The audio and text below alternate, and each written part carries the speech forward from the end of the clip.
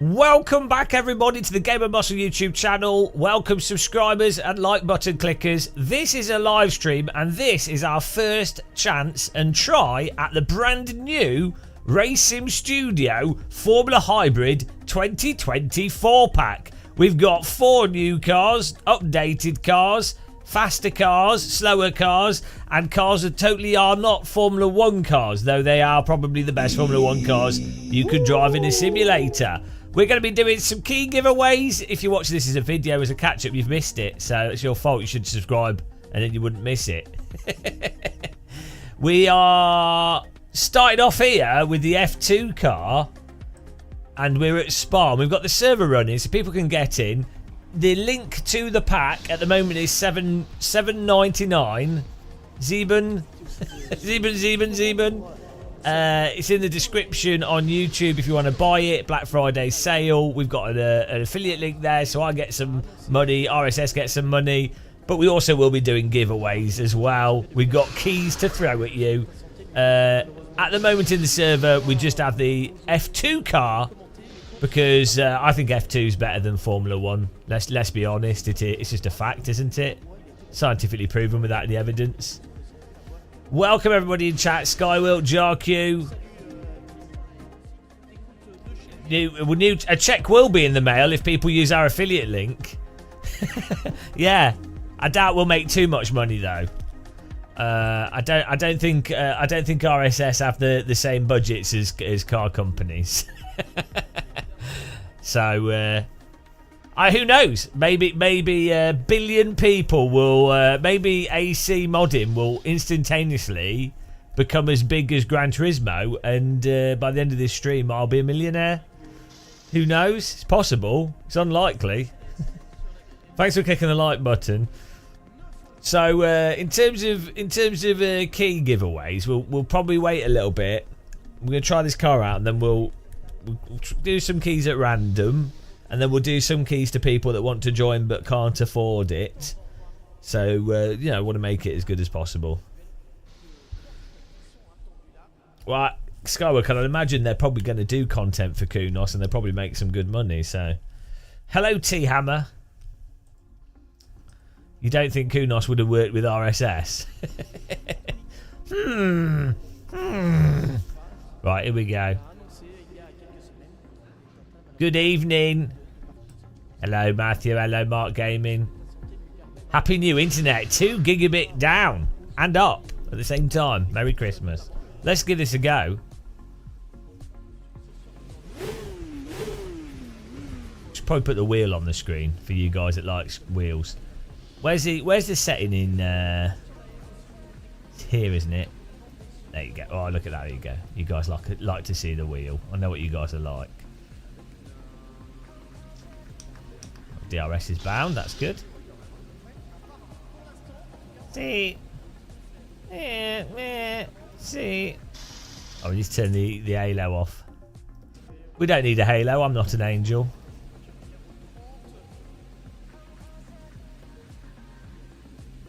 Safety last.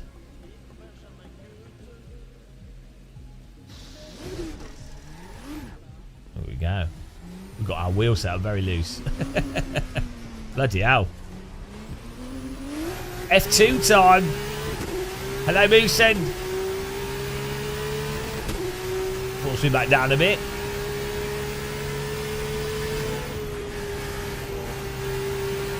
Woo!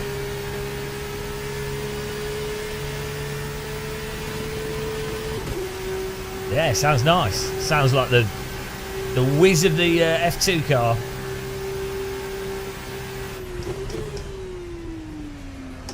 Whoa! Don't worry about that.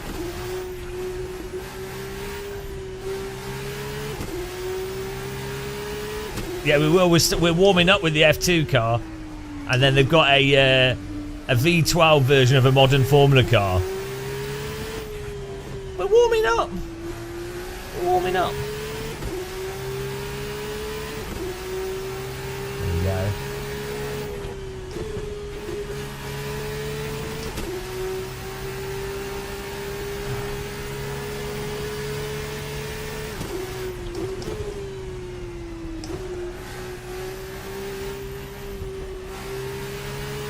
This is well nice and easy to drive. Probably hard to drive fast, but...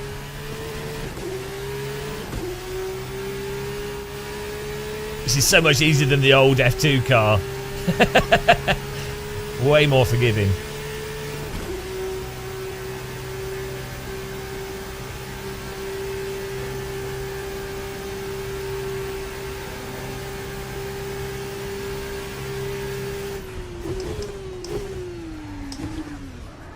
Yeah, we need some rear brake bias on this. And get it to turn in there to start the braking.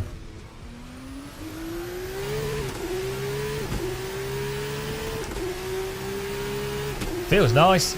It's very direct. It's really direct.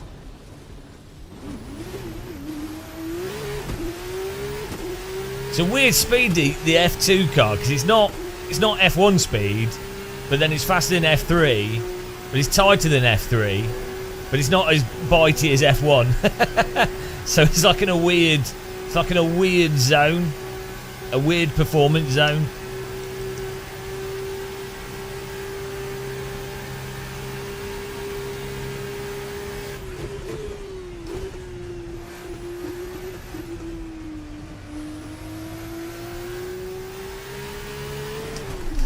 Oh, AC curbing, Merry Christmas. Yeah, you could say it fits in between F1 and F3. Right, let's not hit the curbs on the throttle. Christmas time in AC curbing land. How dare I attack a curb? Gulagged. And you can tell it's got a lot of downforce because the force feedback's clipping really soon.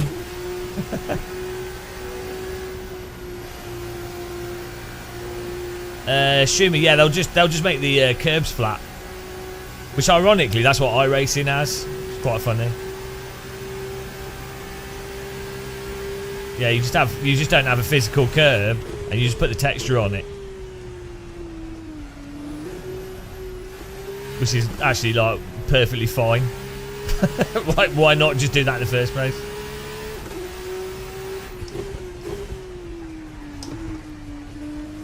Here we go. I mean, this drive's so nice. Like, it's just, this is what the Codemasters game should be like.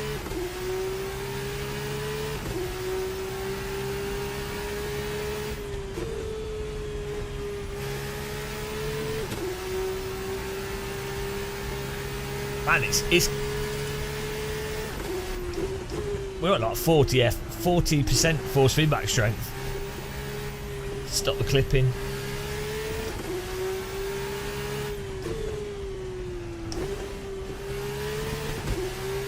What's really nice with this is it has that really tight, that little zone of slip.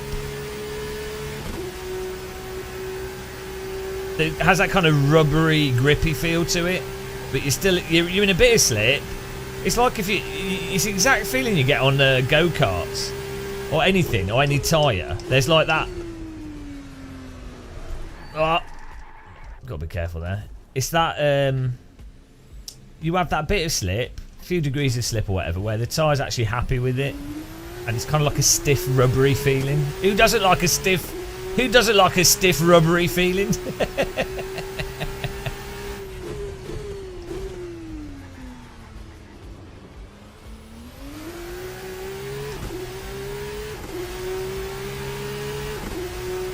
think the F2s have power steering now. No, they don't. No, it's to supposedly keep costs down and complexity down.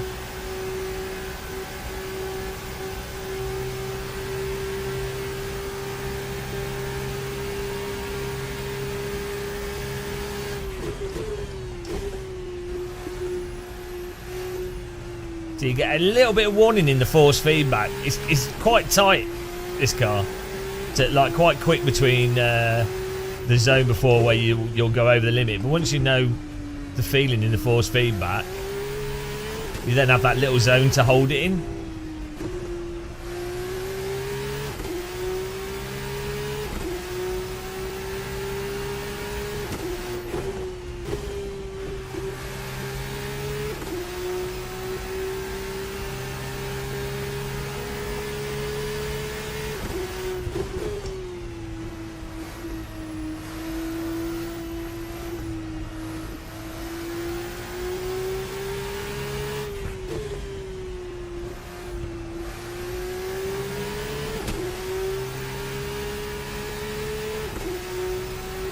I'm getting the practice in before anyone else joins.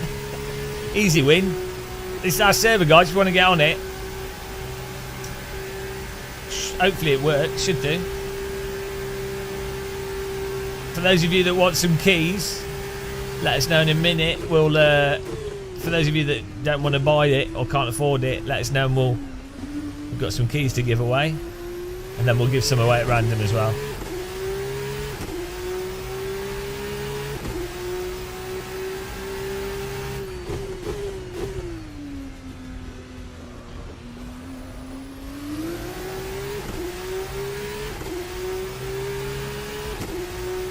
I'll do one more lap here.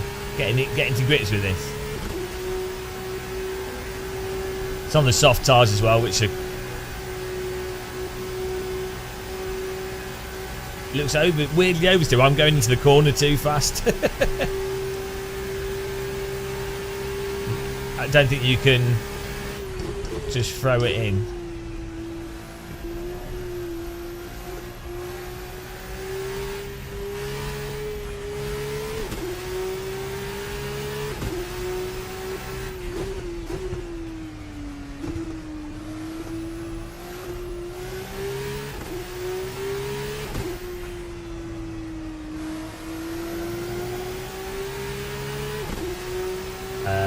I just turn it down until there's no clipping. Whoa, curbed. Curbed. Curbed to death. It's like club to death, but we're curbing. Right. Okay. So, who would like a key, but you can't afford $7.99 for the Formula Hybrid pack, which gets you 4 new cars and 2 updated cars?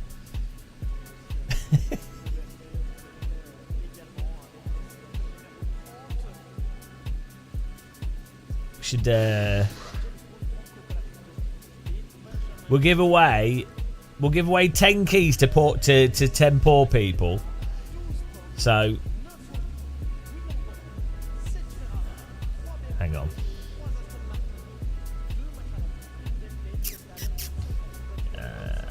Set this up. Right. Marcel said he misses me.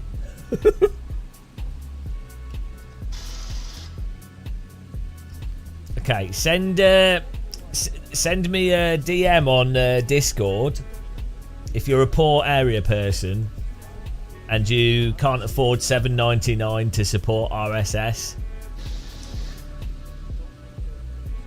and I'll give a key to the first 10 people that send me a direct message.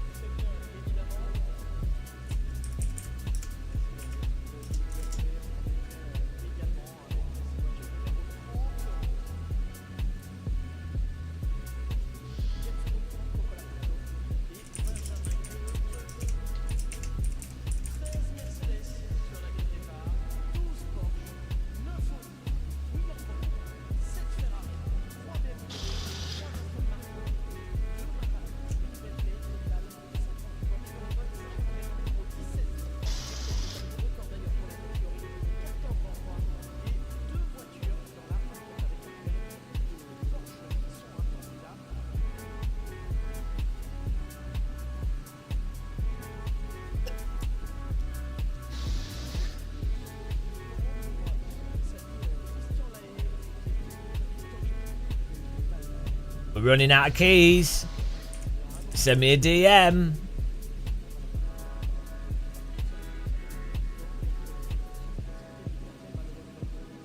Send me a DM.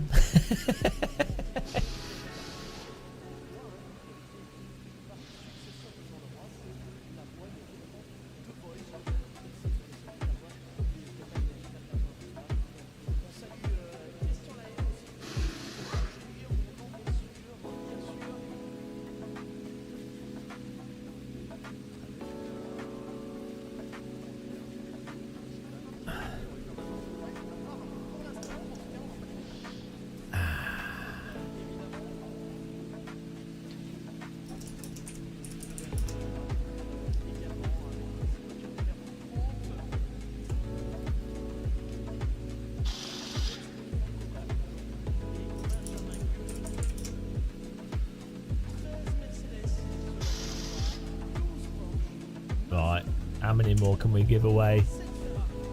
We've got a few more. We've got a few more that we can give away for the poor keys. The poor key giveaway.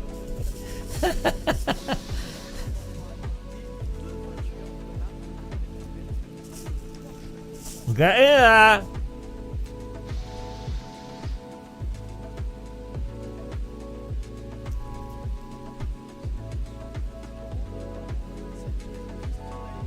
Well, everybody. Nice.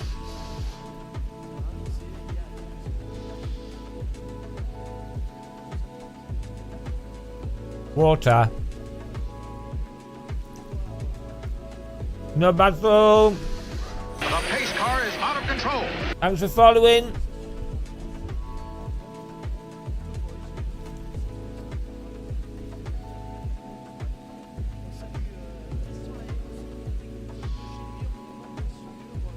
Right.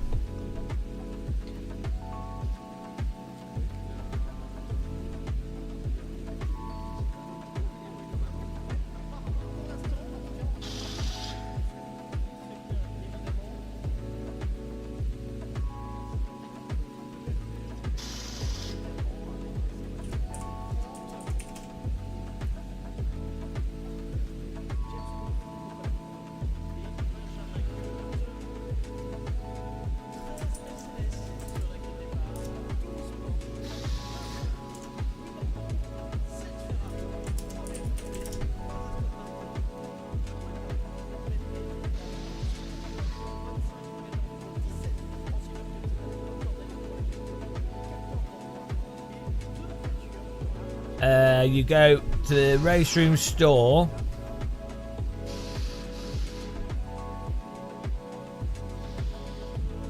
The link's in the underneath the video. There's a link in the description for the car pack, and you have an account on the race room store. Race room. What's it bloody called? Race Sim Studio store.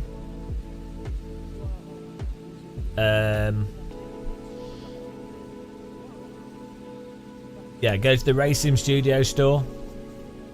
Click that link. Put the code. Go to buy it, and then put the code in when you buy. And you're sorted. Right. See what lap times we can get here. Try like the medium tyres. The softs are super softs. It's quite interesting now in AC. The the softs have like that sort of abrupt fall off to them, whereas the mediums are more sort of less peaky.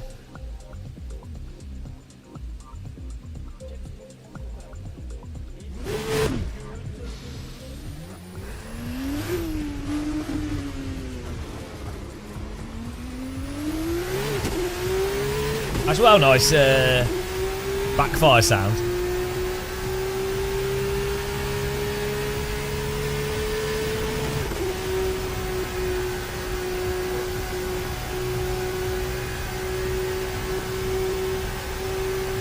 This is an updated Spa.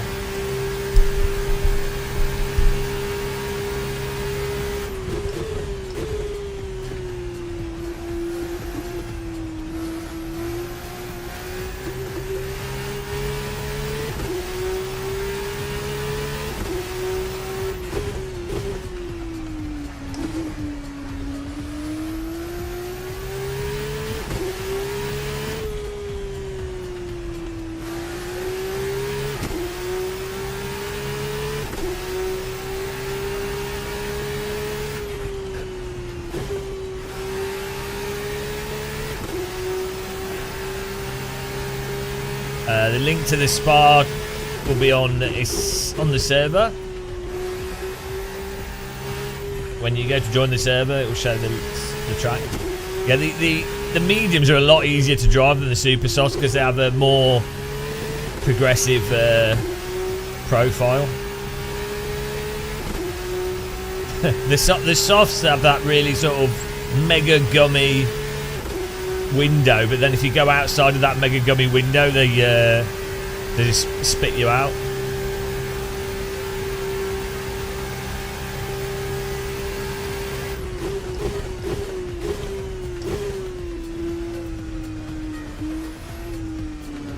But in the server, it doesn't list to the track. Well, mate, they might have changed the link. We can update it.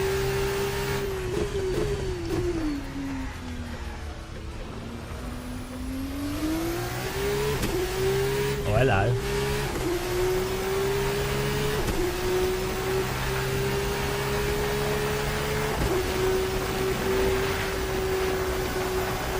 I don't know how Thomas got in then.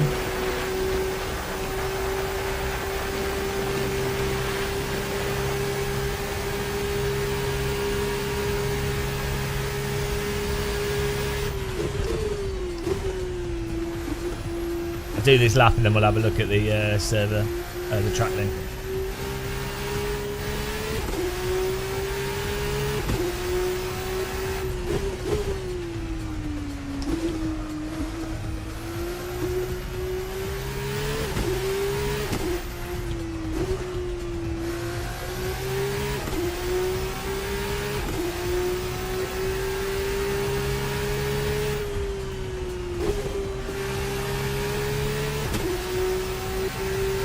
It's a lot easier to drive on the mediums.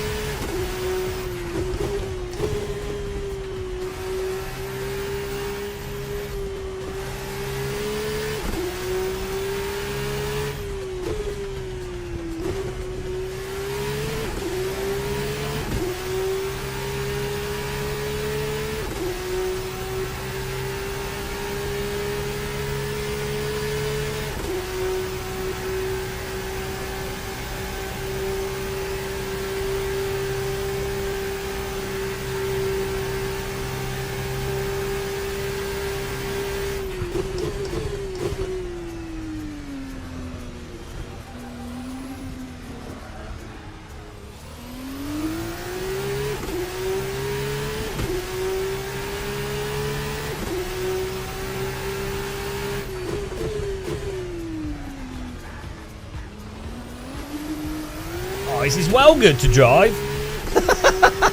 So good. It's got like a really nice narrow range of controllability,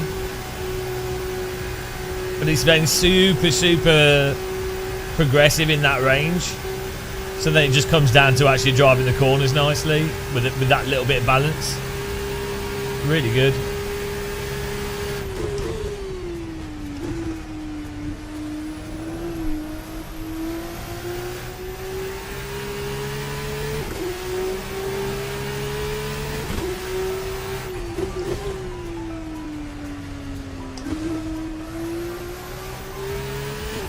And it's got enough power that you have to balance the throttle. You can't just completely welly the throttle.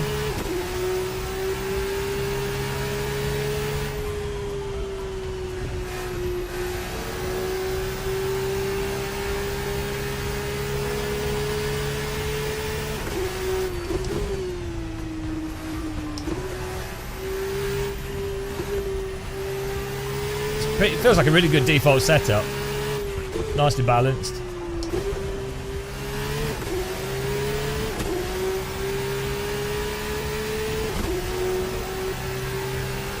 I don't think there's a password on the server.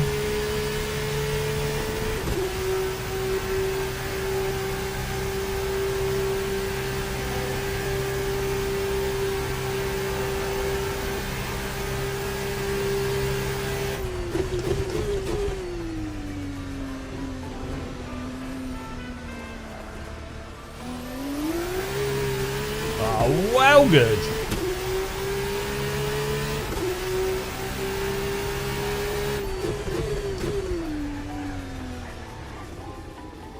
Yeah, good car. Thanks, Gasper. There you go, there's a link to the track there. Hang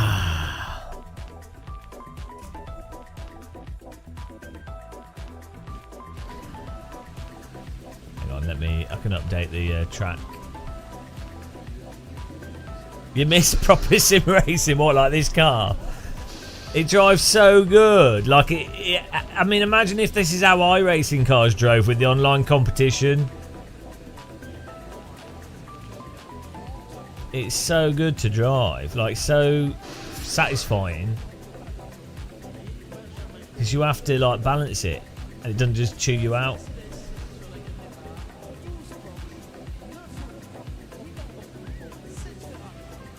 This is what the F1 games from Codemasters should drive like, just nice and easy.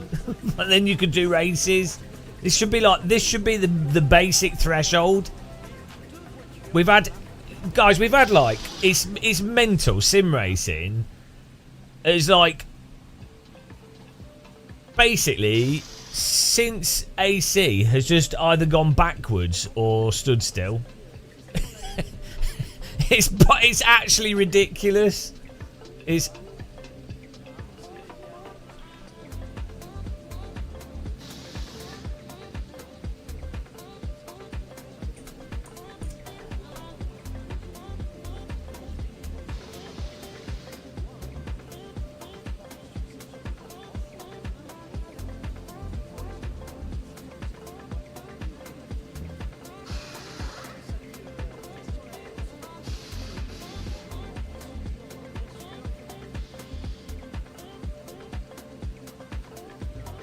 yeah, Gasper, I don't think that's the right link.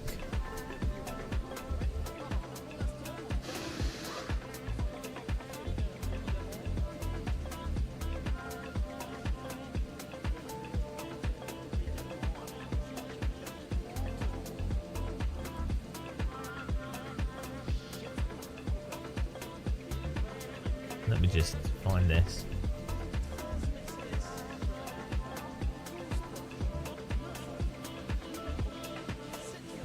Ah.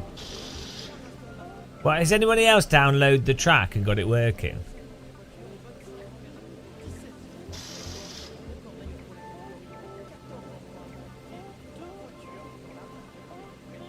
Other people are getting in, so I don't know.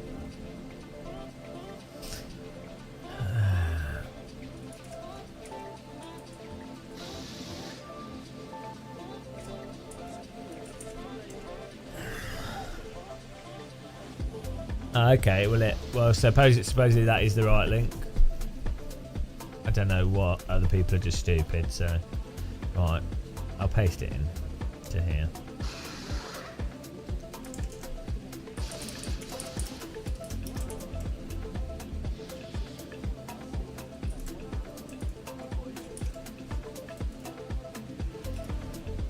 I've updated it in the description. Okay.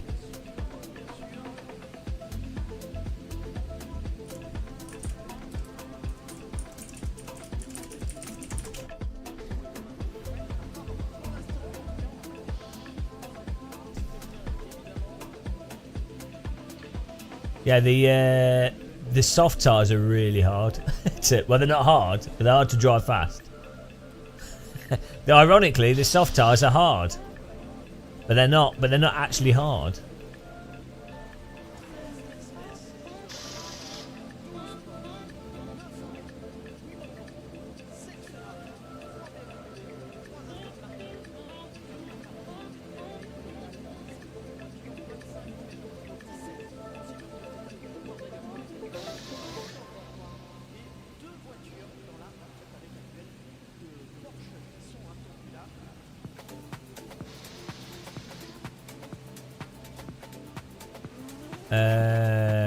Well, you could just type Gamer Muscle and the server will come up.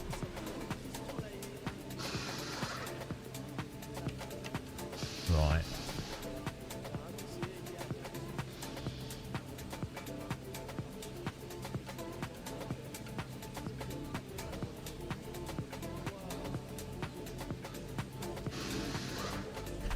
Here we go.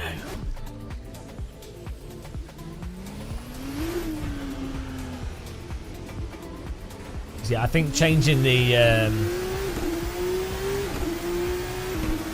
for some reason the force feedback set to non-linear with the RSS cars. Oh, thank you, Geoda, blessed be. Thank you for sponsoring, really appreciate it. Legend of Geoda. May your front end feel be bountiful. Champion Joe. Hallo. Guten Tag. Welcome auf dein Gamermuskeln Jugend Spiel Simulator Spieler. E-Sportler. Du bist gut, ja? Was ist...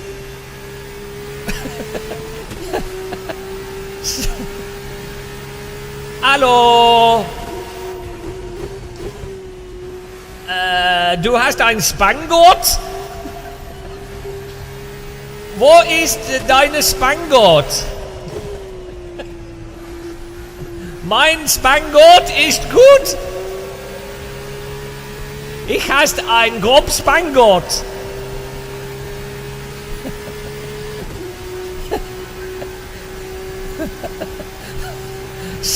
Spanngurt, for those of you that don't know, guys, is German for ratchet.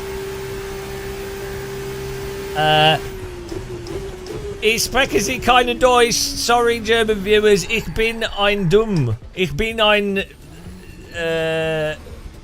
sehr dumm. Ich bin ein dumm. Ich bin so dumm. What are you up to, Joe? You been playing in VR? Get in there, Champagne Joe. Champagne Joe. Yeah, this is the new RSS car. It's awesome. They're really good, yeah. We're just starting off with the F2 car at the moment. It drives awesome. The slicks are hard. It drives like an unhinged go-kart.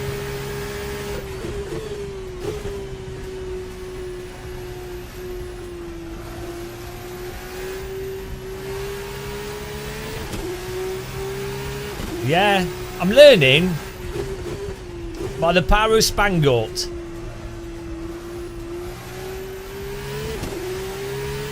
Sounds well good on this. Have you tried it? Ich liebe Currywurst.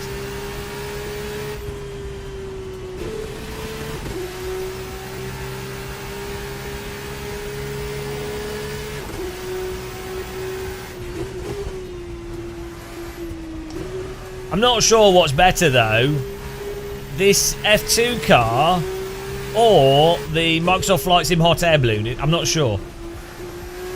Training? Hey, what's happening on Sunday? Champion Joe at the gym. Champion Joe, he's tending to a beefcake. But next year's Sim Racing Expo, Champion Joe's going to be like full on muscular, huge muscle guy. That'd be funny. I mean, if you want to do that, that'd be awesome. It'd just be really funny. I should do that. We should all the sim racers should get like really beefed up. Just out of the blue, every single one of them. Can you imagine?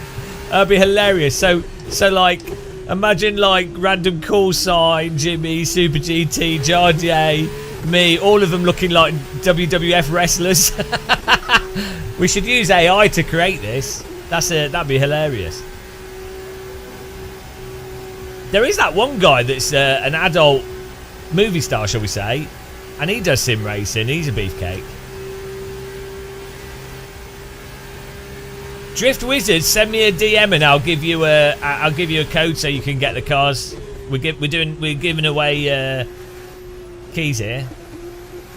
I try not to put giveaway too much in the title because it attracts bots and then people that aren't really actually into the content. They just want a freebie, which I get, but like I don't want to give away keys to people that aren't actually gonna drive or use it, because that takes it away from someone that might use it.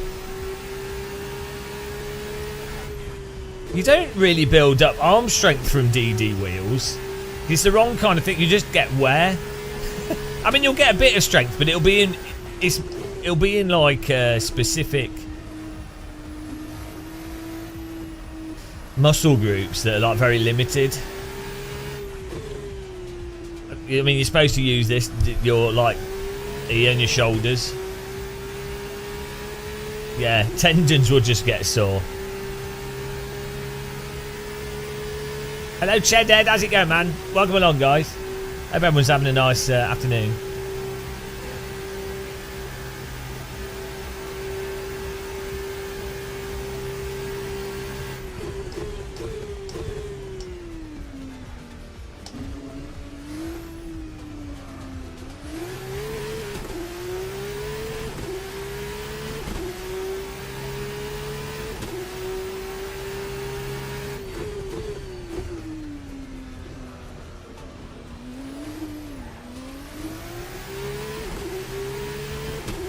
What did you miss? We were slagging off you, Joe. Yeah, no, so what are you practicing for? Guys, go and give Joe a follow, especially if you speak German. Joe's one of my German language channels. I use him to, I'm using him to learn German. I put him on in the background. My brain sponges the German.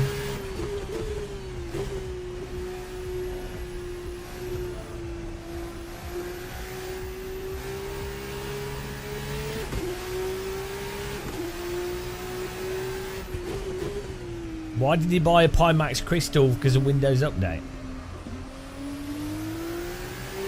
I was thinking of trying the Pimax headsets. Like I have contact with people at Pimax. But last time I tried one, it wasn't really. It was a lot of hassle. It wasn't terrible. Like I can see why people would use them.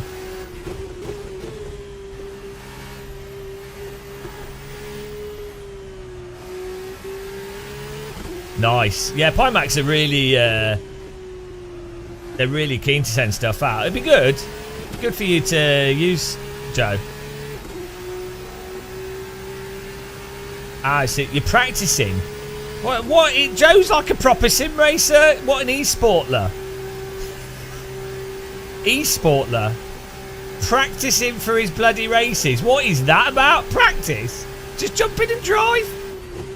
Real drivers don't get to practice.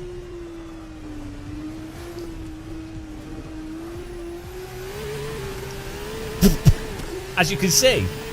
But we're still the fastest. Send me a DM on Discord if you want a key for the content and you can't afford it. But if you can afford it, $7.99 for 4 cars. This is really good to get. I mean, they're worth getting. Especially if you enjoy hot lapping if you wanted to drive what is the most realistic Formula 1 cars in sim racing, basically, $7.99 is not a bad price. But granted, it's hard to find races in AC, so. And also, if you don't have money, you don't have money. I understand that as well. I've been in that situation. So even if something's cheap, if you don't have money, you don't have money.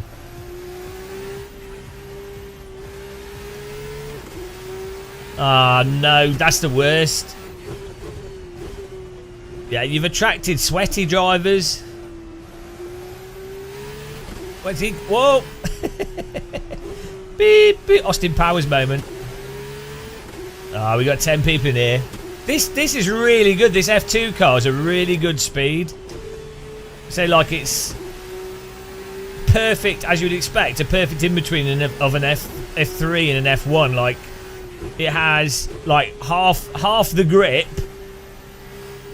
Well, not half the grip, but like if you were to percentage-wise scale up an F3 slip and grip and power and everything, and like position something in between F3 and F1, this is, you know, it makes sense.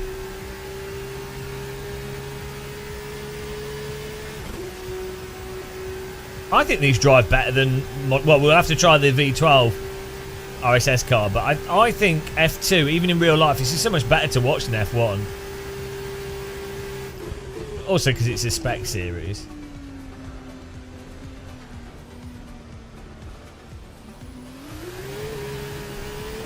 It has the character. You see the real cars doing this at low speed. They have enough power that the back can step out on the throttle, right? And the car's pretty happy with that. And this allows you to do that.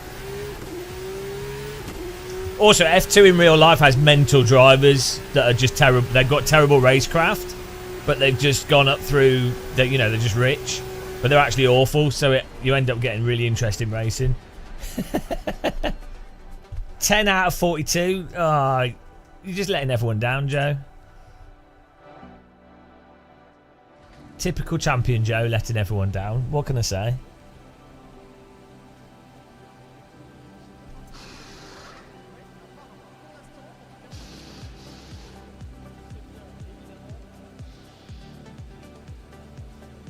Awesome. Let's have a look at times here. Give the stream a like, guys, if you're watching on YouTube and you want to support us. I'm going to give out some more keys here.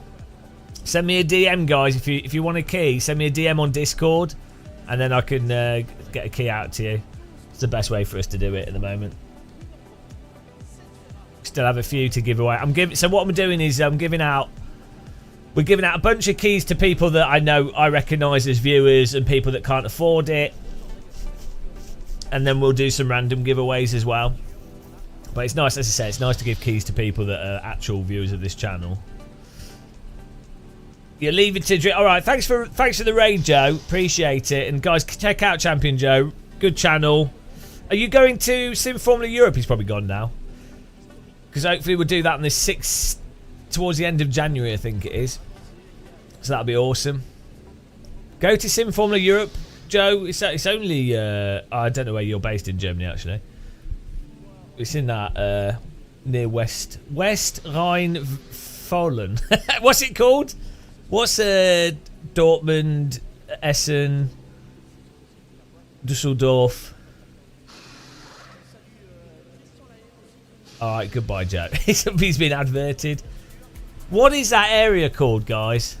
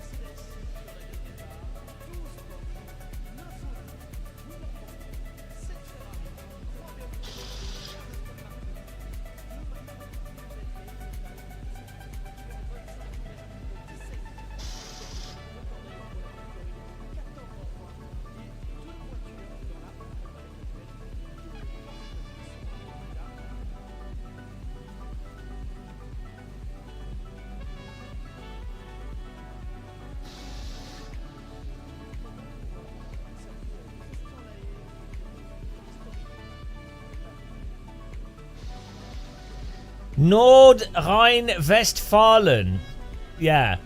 Maastricht's not in Nordrhein-Westfalen, but it's not far. It's kind of next to it. What do they call it? What do they call it in Holland? Hello, Alpaca Man. After a summer flying with a German girl. Hang on, what? Limburg, there you go. What do you mean a summer flying? Oh, summer fling.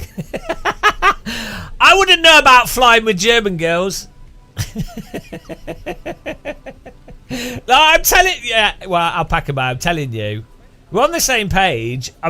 Right, I've been through this. There's something wrong in the UK. There's just something wrong. There is something wrong. I mean, I don't mean to be offensive, but there is something wrong in the UK. There's something wrong. Oh dear.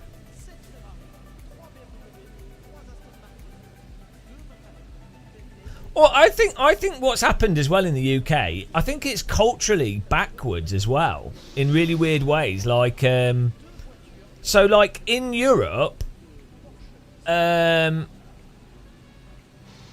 gaming is sort of generally normalized in a like, oh, that's something that people do, and it's also quite gender neutralized as well and not made into a thing. Whereas if you're older than 30 in the UK, there's this instant view that, oh, gaming's like a degenerate activity. Like, I don't disagree, it is a degenerate activity, but it's like, it's like, so in Germany, you go to Gamescom and there's like adults there. There's like teenagers, children, adults, families, whatever.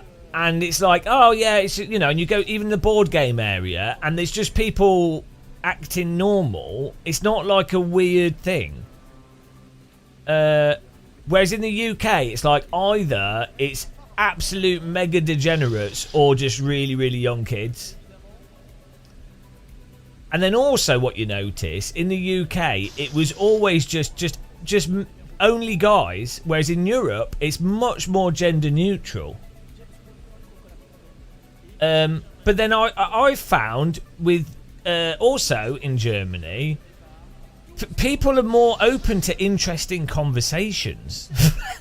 I mean, maybe it's just the people I bump into, but I've just had it. Like, I'll be on a train randomly talking to people, and they'll just be more interesting. Like, they have more knowledge of history. I bumped into a random couple. They were like teachers, but they were like 40, 30s, and random conversation about economics with them, just out of the blue. Bump into another, like a random two guys and a girl, and they run like a shop selling weed, and they're trying to start a business, and but they have interesting conversation on politics and stuff. I just don't like. It's rare to get the same sort of also wide-ranging conversations. People in the UK tend to have very focused, specific things that they can talk about, but not like wider views, or even international views on things as well. It's weird. Hello, CC. So I just find, yeah, there's something wrong with maybe it's just because it's an island. I don't know what it is. I'm not exactly sure what it is, but like, say recently, on the plane back from Sim Racing Expo, I had a really nice German girl sat next to us, and we ended up talking about East Berlin and stuff, and East Germany, and got a whole bunch of random shit. It's just that, like, she's super and techno and God knows what, and it's like, in the UK, go up to like a random, very attractive, like a 9 out of 10 woman. First of all, she's going to think you're like a murderer straight away. But that's the first thing. Whereas German women are like super open and chill and don't assume that you're going to murder them. So that's nice. How many British women are you going to like have a decent conversation about specific genres of techno? Oh no, but they will say they've got a boyfriend, but they still have a conversation with you. Like, this is the other thing. British women will just assume that you're just trying to sleep with them straight away, like, or that you like. Oh, even if you were approaching someone and being friendly, and you might fancy them, or you think they're good looking, it doesn't mean that you're literally that's the only reason you're talking to them. Like, you can still have a normal conversation with people. It's so weird. It's yeah. There's just like. Yeah, there's something culturally. So I've noticed it's not just German, it's like French, but like something wrong with British people. I have bumped into people in Britain which are nice. Like, I had a nice talk with a girl that was she was a lawyer, and she was interesting, but it's really rare. It's rare. Well, look, Thomas, if someone's a beautiful German girl that's very attractive, I'll be honest, it did occur to me. But, you know, can you blame me? Would I go into... Well, I'll talk to people that are interesting, yeah. I mean, right. Let's send me a DM, guys. There's just something wrong with the UK. Like, there's just something off with it in general. Well, like I said before as well, even when I was in Maastricht and I was filming video, like B-roll for videos, and I accidentally filmed a woman. She must have been like 27 or something, like 30, late 20s. I genuinely wasn't trying to film. I was filming a bridge and stuff. I wanted some nice views. And she just walked into frame. And... she just started smiling. She's smiling at me and starts talking to me. Now, if that was in the UK, generally speaking, 9 out of 10 times I would have got like a pretty big frown, probably told off. not a really friendly reaction. That's the difference. Like, there's just like this assumptive thing in the UK of, oh, you're a murderer or something, like, or look, you're a bad person. I don't know what it is. It's really weird.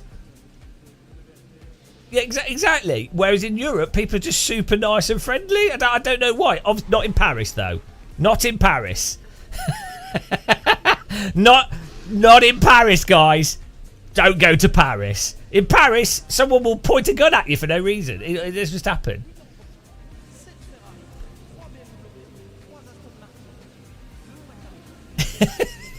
Right. I love France, but I'm sorry, we can all agree no one could think you're bad. No one can disagree. There's something wrong with... Even the French all know it as well. Everyone knows that Parisians, there's something about it. Right, we go racing. Send me a DM, direct message, on Discord. If you want to key, you need to join the Game of Muscle Discord, and then you can send me a message, and we're giving keys out to people that can't afford to buy the pack. I don't know how pack them out. It's probably a one-off. But it's not just girls. Like, German guys as well are just generally, like, people are just friendlier. So it's not even like about women or men. It's just... I just think people are... well, actually, to be fair, in the north of England... So, actually, this is probably like a London southern thing. Yeah, it's a London southern thing. That's what it is. Like, London is like the British Parisians. Because, actually... if you're in the countryside, if you're in Devon and Cornwall, people are nice again. And if you're in Scotland, people are super nice. Like, I've been out in Edinburgh and people just bumped into people and they've been buying us drinks all night. Like, just ran out of the blue, like, didn't even ask for it, you know, or just super friendly. So yeah, to be fair, I've spent too much time near London. Oh, hang on. I'm not been getting them. Wait a second.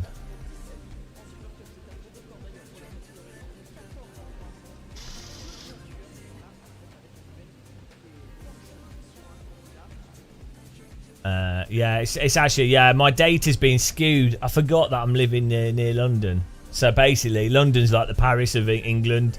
So yeah, apologies, guys. My data's been skewed. I forgot.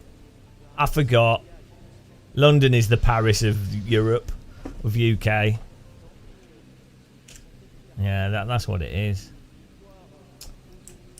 See, that's what happens. You live somewhere too long, it ruins you. You forget that it's not normal, and then you start thinking it's the old thing.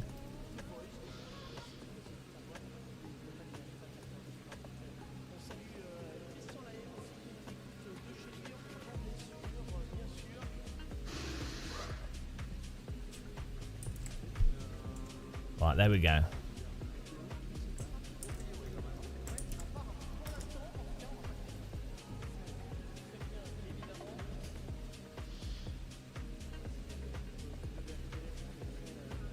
Yeah, I lived in France as a kid for a bit, and I go to Europe quite a lot for sim racing stuff, and you know, for like weeks at a time.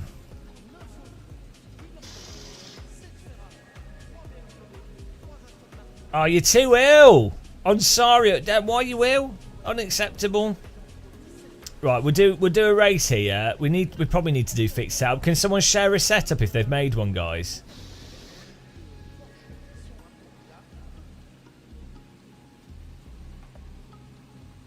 Let's go. Quarter life crisis. Trying to think of a reason not to move. Move where? What, to Europe? I would leave the UK. I mean, Russia, World War III is probably like a reason. Like, UK is probably a little bit safer for World War III, but UK is probably in trouble anyway, so.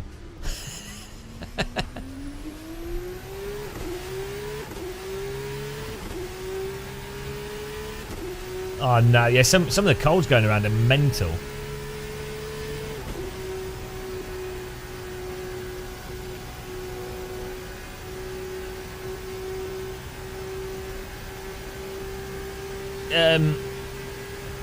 work-life balance is way better in Europe than UK for the most part.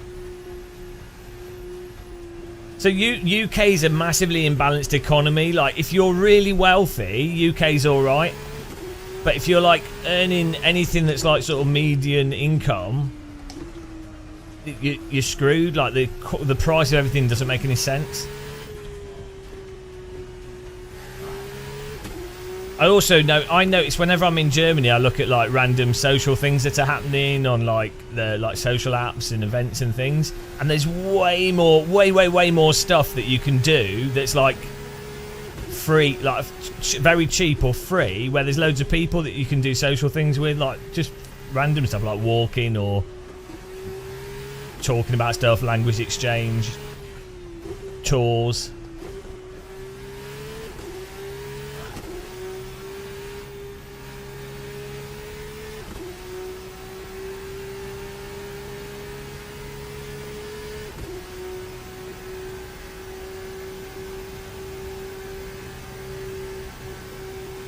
Woo!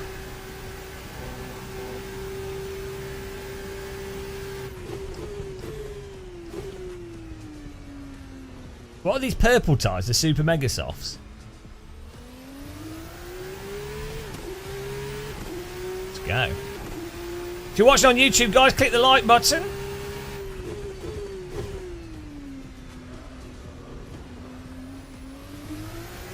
Giga Softs. Monumentally soft. Soft bonanza. Let me show you how soft we can get. We ain't got no hardness here. Softer than London tap water. I know, actually, London tap water's hard. You should see my bloody my kettle. After like every week, it's like I put chalk in it. The water in London is insane. Absolutely ridiculous. It's harder than Mr. T. Basically, you drink like a glass of water in London and you turn into a chalkboard.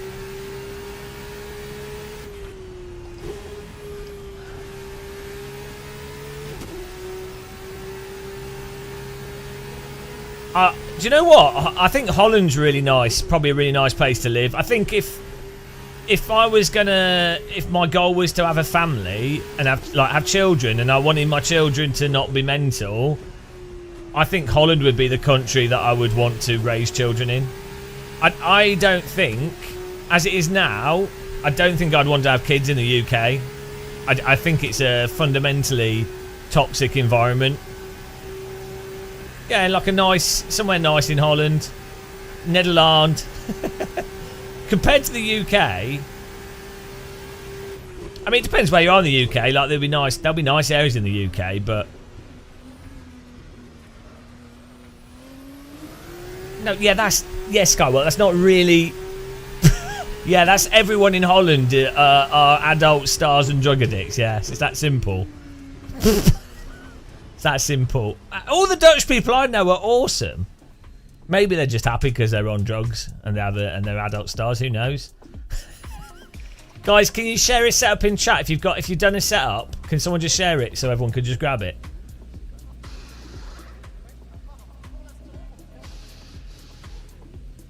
You run a community. You have an open wheel series once a year. Used it's been IndyCar. Will you guys be releasing a new version? Oh, he's talking to CC. You're just on the default. Yeah, I thought the default was all right.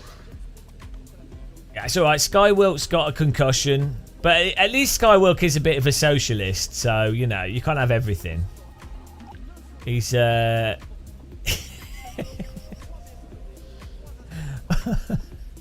what's the default setup? Is it just generic?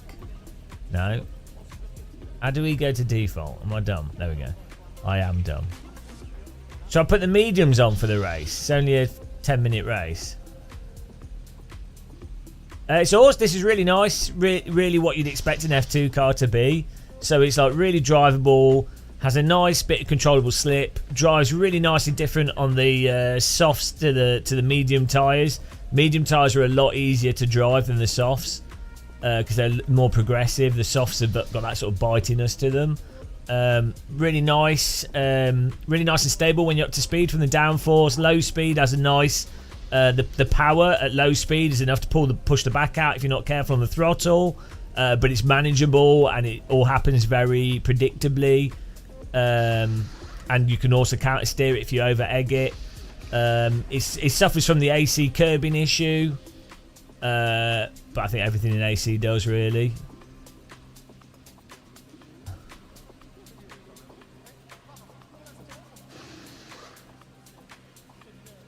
Even socialists don't want Skywilk in society. You can tell what's wrong with Skywilk because he's an automobilista fanboy. So you know. I was watching the videos of AMS2 like this weekend. The 1.6 is coming out, and I was watching a video of it, and you can tell that there's still no like body roll or there's no like loading of the vehicles. Like they might have made it looks like the tyre behaviour might be a bit better, less like hovercrafty, but you can tell that the car's like absolutely. It's like it's got perfect rigid suspension. Oh yeah, it's gonna be game changing, obviously. It's really weird how that Project Cars 2 thing where the cars it's like they've got no mass. It's I don't know why though. I don't know what causes that. Why? Like I don't know if it's like the mass of the vehicle acting on the tires, but AMS2 and Project Cars 2 has that thing where it's the cars are like massless.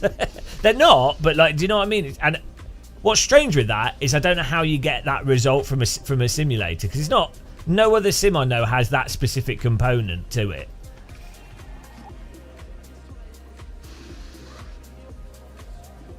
Oh, well, I'm more excited for MS2 1.6 because I'll probably get harassed by the fanboys, and I love that.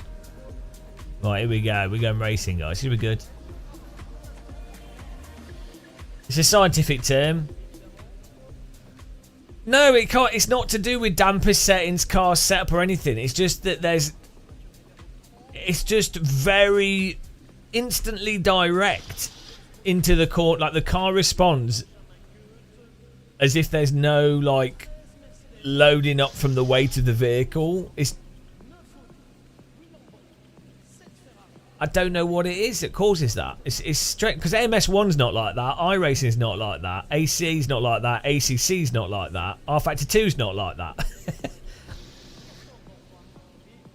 Yeah, but the cars go over bumps and things perfectly fine. So it's like there is still suspension. Like you can hit curbs. You can like jump and land and stuff, but yeah, it's like you have absolutely locked, like no suspension, basically. It's just weird. I don't know what causes it.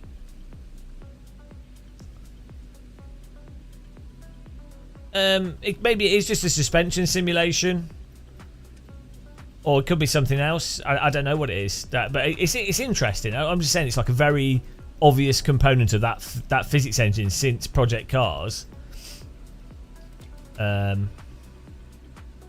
no, I know it's still built on the original. I mean, they've changed it and stuff, but it's still on that tech from the original.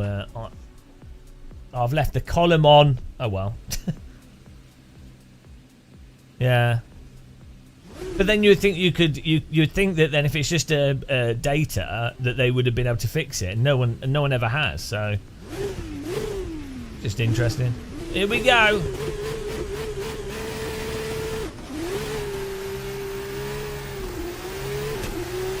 Guys, try and be careful.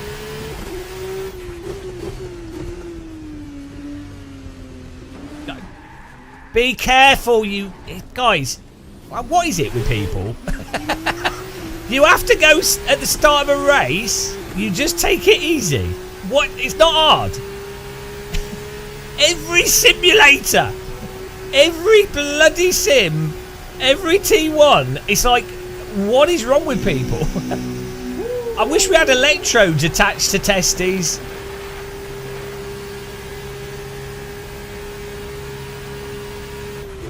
Oh, you've missed the break. What are you doing? Right, who's that? Honestly, I'm gonna make it so you can only join our servers if you have electrodes on your testes, and if you do something dumb, you get 5,000 volts through your balls.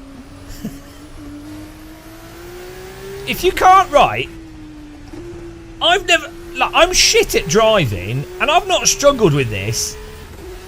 If you can't do like a lap clean, what? How do you magically think that a car is going to suddenly grip when you've never done that thing before previously? Like, just because you've gone from qualifying to race doesn't mean that the car's magically going to perform better. If anything, it'll perform worse because the tyres are cold.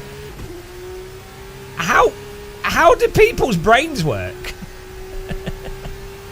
How do people's brains work where they're like, well, I never managed to qualify this fast or go this fast or do any laps prior in this way. So, but it's the race, so I'm gonna give it a go. Jesus. It's like this in every sim as well. That's the thing.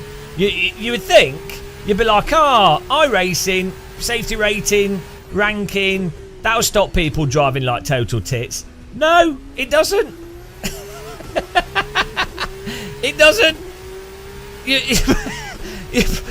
League racing. No, doesn't matter. Even real world, like 24 Hours of Le Mans. Did you watch the race start with the Gleckenhuisens? So the what was it, Gleckenhuisen? What was it? It was like 2 or 3 years ago, and they were like in 4th and 5th, and they just drove into P1 and 2 like on the first corner. You're just like, what is wrong with people? Maybe it's like adrenaline or something. Oh fuck! Right, if I'm just gonna permanently ban people forever from the Game of Muscle server, and I'll drive around by myself. I don't care anymore. We'll just drive around by ourselves. If you can't bloody drive around a track without rear-ending someone. Jesus Christ. Oh my goodness. I think most people are probably playing on dance mats. I think that's what it is.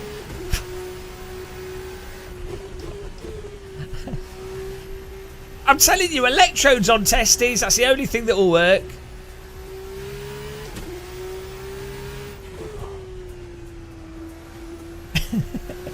Guitar Hero controller. All my tyres are cooked now.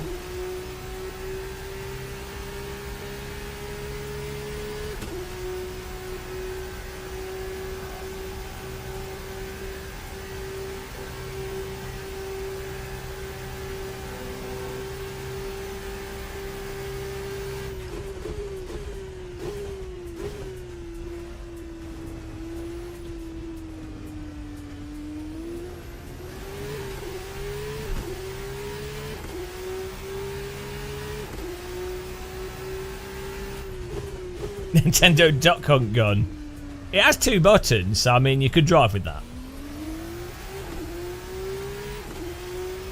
Nisbet, yeah, I'm using wall hacking.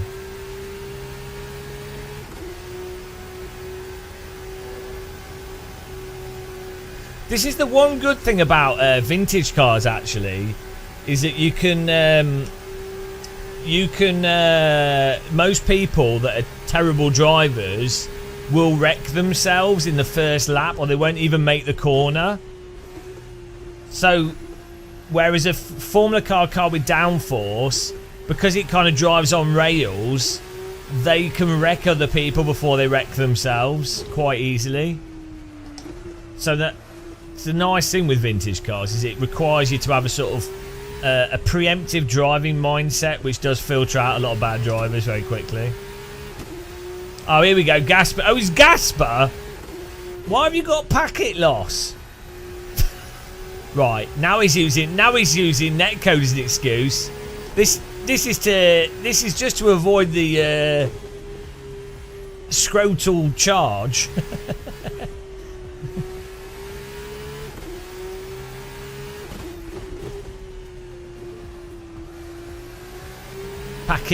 Packet loss. That's what happens when your crisp packet blows away.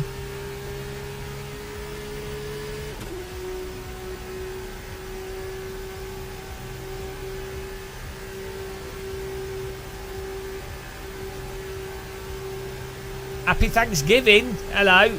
What we Thanksgiving for? Is that to do with getting rid of the Brits, or is it to do with religion?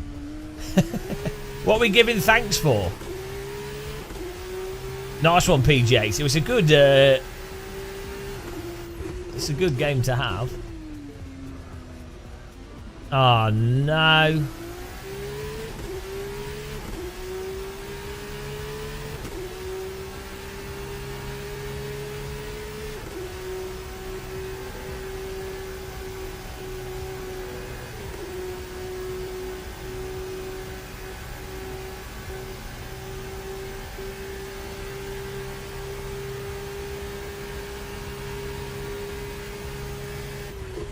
We don't have Thanksgiving in the UK because everyone's too miserable to give any thanks.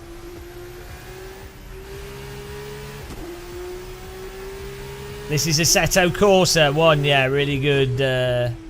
Probably one of the most realistic driving sims out there.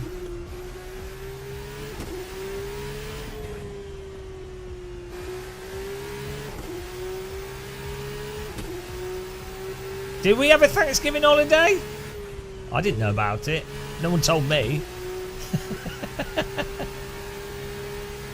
Got 2 minutes left here. We should drive these cars around Filderberg.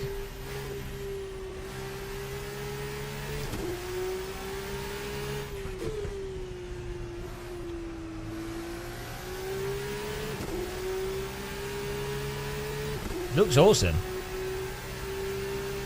I don't like ACC, but I do like the normal. That is amazing. So it's probably one of the best. Probably one of the, well, one of the or not the best simulation to practice, like even F1 or GT mods. It's really good. It's really good. Thanks, Mr. Waffle Man. A blessed time with family. That's like, see, that's not right. You should never be having a blessed time with family. Time with family should always feel terrible. That's the British way. If you're having a blessed time with family, you're doing it wrong. You should basically, you should despair. You should rue every minute of time spent with family. Well, that's Australian driving from Chedhead there. I don't think the crash bar is optimal for Eau Rouge.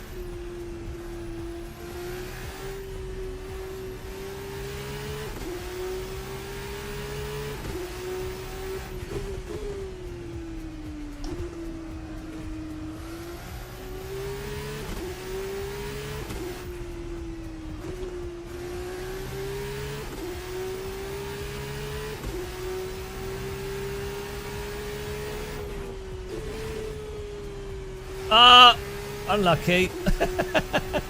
Good avoiding by Dablo there.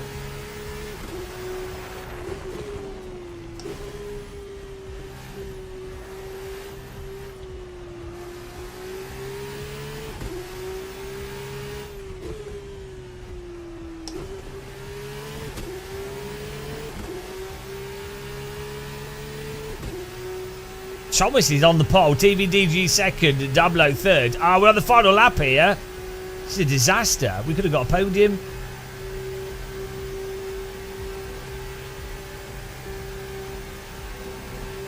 Yeah, these cars are awesome. They drive really nice.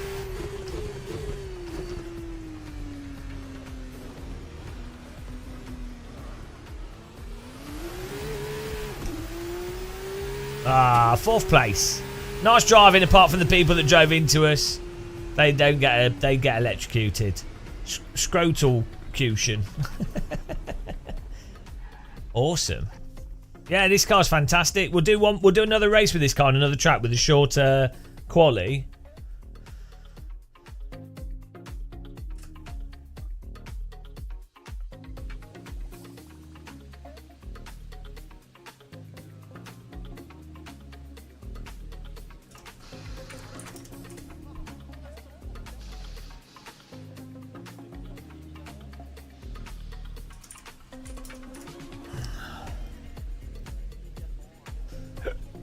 Right, we'll do another. We'll change track here. Good driving, guys. Let's look at the results. Thomas with the win. TVDG second, Dablo third, myself fourth, Chedhead fifth, and everyone else is dead. We will drive the V12s.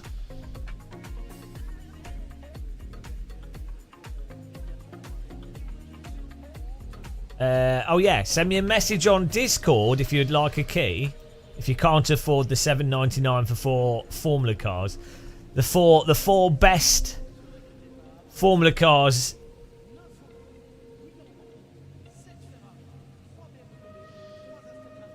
The 4 best Formula cars ever made. Right, let me see. Yeah, send me a message on Discord.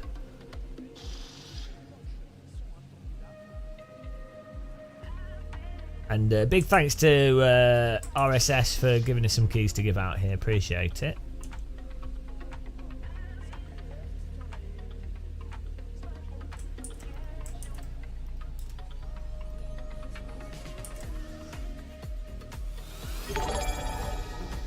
Hello. Thank you for subscribing for 3 months. Really appreciate that. Welcome. VSTRS. Well, I say welcome. He's been here for 3 months. Thank you very much.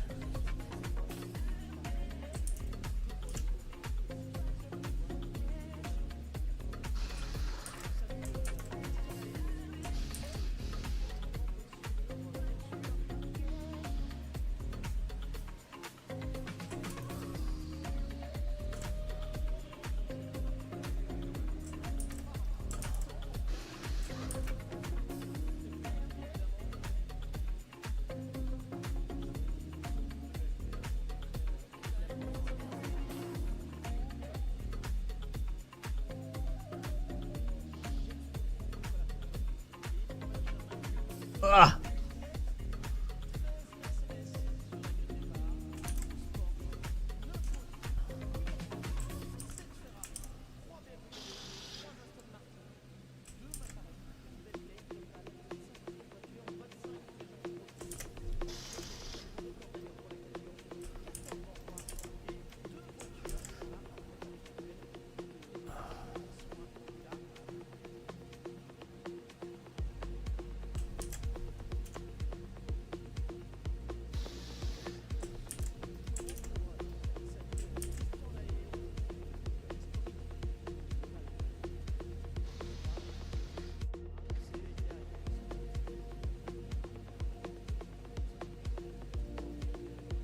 There you go. Giving some keys out there. If you want to, to redeem the key, we're going to change track it. To redeem the key, go to, you need to go to the RSS link in the description on my video on YouTube, and then you can, then you'll be able to add you need an account on the store, and then you add the car, and then you use the key. There you go. My brain's cooked here. It's way too many things to hold in mind whilst live streaming for someone as slow as me. Let's change track here. Users template, and then we'll use the same car. We'll try the V12 after doing another track with this. We'll do a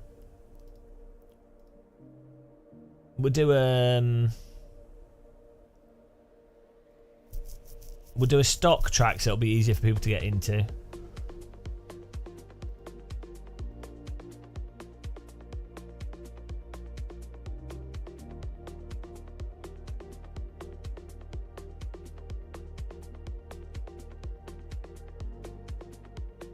get this set up.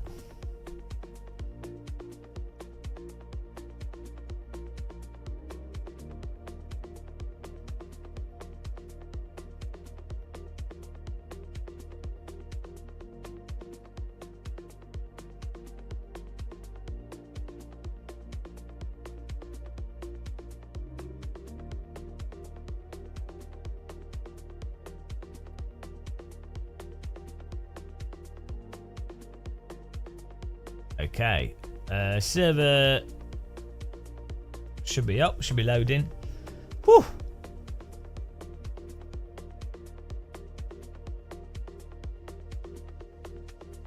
Awesome.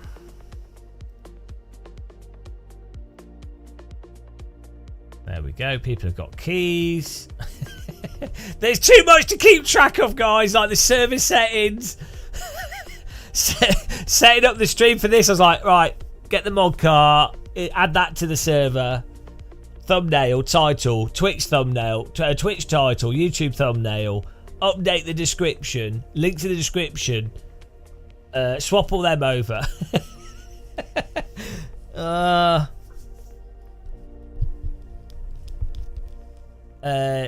Join our Discord. Let me give you an invite to Discord.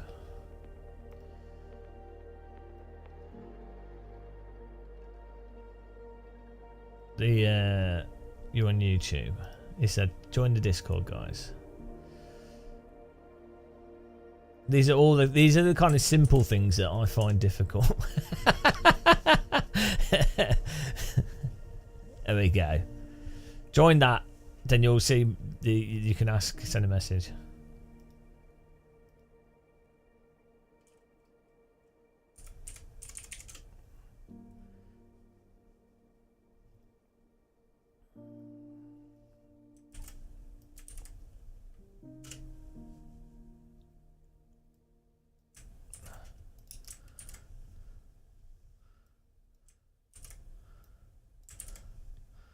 Right.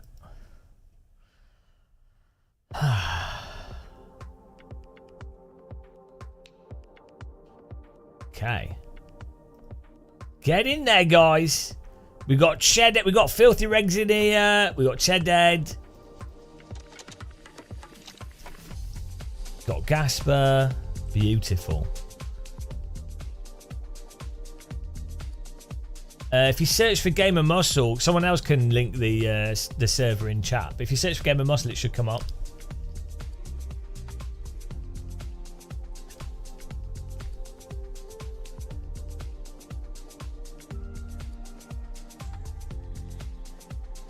Look at this. I think this is like a spot on car. Like, to be honest, an F3 car is probably too fast for most sim racers. I'd say even like an F4 car. Just the way sim racing is. Yeah, an F4 car is probably still too fast for most sim races, but an F4 car is pretty approachable. F3 car is probably even too much faster. So modern F1 cars, the problem is you've got to a point where you've cut off 99.5% of sim racers that can even drive it.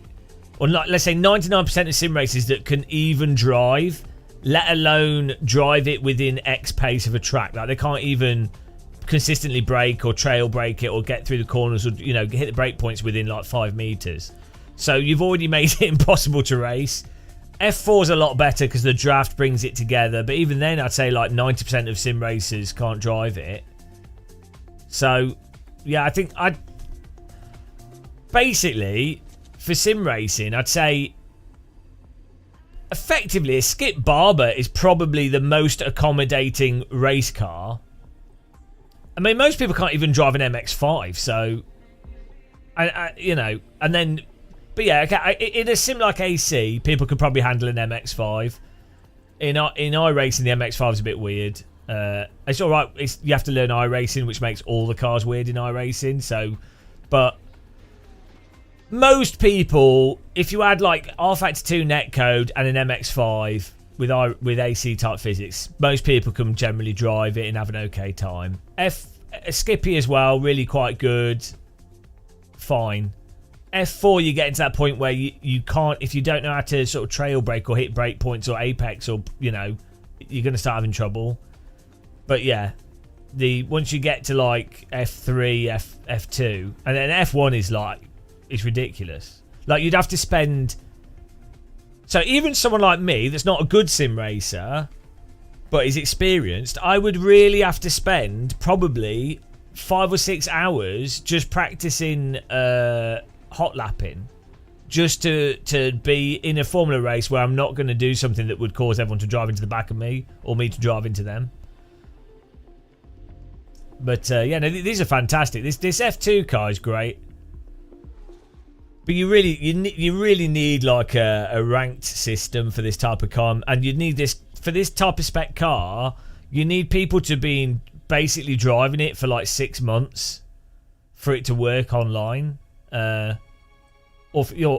then what happens is the only type of people that drive these types of cars tend to be more alien sim racers, which then means that you're never going to, unless you are an alien or a very experienced sim racer, you're never going to, you're not going to keep up with them because their fundamental skills are so much higher, and they would rather be driving F1 cars, but then they can't find anyone to race against. Sim racing's weird. Not like that. There's not enough people doing sim racing. We need more sim racers. Yeah, the car's awesome though. As I say, it's really fun dynamics to drive.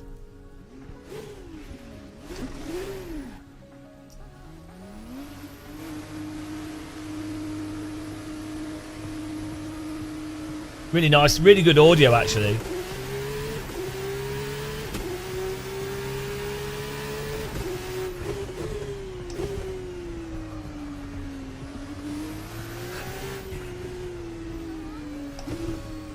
I mean, if iRacing had physics that were this good for just the basic handling, I think these would be a lot more.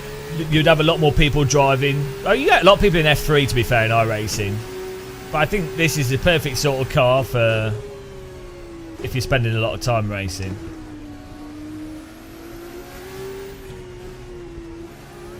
The steering wheel is signed, uses their 3D faces and helmets on the liveries. Yeah, but I mean, what do the current leading F2 championships know? Drivers know.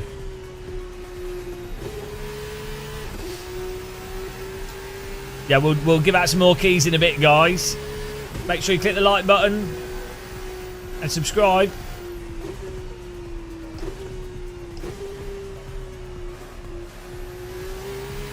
Well, it'll be really good when with Evo, with Kunos partnering with RSS, offering these cars directly through the game with an online rank system.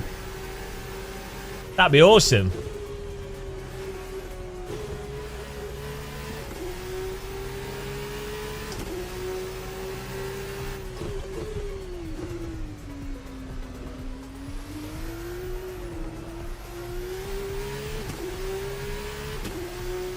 Here we go.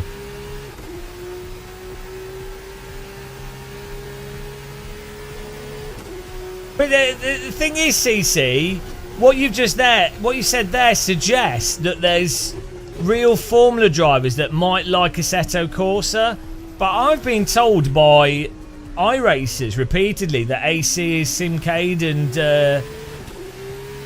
not realistic because it's too easy to drive and too simple. So, I mean, I think you've been tricked. I think you've been scammed. That's the only real conclusion we can come to. My conclusion is that I need to push the brake pedal sooner. I don't like ACC, but I do like the normal ACC. That guy doesn't know what he's talking about. It's probably one of the one of the or not the best simulation to practice, like even F1 or GT mods. It's really this guy doesn't know what he's talking about. It's like a noob.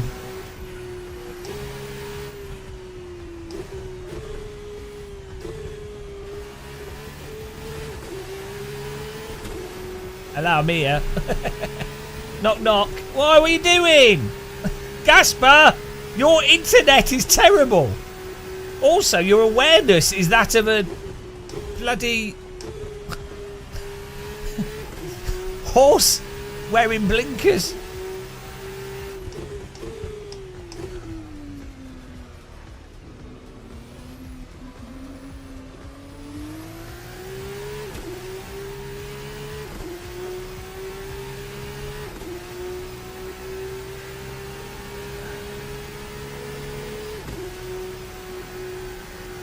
Let's go.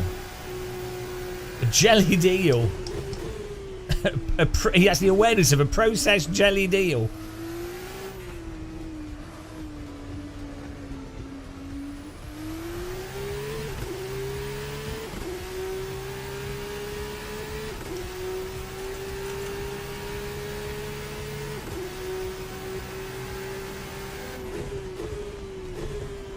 Oh! Too far on the brake, boys.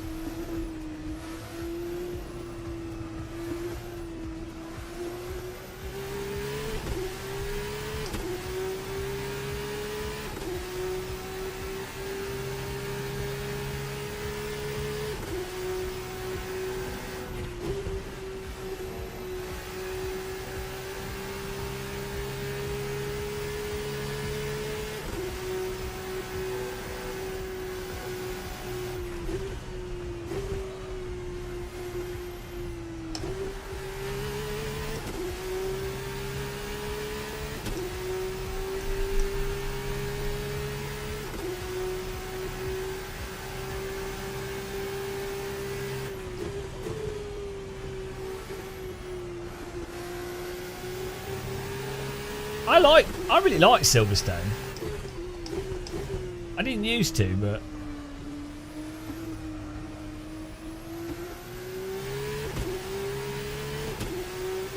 I think it's good, really good in faster Formula cars.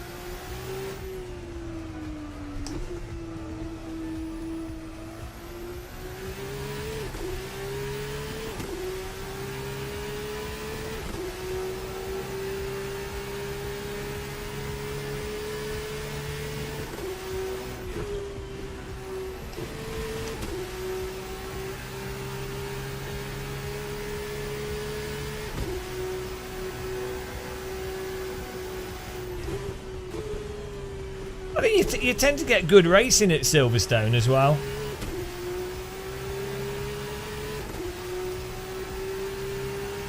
We need to beat Thomas. Since when has Thomas turned into a Formula 1 pro? With some ballast on his car.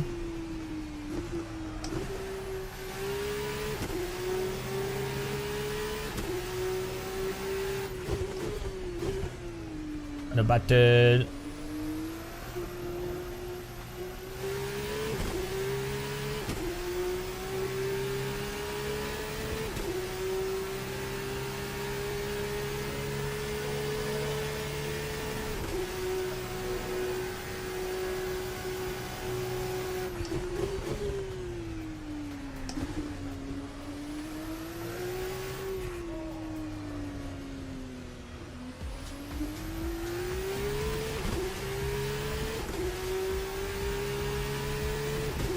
I like not having too many systems as well in cars.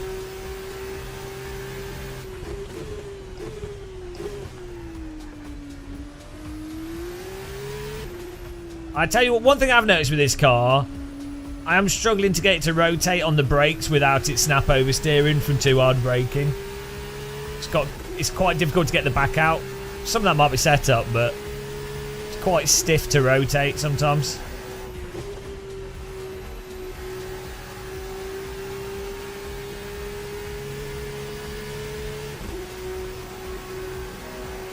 More so on these softs than the mediums.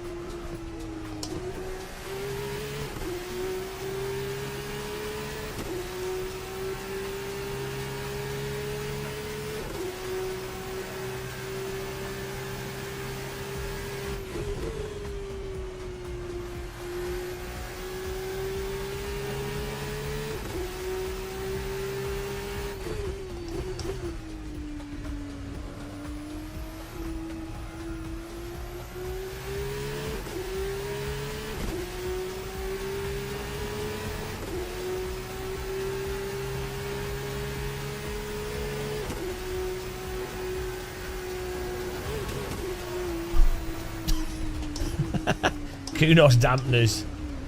We did bottom the car out there. Woo.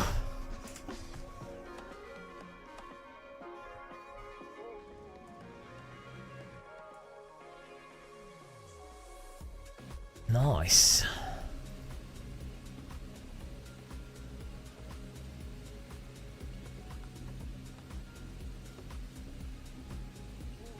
Could try the super softs. I'm miles off the pace, even with these. The force feedback. It's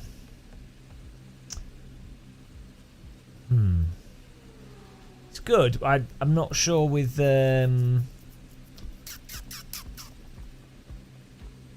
It seems to be, it clips quite easily. So if you're on a weaker wheel, which is why I think by default they've put the linearity for the force feedback on 80, so that it magnifies the lower speed stuff where the back tends to step out on the throttle.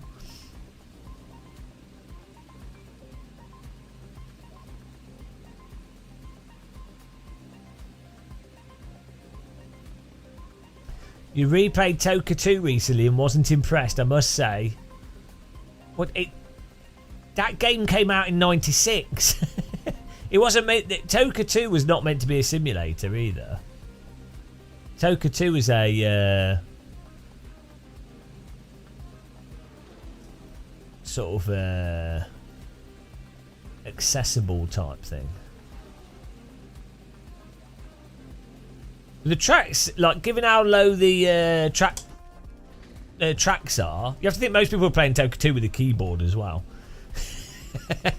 Well, wheels were really rare back in '96. I mean, you could get the Sidewinder in some crappy ones, but the tracks were pretty good though. Like, even though they were not very detailed in polygons, they actually had quite a lot of. They line up really quite well, surprisingly. They did a really good job of making them look like real locations despite the limitations. So I won't have you talking down the glorious Toka 2. Also, you could type your name and your name would be written on the back of the car in the glass. And it had like damage and the glass would break and stuff and bits of the cars could damage. Which we don't even have in modern games. So how dare you besmirch the Toka 2?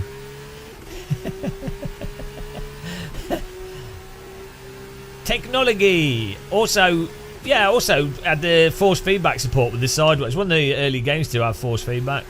Really good. I played on the Sidewinder. We've just got a Microsoft Sidewinder wheel recently. We need to try it out on some games, but we're gonna have to do some hacking to get it to work. Lift off oversteer is great. That's good fun.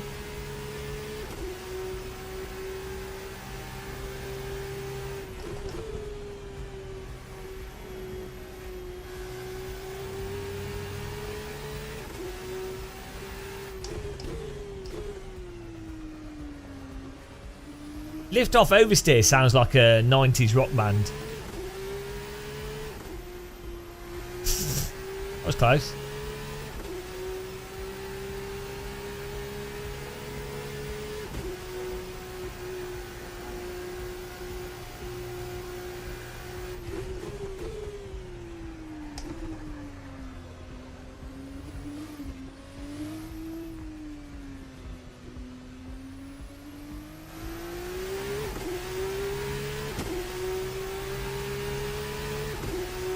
Co Brown.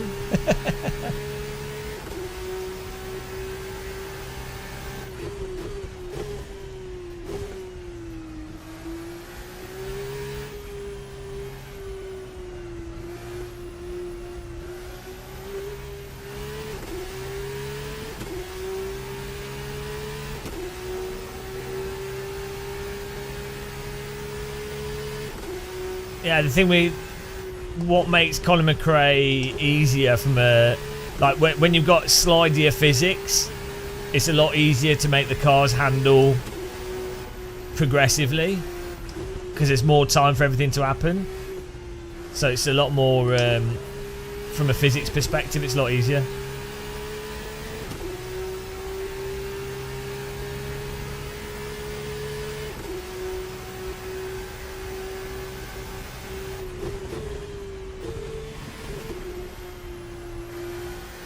Shumi, you need to change the linear setting. If you're not getting force feedback, it's probably clipping.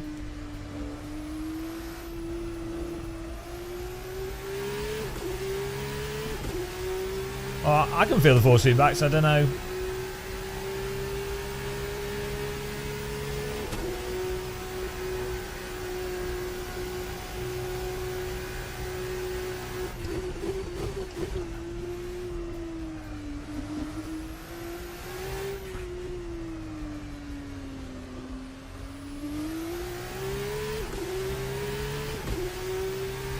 Let's go.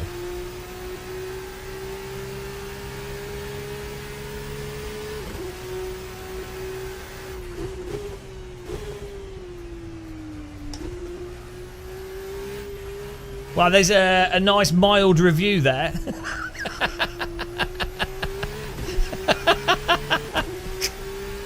I'm having fun with it.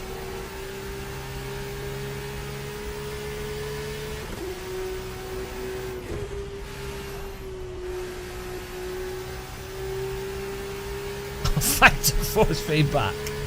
Oh dear.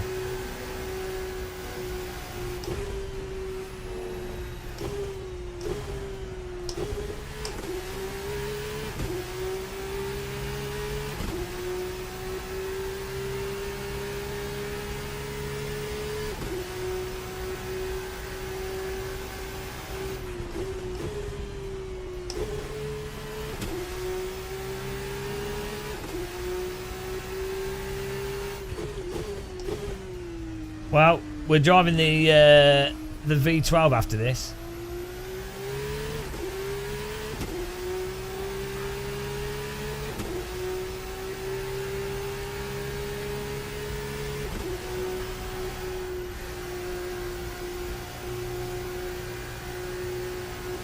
Well, yeah, I'm not quite sure about the LMU. Like, I don't quite understand the LMU hype myself. Like, I don't mind it. It's better than iRacing, but there's definitely not much detail in the force feedback, and there's definitely like some weird input aspect to it where the response of the cars is kind of like non-linear. It's really weird. It's hard to really explain it. It's the kind of thing where if you played it loads, you'd just start to absorb it and just accept it. But if you go from sim to sim, it's like, hang on, what's going on here?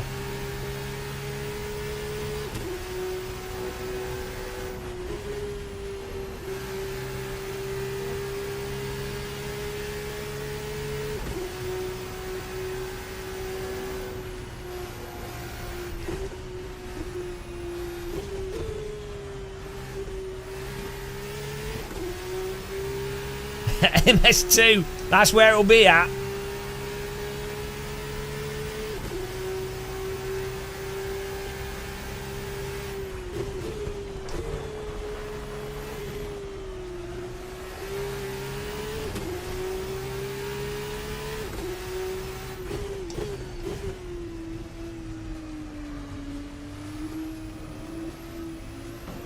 Sorry. Oh, I killed him.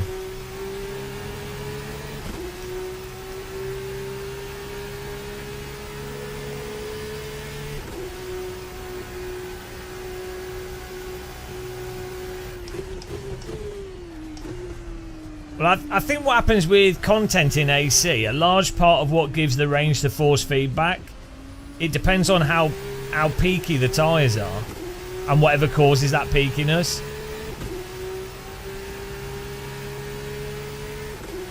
And I think the thing is,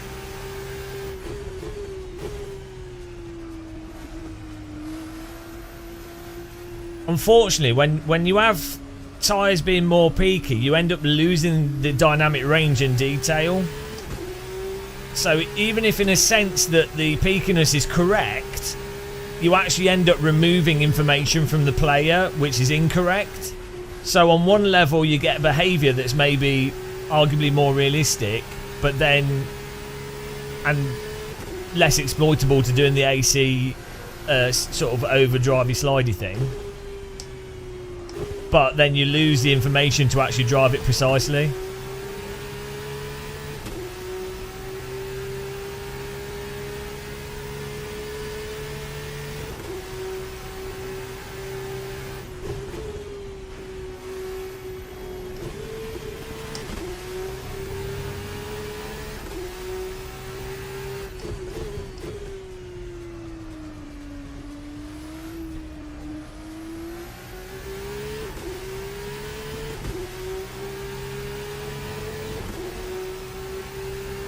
AMS2, I don't know with the update. I think they made it less slidey, supposedly. So we'll see. Oh, it's going to be interesting. It'll just be fun to play.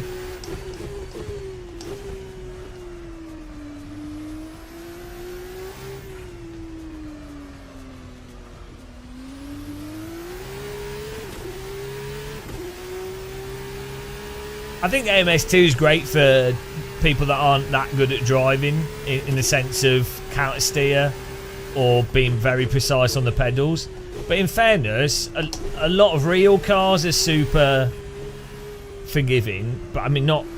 There's a whole weird thing in AMS2 where it's like either you're like, it drives as if you're always over the limit, but then it's always massively controllable. And then it just has like this switch from the groove type driving to the drifty type driving. And it's like a binary switch, which is really weird because in a real car on real tyres, there's like a really subtle transition from being in sort of non-slip state to more aggressive slip. I live in these goggles, yeah. Ah, we've turned into it with Greta. We Thornburg the car. Thornburgled.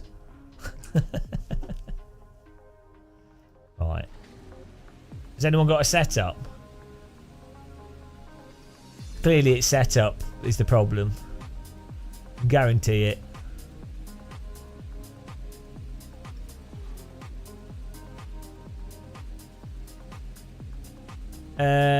Yeah, 1.6 looks like they've made the tyres have less grip when you get into slip. I don't know though. This is a new RSS F2 car, yes.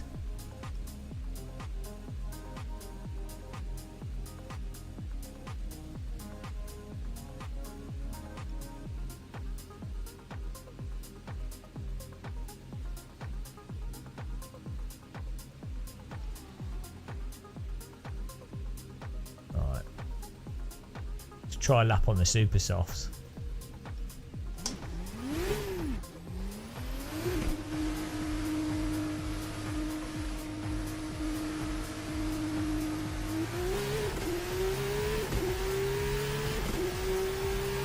I'm enjoying it. Like it's fun to drive. It's nice and pokey.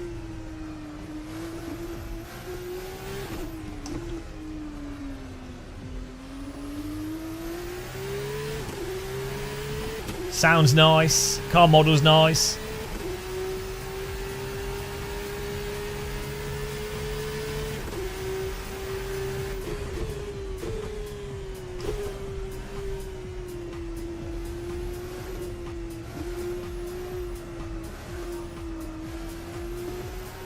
I think it's a bit tricky to balance at the limit though. Especially on the softs and the super soft tyres. The medium tyres are a lot more forgiving, or a lot easier to balance.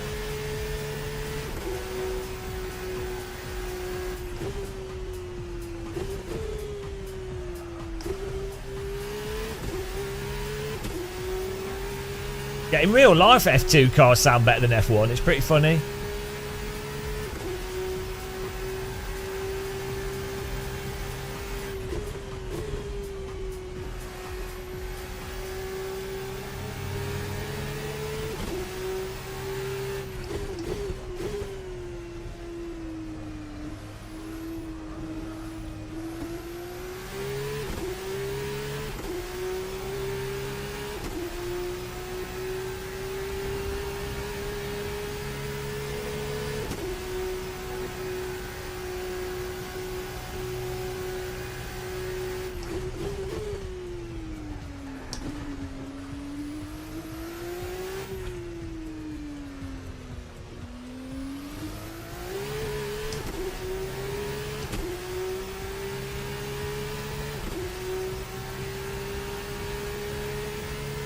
I think, yeah, RSS do a really good job with sounds.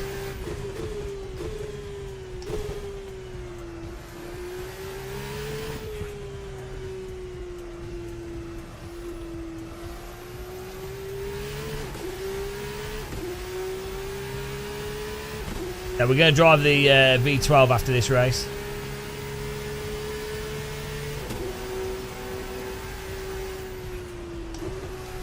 Oh, I couldn't get it to stick there.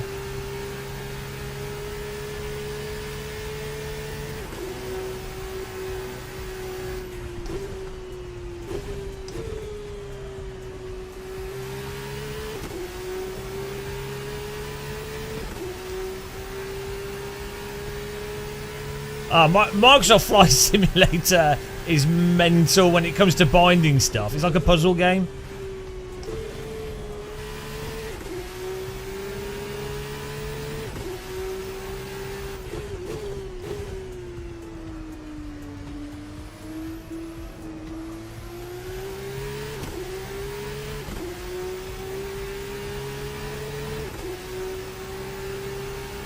Fifth. We moved up a bit. 42.9. We're still quite a bit off pace here. Oh, I think with this car, look at the rain button. I think if we were running races with it, we would run fixed setup with the medium tires, because the softs and the super softs, the car just wants to chew you out, and they're super duper peaky. Whereas the mediums, there's more sort of forgivingness to them. They're more drivable. The mini wireless keyboard is a yeah, no, they're really good. You can get them for like £3, so just RRII. Yes, we got keys. Send us a message on Discord, and I'm giving out keys every now and again for the pack. Thanks to RSS. Click the like button as well on YouTube. Subscribe. Follow us on Twitch. Do a backflip. Here we go, guys. We're going racing here.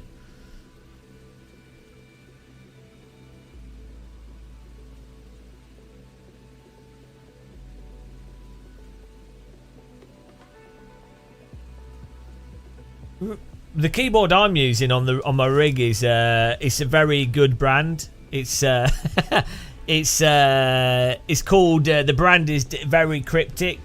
It's called Wired Gaming Keyboard. That is it, and the manufacturer is Dongyong Zhangzhurong Trading Co.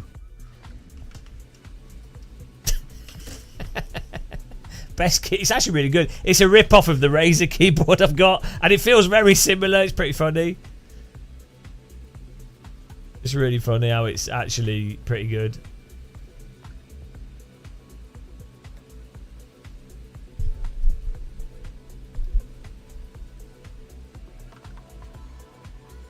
It's not wireless, no.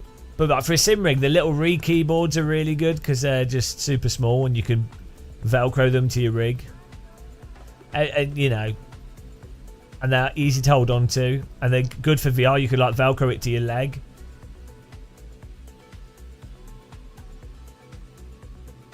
Should you buy the Sim Magic Alpha base? Basically, look if you like their wheel rims, but the Sim Magic wheelbases generally are reviewed really well. I've only used them very briefly, so I can't really comment on it.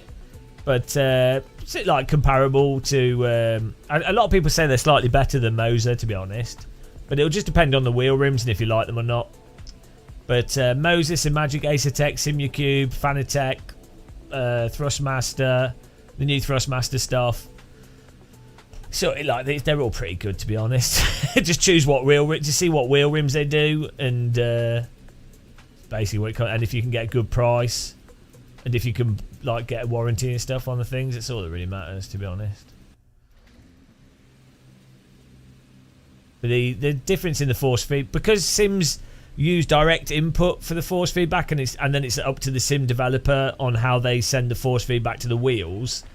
Because of that, you're very limited in like how you can tweak and adjust the force feedback. Only the AccuForce Sim Experience wheel, Sim Experience AccuForce 2 wheel, only that has the ability for you to change the force feedback through telemetry. Like how force feedback joysticks work for flight sims. And not that you'd need to use that necessarily, but it should be a default thing that you can adjust the force feedback based off telemetry. So like G-force effects or rotation or whatever you want to do, really. But yeah, DD2's fine. Yeah, it's all good. Like, it's all marginal compared to the games. Be careful, guys, at the start.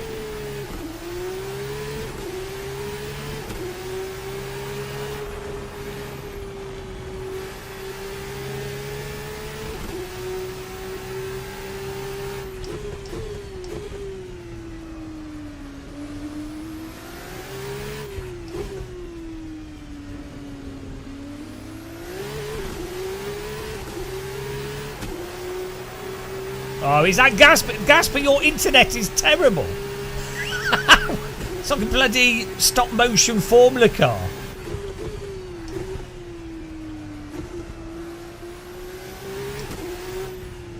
Every now and again he gets packet loss and he's off. Let's go. Good driving, guys. Oh, Jesus Christ. Gasper, your internet. Oh my God. AC curbing. Bloody hell. Can't believe we caught that.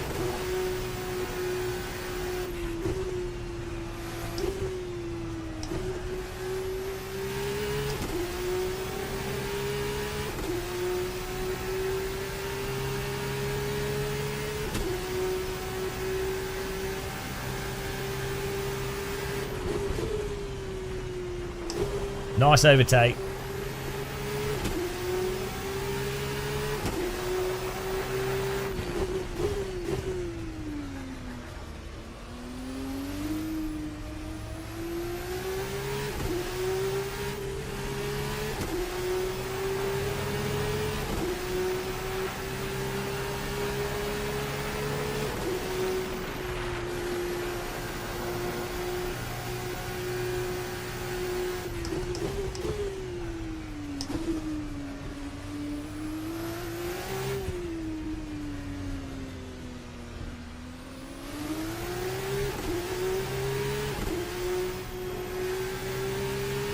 Nice driving. This is awesome.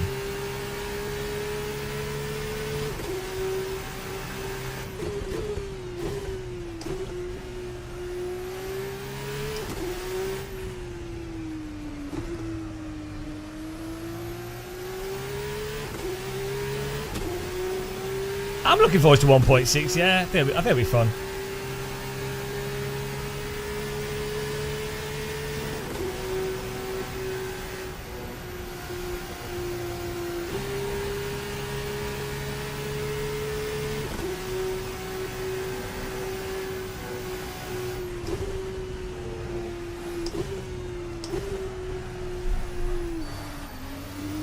I'm so used to cutting the curbs on those corners in iRacing. I'm not used to taking the wider line, and the problem is the wider the line you take through there, the more load that you have to take wider corners, which then throws the car out more. What on earth? Someone's hitting the wall.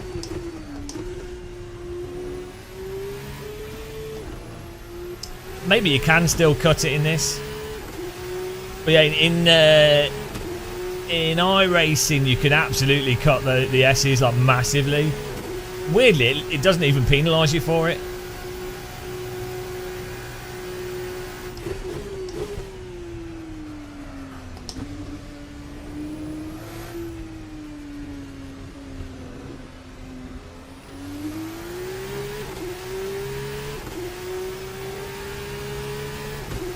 Car models look well nice.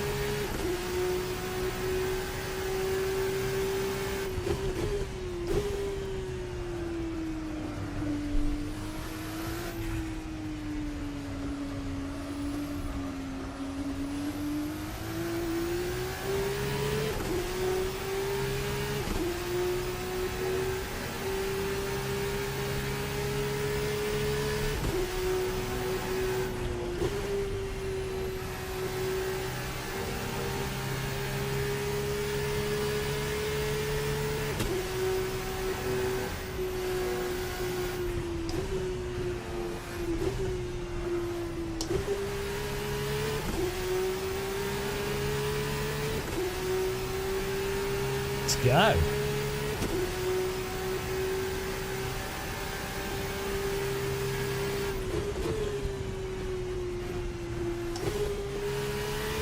I mean, the sound is absolutely phenomenal. It sounds like a bloody onboard from like a real car.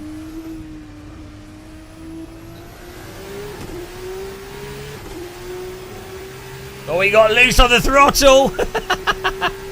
Oh, this is great racing with this.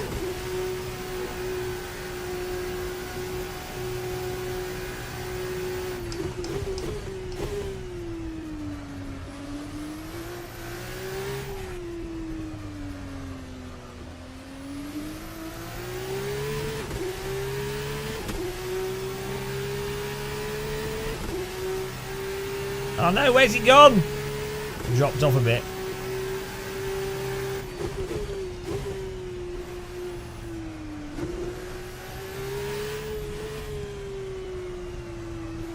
After this race, guys, we go into the V12.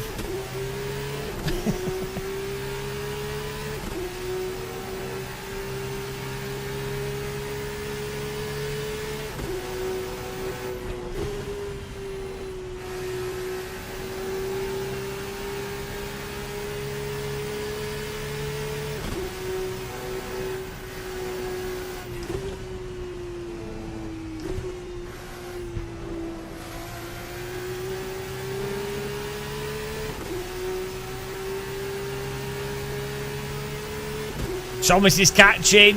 He's got 3 minutes to get us.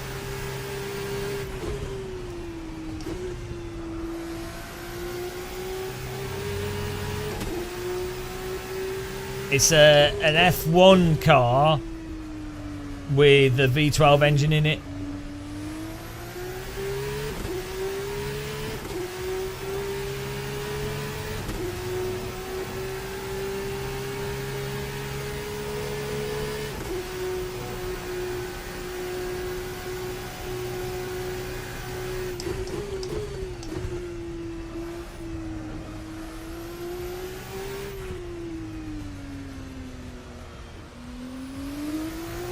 Yeah, look at the clouds in Pure. I think there's been an update to Pure actually. I need to install it.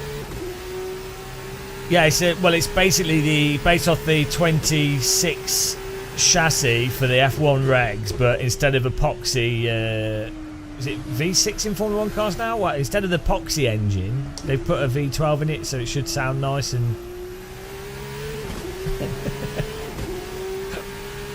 It's like a semi-fictional. Well, it is a fictional car, but. You know. Ah, yeah, you really can't ride those curbs. I tried. iRacing catching AC there. Brake accelerator catch. It works. It works in every sim. It's just don't normally need to do it in AC.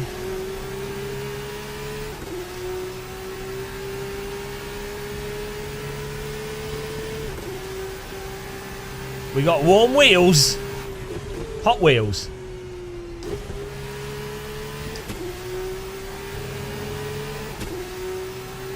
That was Gasper that came through.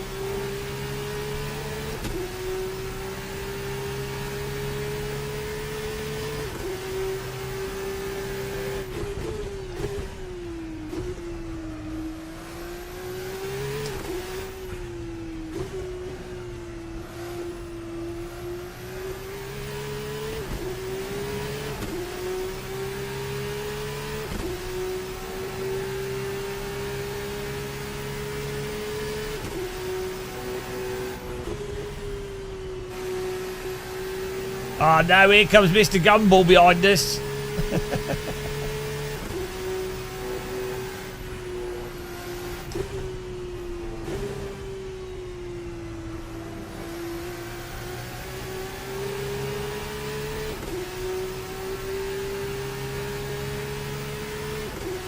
Why are we in second? What's happened here?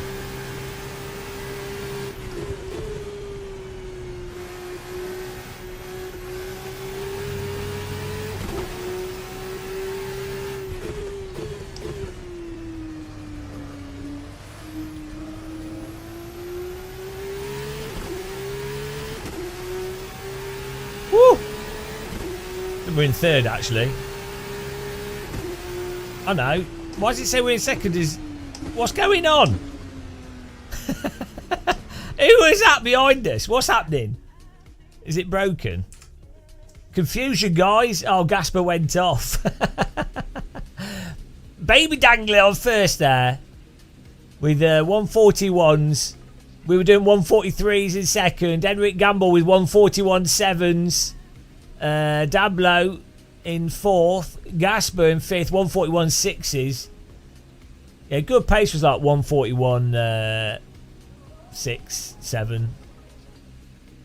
Thomas with 142.8s in sixth. Ted Ed 7th. Rob 8th. Dan 9th. Me ticking 10th. Oh, yeah, this track is hard to be good at, yeah, especially with the curbing in AC. You really have to just approach it in a specific way, and you have to be off the throttle. But good fun, good racing at the start as well there. Just save the replay actually.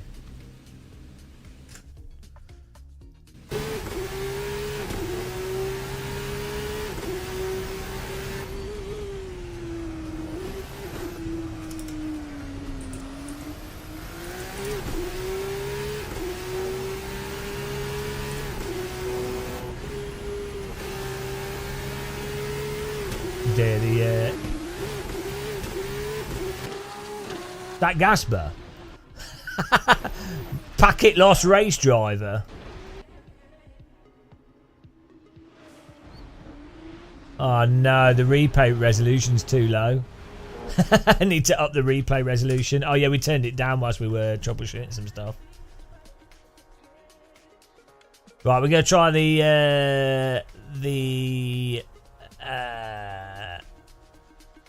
V12 car, and I'm going to turn my replay settings up here. Where are the replay settings? Replay, here we go. No. Here we go, medium. It was on 8 Hz update for the replay. It's on high.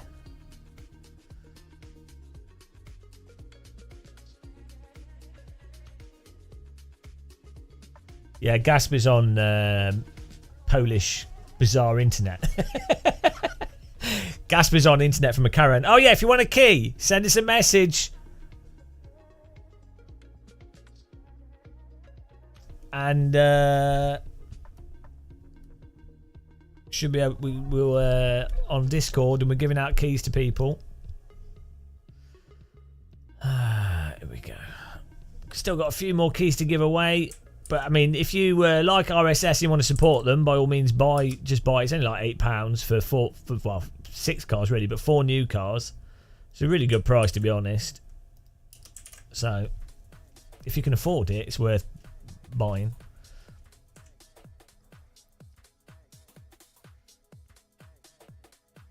I think you get £6 worth of value out of these cars, to be honest. I mean, it's a Black Friday sale at the moment as well.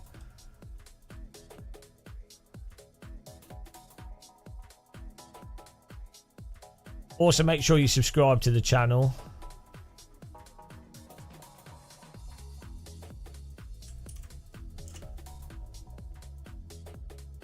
If you do get a key and you want one.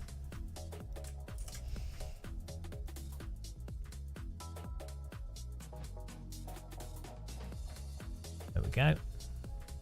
Giving out some more keys there.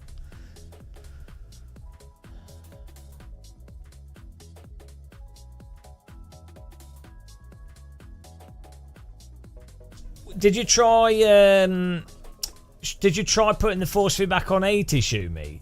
Are you saying it's like at the low speed? Where can't you feel it? Do you mean like the low speed, the on throttle? Because maybe that's why they set it to 80 by default, to magnify that part of the force feedback. Also, did you try driving it on the medium tyres as well?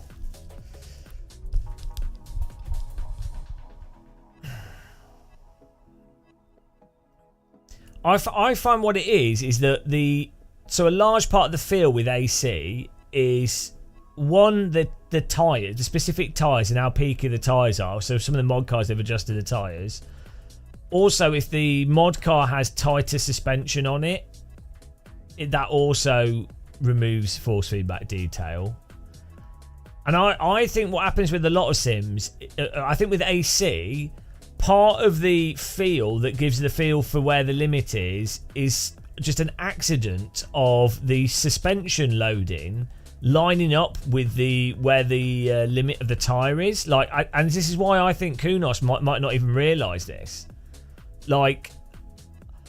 So I think with AC1, it's purely accidental. Like what you feel when you're turning, right, and you've got that load up, the loading up of the force feedback. I think that's actually the suspension rather than the tyre slip feel, right?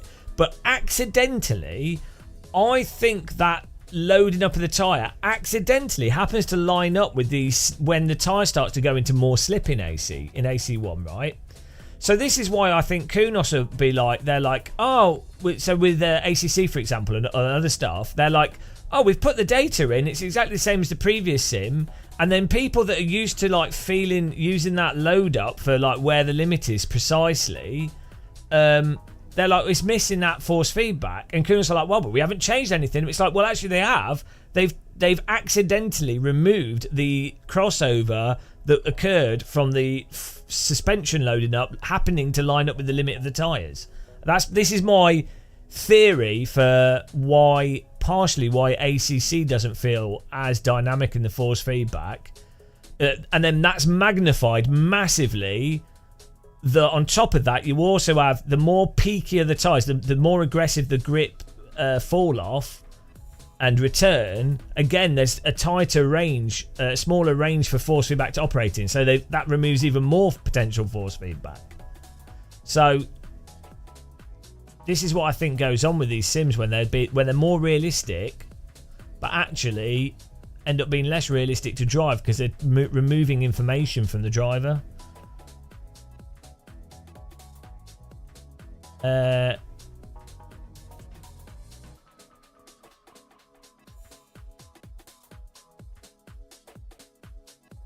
But ACC definitely has a huge physics issue, which I think also doesn't help in that the cars get stuck in those passenger slides, and that type of passenger slide will always feel like a flat force feedback signal because that's what's happening.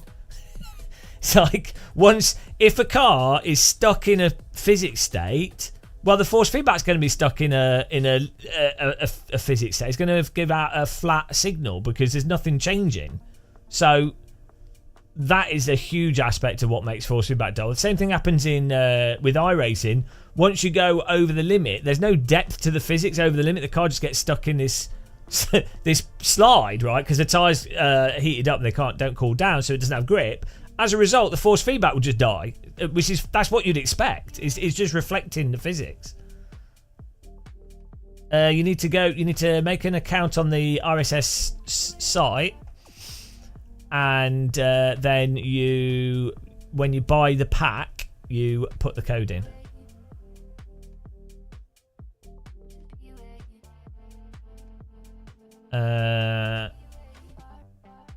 Right, we're going to change track here. We're going to put the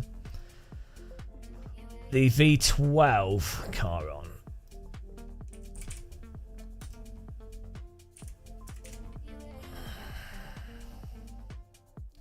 What's it called?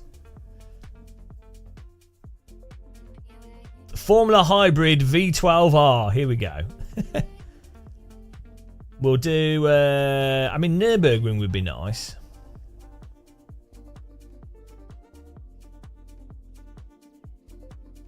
Imola could be good.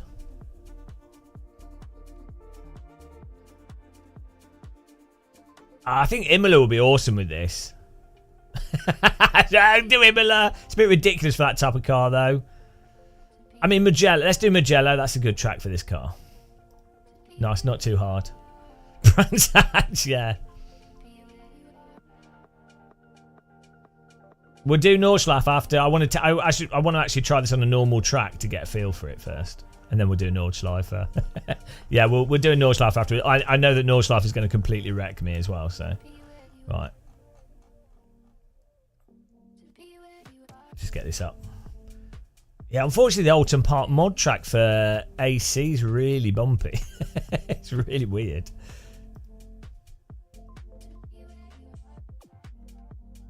Zug22, yeah, but no, I mean, I've talked with Kunos, and like, I've talked a fair bit with Aris and other people at Kunos, and so the thing is, Kunos philosophy is one of data-driven philosophy, and going by the data fundamentally, but they do like, they drive some of the cars in real life and they do compare it, blah blah blah. Also, real cars with power steering will feel crap through the steering wheel, fine. However, lots of cars in real life do actually still give a lot, even if you're doing it completely literally through just steering rack forces. And even when you've got a power steering car, lots of cars in real life still do have detail through the wheel, quite a bit of detail. So it's not quite clear cut. And then there's a myth that AC1 has force feedback effects or whatever. It's like, well, no, the philosophy, from all I understand, the philosophy is exactly the same with AC1 as ACC. The only difference with AC1 is it has those additional slip effect stuff that you can add, which is just built into. That's just built into ACC. It's still there. It's just you don't control how much it is, like in the vibrational stuff. But still, that's still in ACC. So, as I say, the result of it is the same with all the sims, really.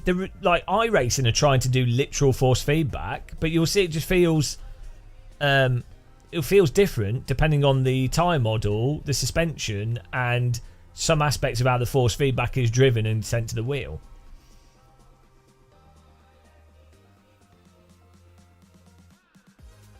ACC has very aggressive vibrations for tyre slip and stuff as well. So the problem with ACC is just there's no dynamic range for the limit. Once the suspension's loaded up, nothing, you don't get anything. Like, you go to Barcelona, do the right-handers, turn the car so it's starting to understeer, and then you can get on the throttle so the back of the car's coming out massively. There's no variation in the force feedback. Or go into a corner and have it so that it's loaded up, but you get on the throttle so it then understeers. No variation in force feedback. You'll have like the grip mode, and then once the suspension loads up, it'll get lighter, and there'll be an instant fall off if you're going from grip to slip. But there's no like range to that describes a range of the tyre. So, and I don't know. It's what's weird is, a lot of people can't tell, they don't know. They're just, I don't know what's wrong with them. And if you play AC1 or Race Room or even iRacing, you can just instantly feel that there's like way more dynamic range to the force feedback. iRacing has physics issues, that's a whole nother thing. What's bizarre to me is that this is like the most basic, like the most fundamental basic part of force feedback that all reviewers should know, all driver coaches should know, all game developers should know. It's like, without that component, you are driving a remote control car through memorization, which basically negates the point of a force feedback wheel. So it's utterly absurd that I know a few people that know about this, and but it's very much in the minority.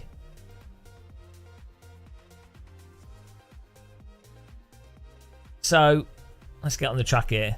It's really, really weird. I just find it weird that there's, like, as I say, reviewers, driver coaches, even developers that don't get it. They don't understand it. Even real-world drivers that don't get it. That's not that surprising because they're used to driving through their body. So that, you know, it's definitely an abstraction, the degree to which you have to drive a sim. So that's less surprising. But I mean, to be fair, there's real-world drivers. People, not normally like actual F2 Formula 1 drivers and stuff, but there's people that do real world, you know, they own race cars and they drive in race series, that are they don't have a feel for the car. Like they're just driving like it's a train, and then it's a bit slip in the counter stick, but then they don't actually have a real feel for it, and they're woefully off the pace. And then even more so with people that just do track days and stuff, you can see by how they're driving, they have no feel for the vehicle. Same as if you go with the skiing example. You go skiing, there's a whole bunch of people that will be skiing and they don't have a feel for balance or for what would be faster and slower. They can ski down a hill, they can stop, but they have no actual, like, real fine control. So, yeah.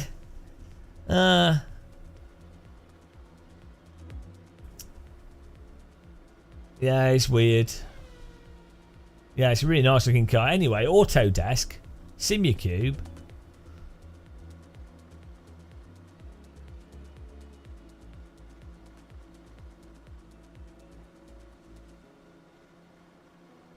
Well, no, definitely. I think it's something I would have a problem with doing if I was driving a faster real car, or like even if you do go-karting for the first time, or anything. If you do skiing for the first time or whatever, there's information overload, and then you have to choose what to focus on. Your brain has to filter out what's relevant and not relevant, and so all the vibrations, all the random crap going on. There's a lot of noise there that's not actually useful.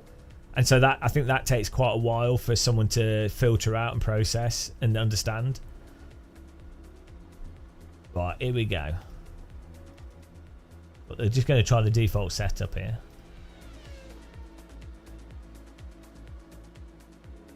That's why it's like really impressive when you have like you know that guy that did the drifting from AC and then just real world drifting, he'd never done it before, or like Gregor Hutu doing it was like a Star Mazda or something. I don't know what he jumped into, but it was a race car. But when you have someone that's never driven, like some of these sim racers that have never driven a real car, and they get in it and they drive, it's super impressive, especially if they've never done any go-karting or anything, because there is so much.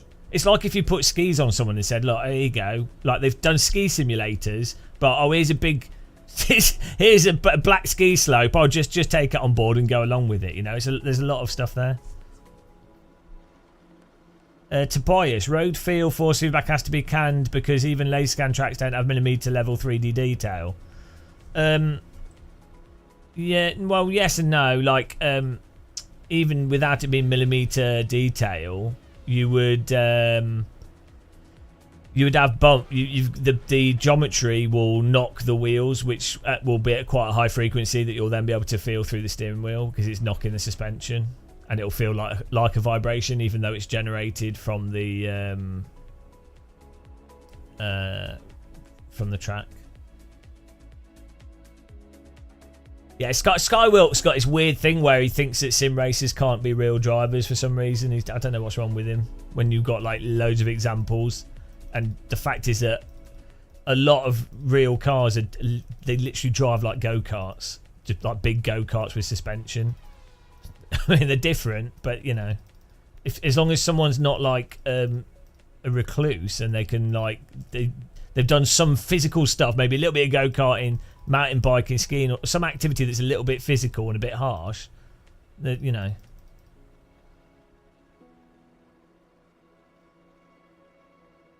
So the way it normally works is they laser scan the track, which is really high resolution point data, and then you build a mesh over the top of that.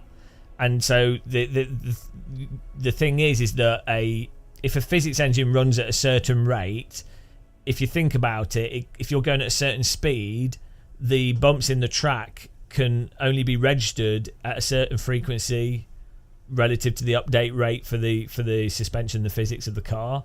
So even if you had like millimeter details, well, if the physics update rate was, I don't know, a smaller value or X value, it's only going to be able to update on an interval of a certain number of those bumps. So at the end of the day, the point is you don't need actual millimeter track bumps. Also, real world tracks, a lot of them are super, super, super smooth, like pool table smooth.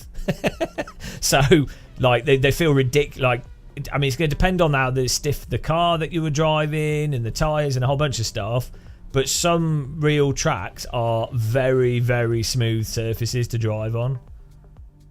Some aren't. Some are ridiculously bumpy, but... So there's that whole thing where there's assumptions that some sim racers might have where they're like, oh, I can't feel the bumps in the track, it's too smooth, oh, it's not realistic. It's like, well, actually, some road surfaces do feel very smooth. Some don't. Some feel like you're being vibrated, you know. There's not a single... There's a lot of variation in reality with all these things. And you can't distill it to a single thing. Right, here we go. Let's go driving in this. Oh, let's first take the halo off because I don't believe in safety. I think that the nice thing is, though, you start to see now you've had like 8 or 9-year-olds that are grown up with Sims. And so they're just, you know, and they're also good real world drivers. And so they'll just say how it is.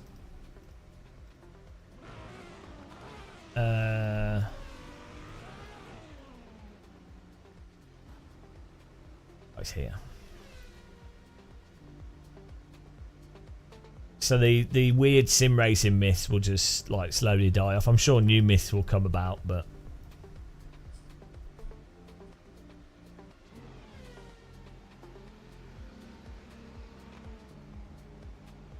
yeah, there you go, Burbot. Yeah.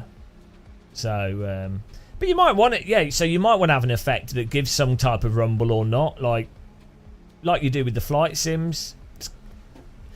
Sort of a textured rumble with a bit of damper on it can give a really nice sensation for just stuff happening.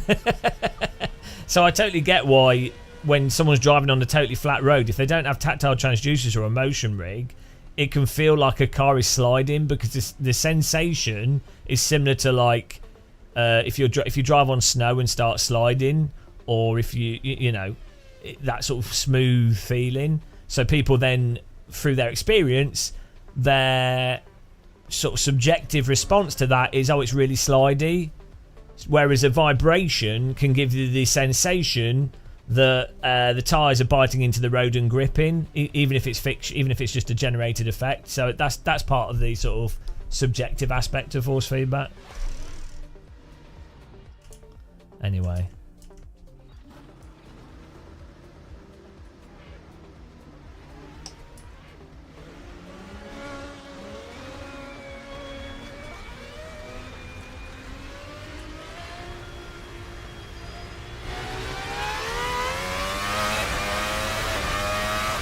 The gearing.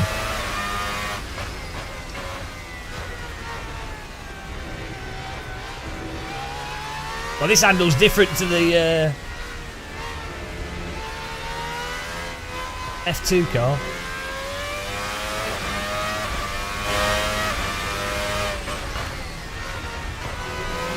Bloody hell, it's got loads of grip.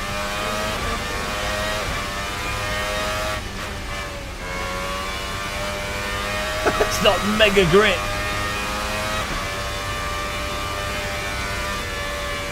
Bloody hell, it's like infinite grip.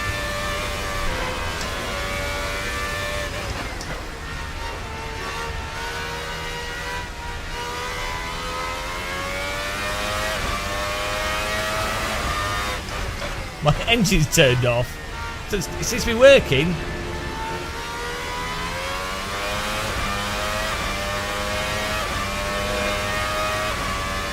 F1 esports hat.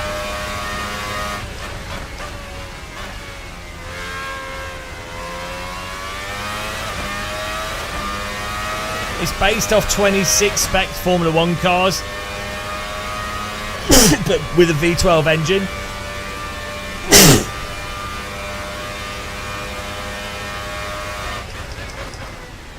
We're doing key giveaways every now and again if you message me on Discord.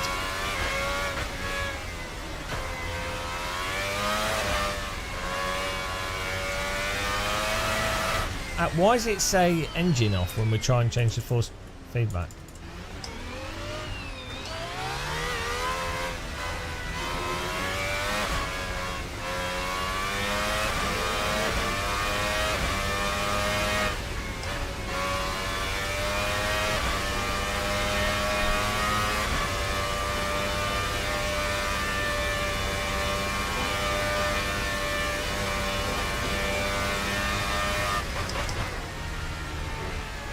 This is way easier to drive than the F2 car.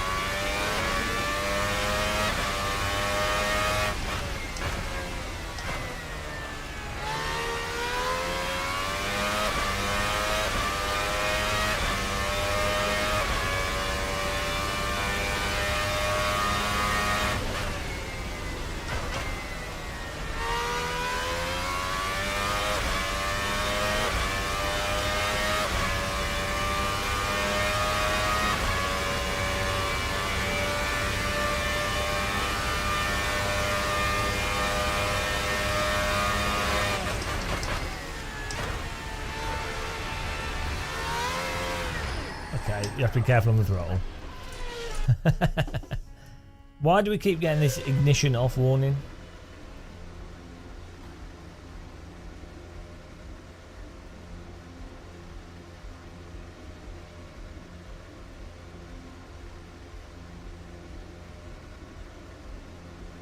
Ultra soft. Get in there.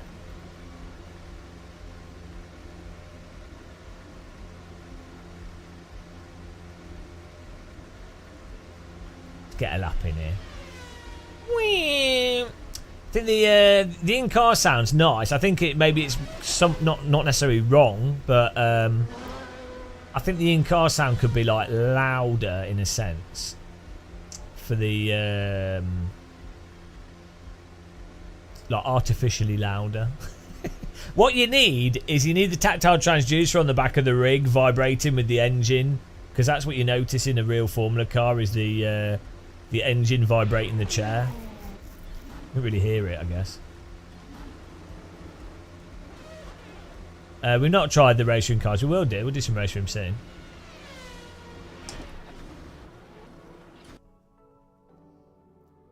Why are we getting this ignition thing?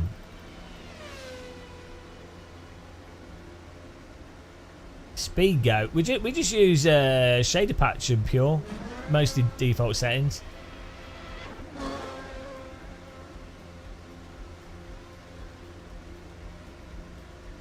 Oh, let's have some tea here.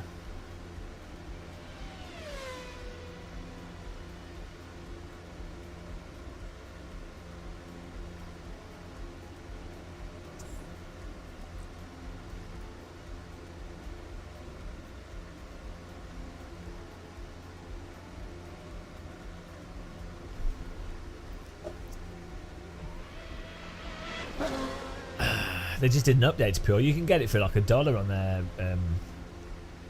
on their website. Brakes, drivetrain.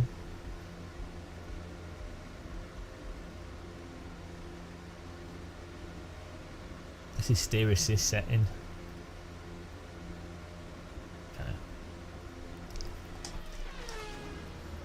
Why does it?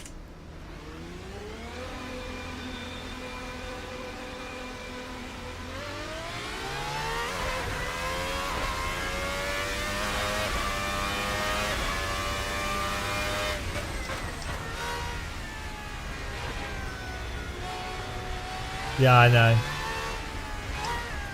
I'm not sure what's causing the engine to turn off automatically. Let's quit.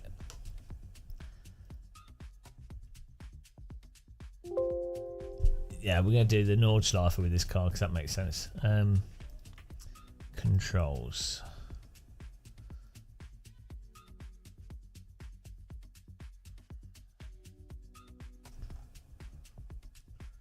What are the is it in shader patch? I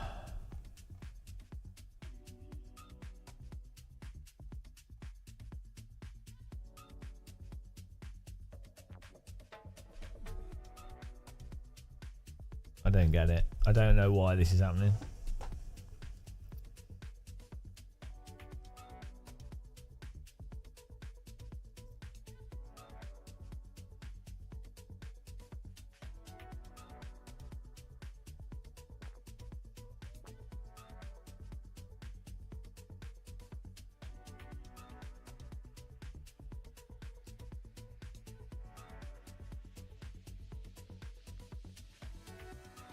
Oh, I didn't know. I didn't even know that was a thing. Oh, let's change that. Oh, bloody hell. Did I even install an RSS app? Where's that? Thanks for subscribing. Welcome, MDJ.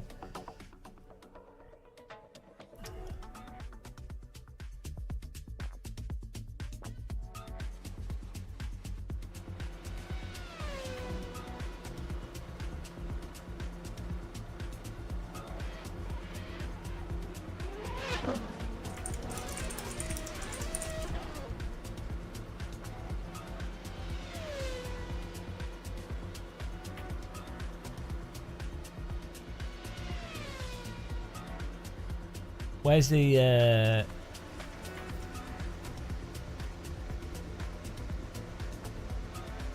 we go.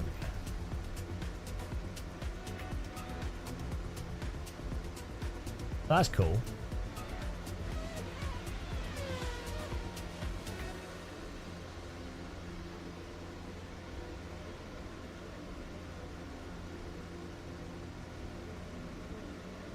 What do I...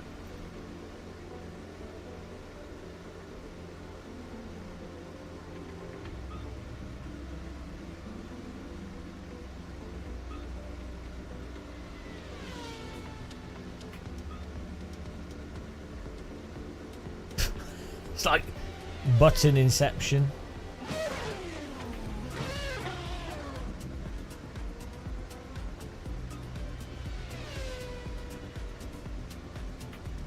I don't get why it would keep saying...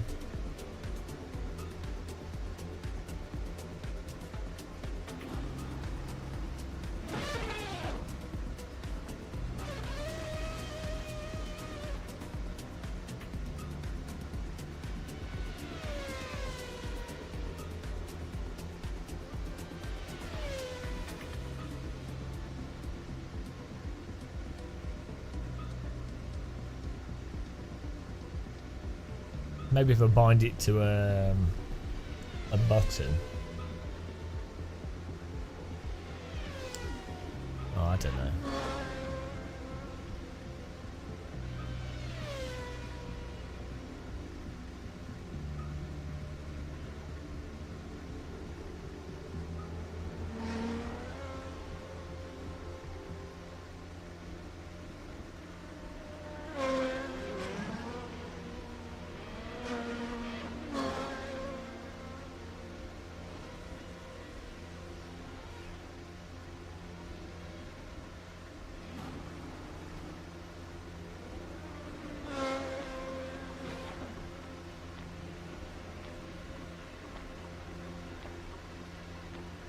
I don't know why it's saying off when it's not. Oh well, at least we can drive, it's fine. Just ignore the messages.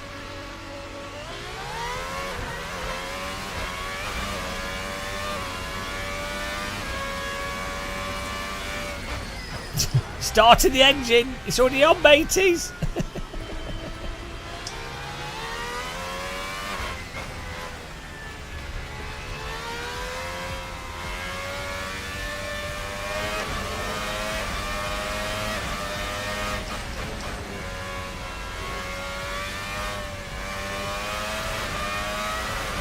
We need the halo off. Why is that on? Got to change it.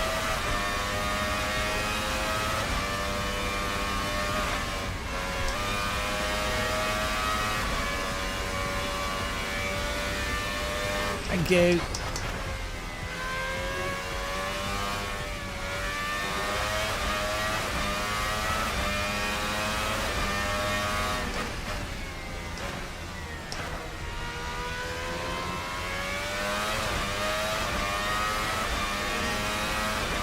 Woo! Nice relaxing car to drive this.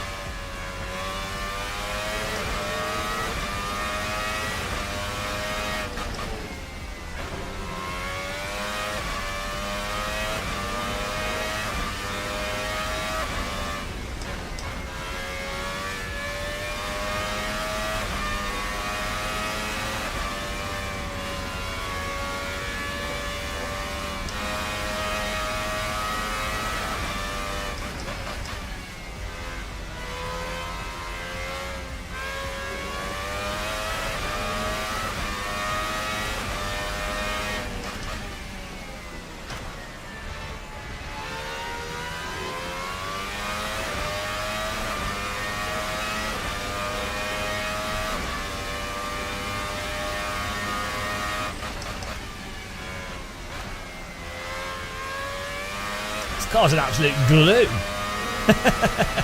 Well, good.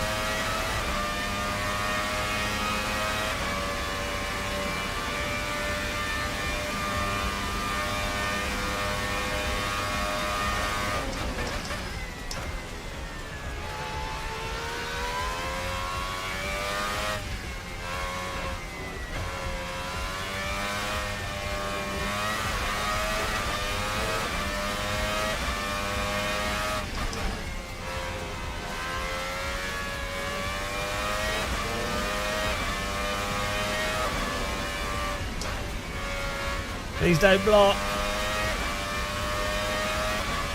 No button. Woo-hoo-hoo. Bloody hell.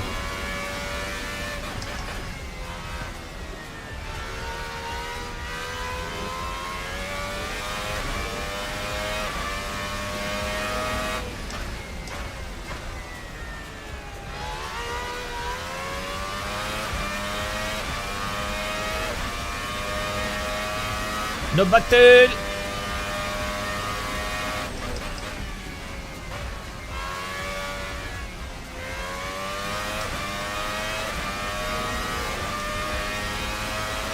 This car's ridiculous.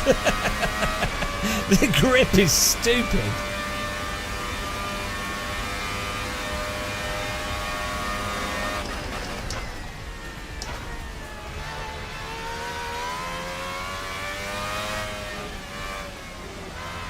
Ah! Okay, got away with that.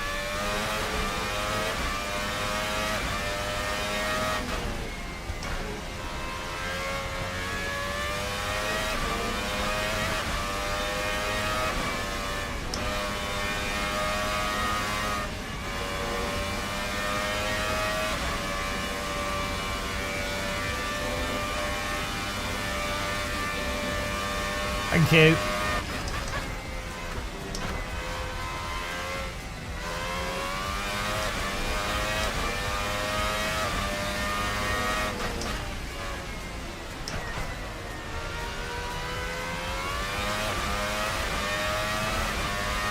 Oh, this is so fun.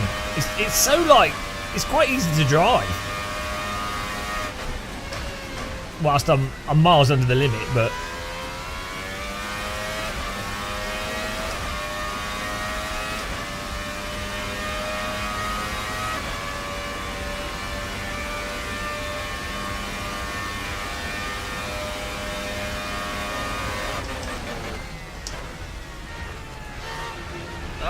curbing. I see curbing.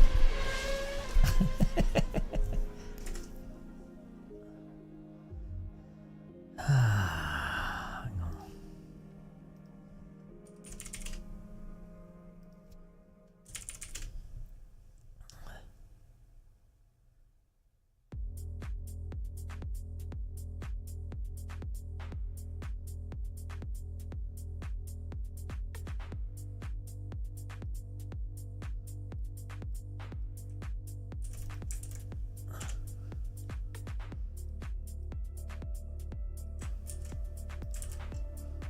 Oh no, I'm gonna have to restart the server.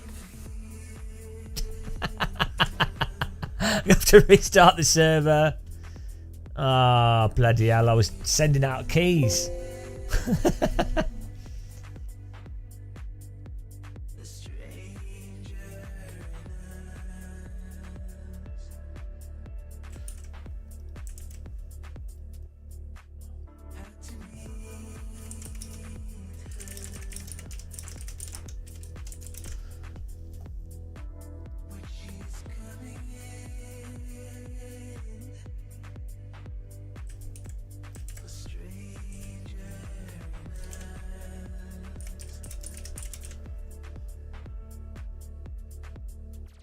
Yeah, we'll restart the server, guys. I'll try to do like 5 things at once here.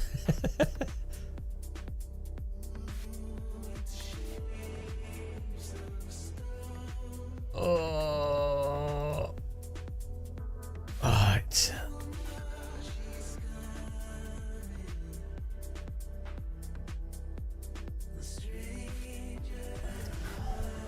The Dave Cam dance. Right, I've just got to restart the server, guys. Sorry. I've banned myself. Let me edit the settings as well.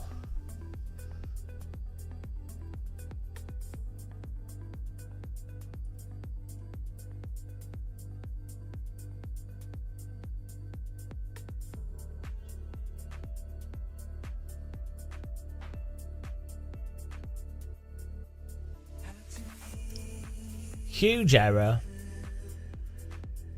Right, server's reset there. Got banned from my own bloody server. Because I was parked on the track. I was off the track. I wasn't even on the track. God, the rules. Who sets these servers up? The rules are ridiculous, guys. It's ridiculous. Oh, God. Whoever sets these servers up, they're an idiot. Right. Well, I've reduced the quality time. I need to get a drink as well. But this car's awesome. It's absolutely mental, but it's awesome. Thing is, it's like, you know, compared to iRacing, it's just on such another level.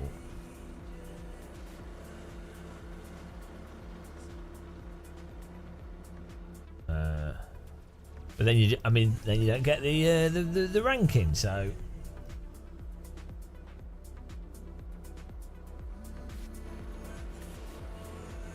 You're too used to playing, you've forgotten.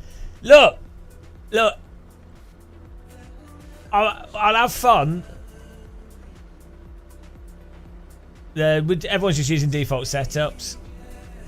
I think the reality is as well, if you're not like an absolute esports pro driver, you're going to be like 4 seconds off the pace anyway, so.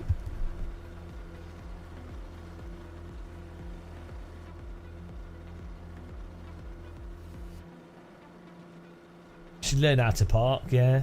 Right.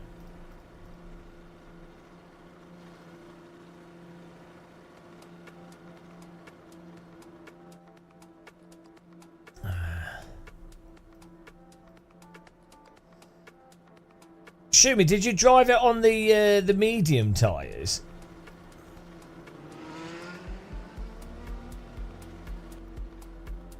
It'd be interesting to see what you think with it on the mediums. Those rims are ugly. They're to stop people stealing your Formula 1 car wheels if you park in Birmingham. Genius.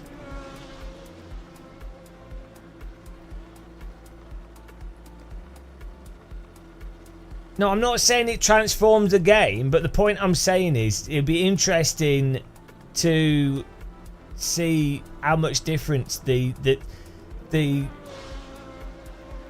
because the super softs and the softs are like so on and off. Yeah. Fly on water, glide on water. Yeah. Yeah, this is a brand new game that just came out.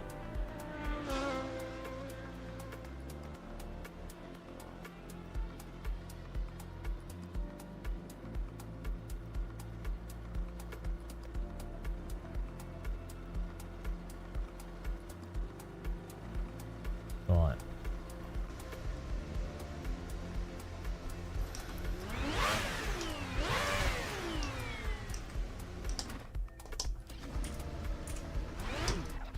Game changer.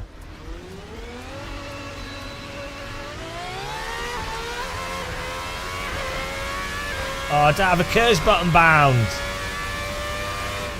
Oh, I do. There we go. Okay. I see now. The big. I just thought it was a blue. I just thought it was a nice graphic on the screen.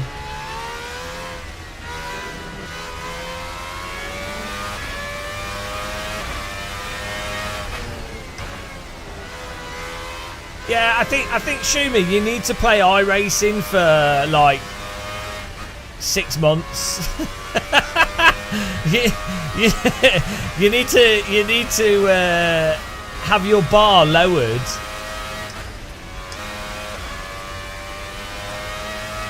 And then for force feedback, and then you'll be like, oh.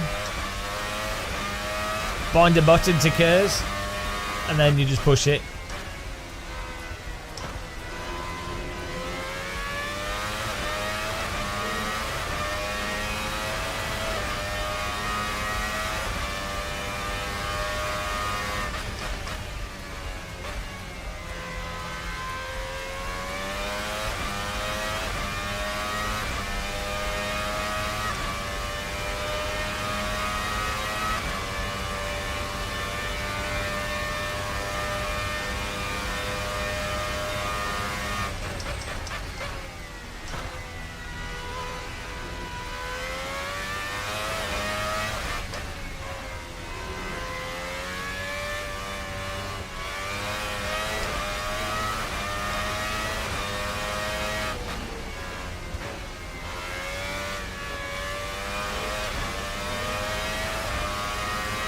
This is an absolute spaceship.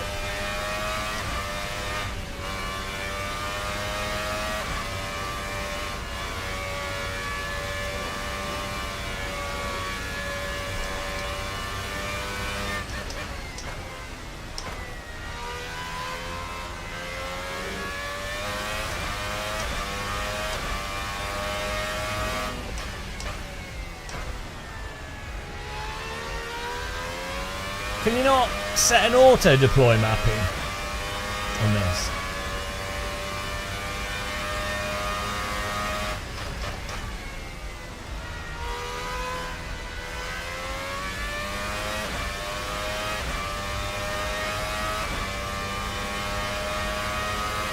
Hello, Mr. J.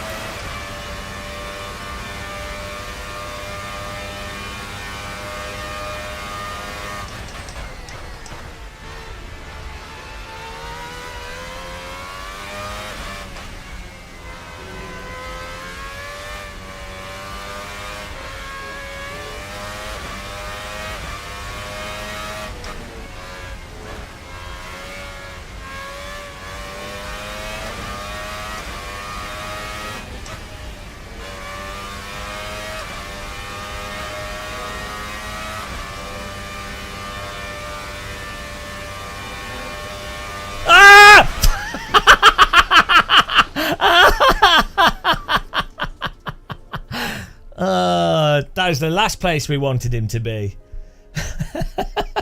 Dead. That's it. Dead. Uninstall the game. We died. We're virtually dead. Oh, that's pretty good. Not good. Not a bad way to go. That. Try the Super Mega Ultra Softs.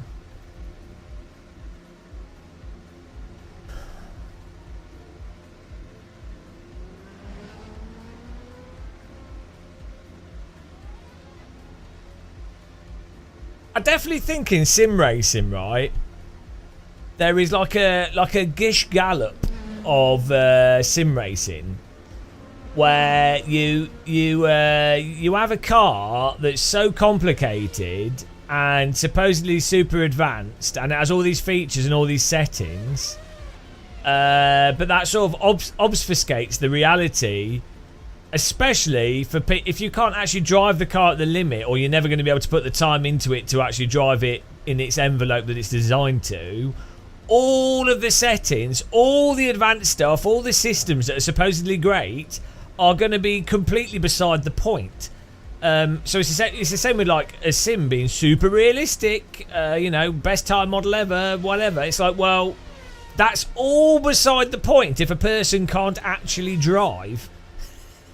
And what's funny is, I mean, like the fact is, I am not at a skill level to really like to review a Formula One car. Like I just don't have the fundamental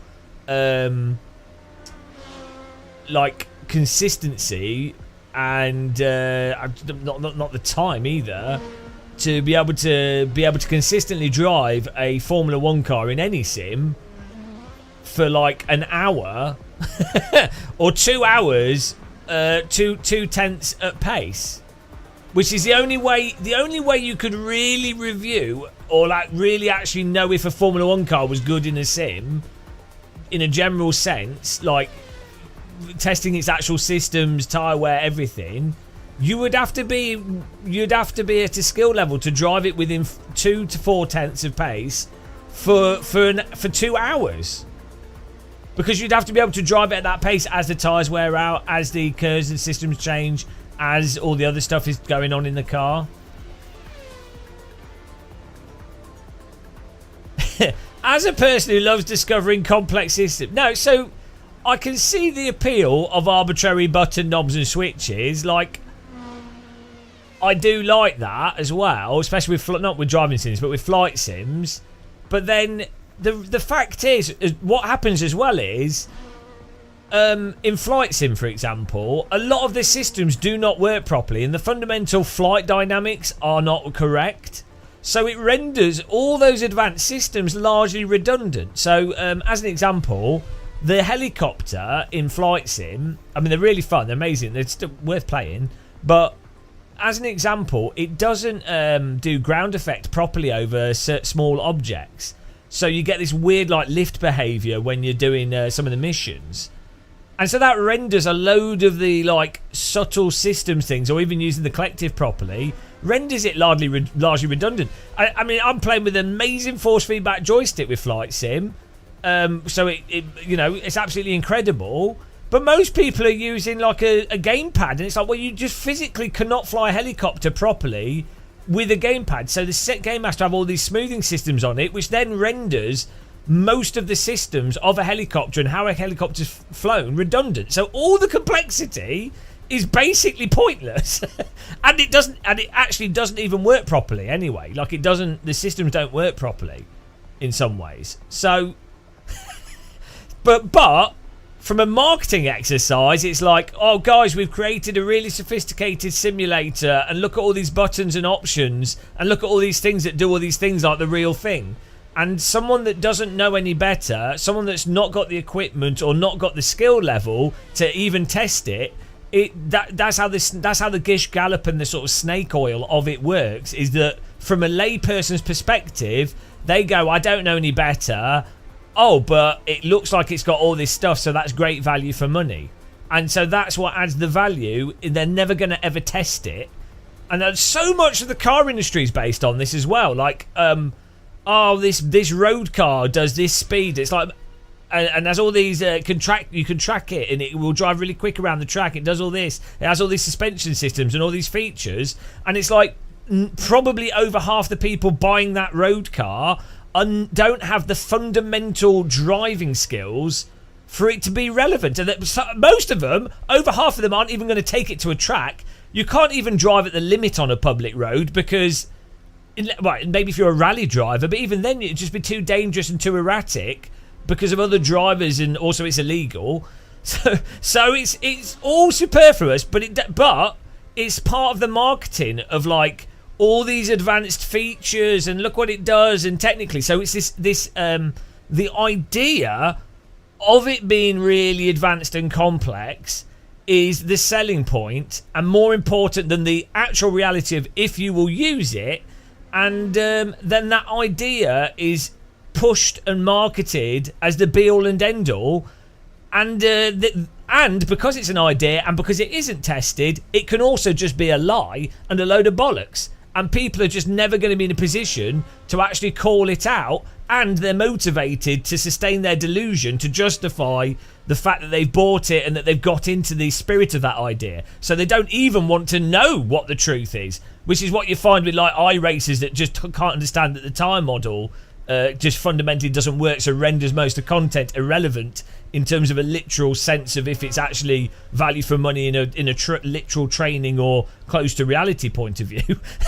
So there's this whole, like, as I say, it's kind of like a sort of gish gallop argument for buying a product, a kind of simulation delusion, snake oil of sim racing, that's got worse, I think, as things have progressed, as companies market things being more complicated and more advanced. It's got worse, but it does equal more sales, and so that's great. So I guess capitalism. It was fascinating, though, either way. But yeah, there you go. That's that rant. That's the sim delusion rant. Your Civic Type R was set up for Nordschleife, but never went past Tamworth, if I'm honest. Mind you, Tamworth is pretty much the Nordschleife of the Midlands. So... We're going racing, guys. Oh, dear. Put softs on. I mean, the counter-argument someone would make, though, is they would say... Oh, you know, but I'm having fun. Don't stop me having fun by being critical. You know, I'm enjoying myself and that's all that matters. But then you'd be like, okay, that's fine. And yeah, subjectively anyone can enjoy anything. But your enjoyment is predicated on a delusion. Which isn't necessarily a bad thing. But then you'd have to go, well, why are you making what choices you're making? Is it just whoever sells the best delusion? Is that the metric to your enjoyment? Arbitrarily latching onto one specific delusion and then justifying it by going, "Oh, I like that delusion." And yeah, you can't argue these people or that is the counter argument people always say. They'll always go, if I said what I've just explained there, people go, "Well, people having fun, does it matter?" And you go, "Well, no, on one level it doesn't, but you know." You're literally the person this applies to, and I don't know whether I'm to be mad that I've always really understood this in my heart, or happy that my internal optimism allows me to simultaneously know this, but also think that if I ever cleared the bar for this stuff, it would have been fixed by then. Well, no, but yeah, and I say it's like sometimes having a delusion from a personal perspective of enjoyment. It's fine.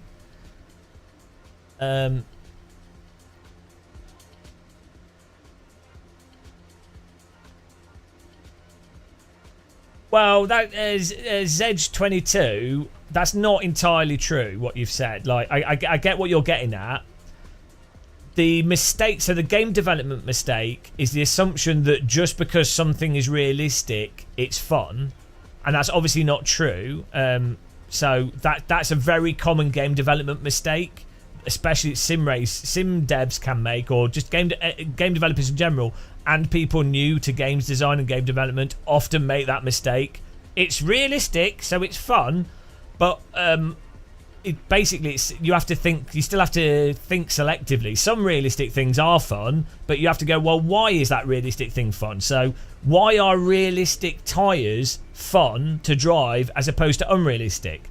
Well, the reason is that in reality, realistic tyres on lots of cars, not all tyres, but most tyres are designed to have a little bit of play to them, to have depth to them. So as opposed to like a arcadey tyre potentially, or a simplistic tyre, an actually really good realistic tyre will have more to play with. There's more dynamics there. It's more interesting. There's more depth. So from a gameplay perspective, you're not just going to feel like, oh, I've learnt it and now I'm bored of it. It's going to always be novel and interesting because it has enough depth there, like a real tyre. However, there are aspects of real tyres, and there have been real tyres that are crap. Like from a gameplay perspective, they go off too quickly. You wouldn't be able to have decent racing with them. They literally just turn off through a corner, or they just break at random. Now that's not going to be fun for a race or game, even though it's realistic. So that's the complexity of like realism, and realism necessarily being fun or not, and where it applies. So. But the problem, what you find is often when people discuss these topics online, especially with Sims, is they discuss them in an overly simplistic way of going, oh, realism good, realism bad. You have to break it down more to have a productive conversation on it.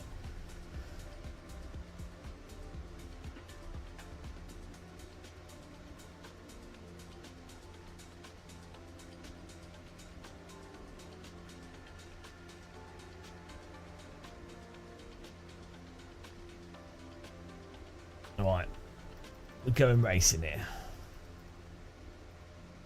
Dablo on first, Al in second, Willie third. Let's go. Willie win.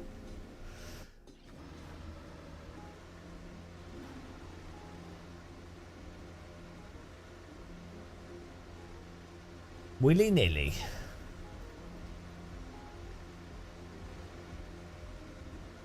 Yeah, take it easy at the start, guys. I'm sure this is going to go well. There is zero chance that this race is going to go well. There is absolutely... The likelihood of this going well is 0.0001% chance. Yeah, we like flight sims. Turbulence in real life is terrible. In a small aircraft, it's really going to be very annoying, but it's realistic. Dying in a car accident sucks, doesn't it? Probably don't want that in sim. Here we go. Take it easy.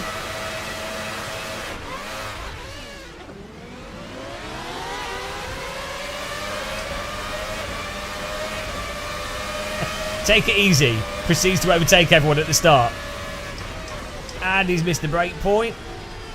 That was still going good. Oh, he's gone. He's been pushed. Who pushed him off? Murder! Guys, watch out! For Christ's sake, just go slow into the corner. What is wrong with people? Get back on the track here. Every race.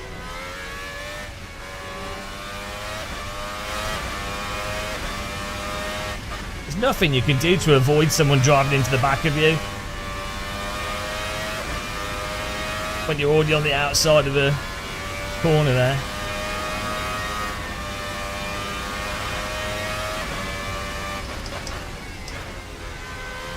Woo!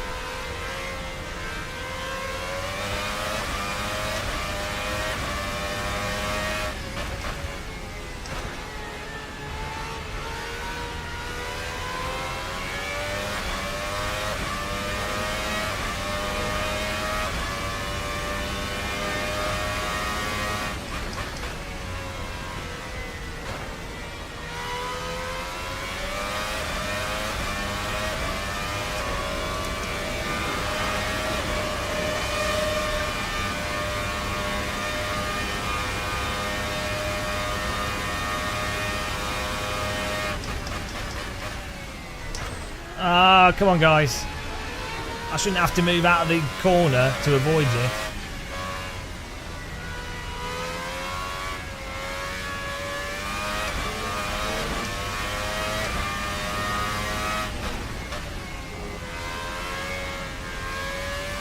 This is bonkers.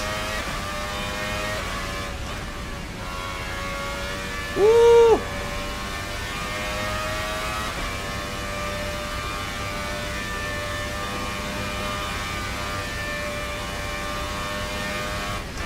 What are you guys doing? What are you doing? Christ. Why can't people just chill out? You don't have to overtake immediately. Just take it easy until you got a nice bit of track to overtake on.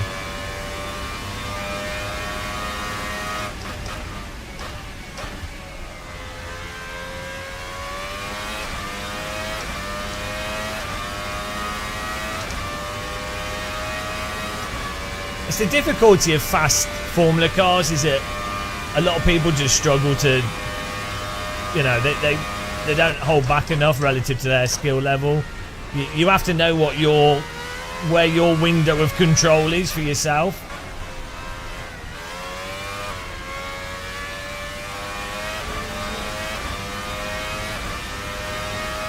I think a lot of people don't know that, or they find it hard to catch a car as well, so as soon as they get oversteered with a faster car, they lose it, which is fine. It's not necessarily easy, but it's just one of the difficulties with faster Formula cars.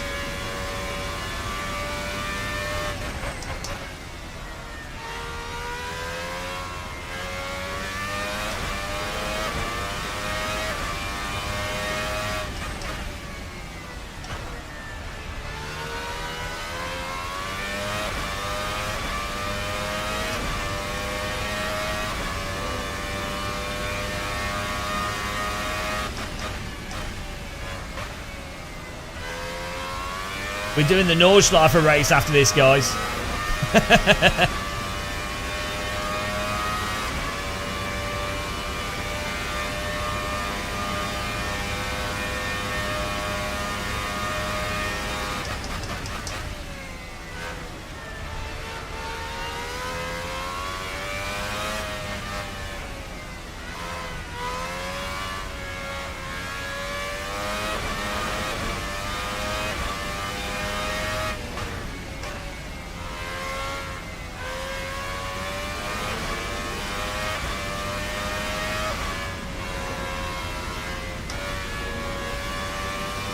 Did you hear the Ayrton Senna joke about, because you know Senna had like a 15-year-old girlfriend or something, which is mental.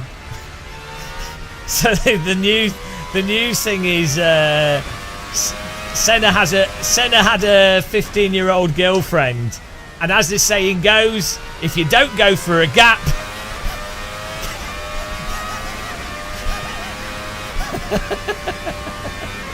so stupid. I mean, it's mental, isn't it? How everyone, how people just overlook. How people just overlook that he was total pedo. Oh, but he was a good race driver and he died in a crash. Oh, we'll just put aside the fact that he was an actual pedo. Okay. But everybody was dating children back in the 80s. Oh, okay. Right. Yeah.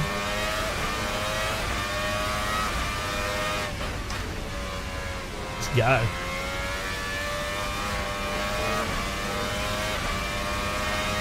It was a different time. Yeah, it wasn't medieval times, was it?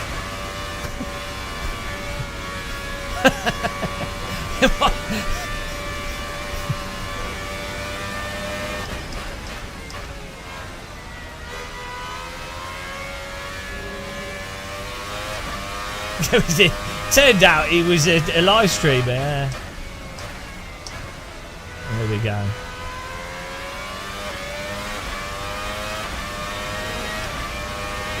Woo!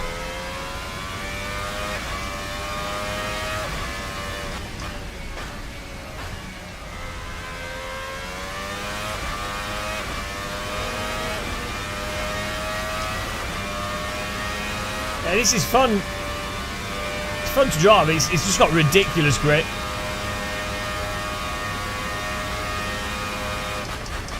Sounds nice as well.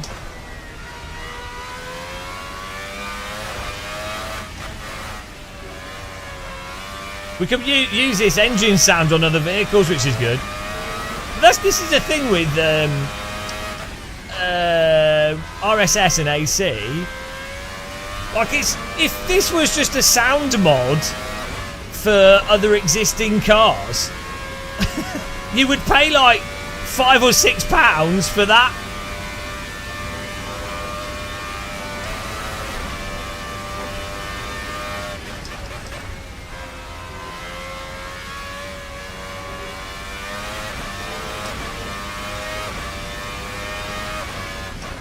Yeah, I think sound is huge for immersion.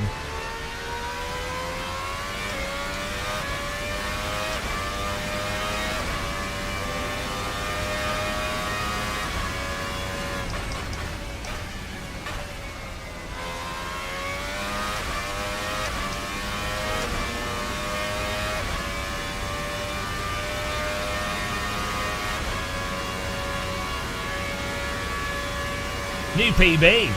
11 out of 17 on the server.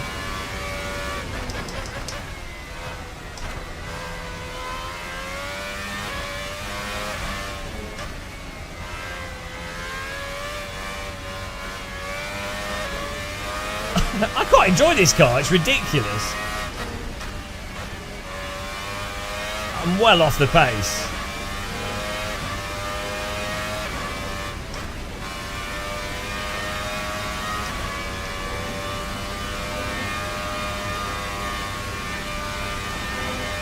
It's still fun.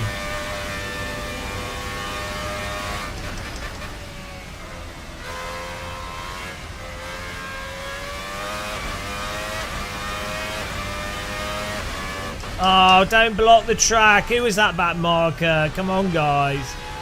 Jesus Christ.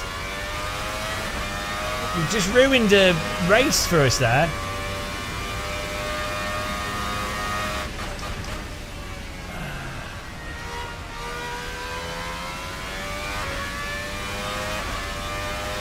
Was he friends with Savile? He keeps getting worse. Oh dear.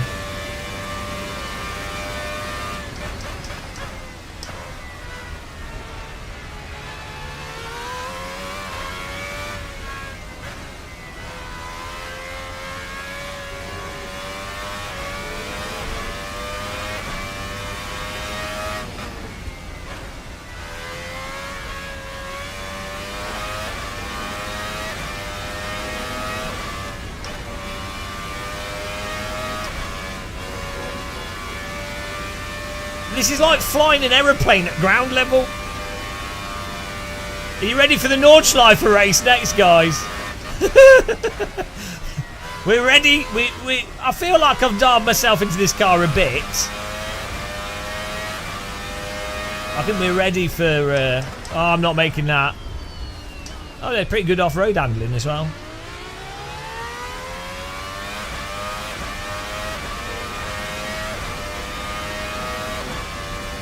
I mean, imagine if the Codemasters F1 games handled like this.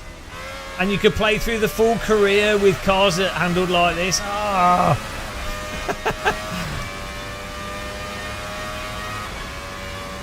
Here we go. We got a third. Well done, H. Gamble, Thomas Schmidt, myself, Nicky Skills, S. Stang. Oh, that's good fun, that car. And dead. Nice driving, guys. Right, we're going to Nordschleife. Off to the Schleife.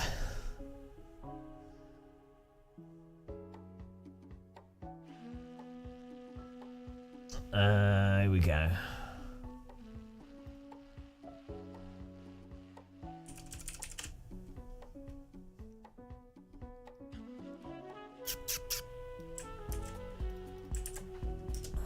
Okay, let's go. Okay, let's go.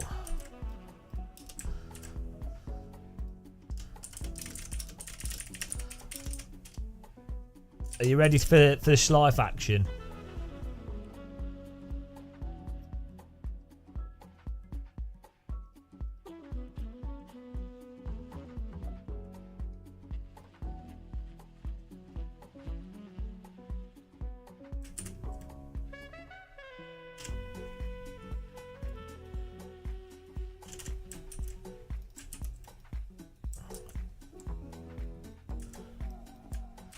I need a drink before we do this. Right.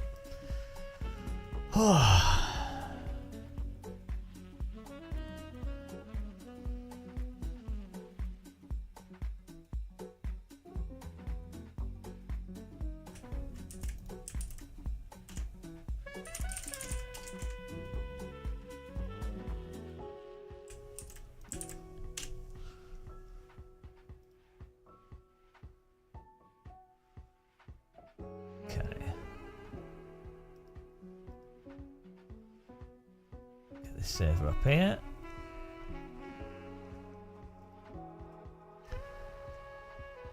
A whiskey? No. Apologies not accepted. I wonder if Evo will have. I wonder if when you have hosted servers and stuff, if it will have like ranking integrated into that. You'd hope it would. That'd be cool.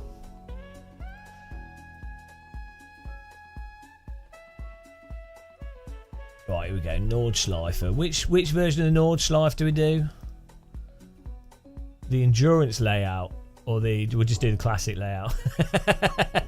The classic layout. Here we go. We'll do laps. 2 laps. 2 laps bonanza.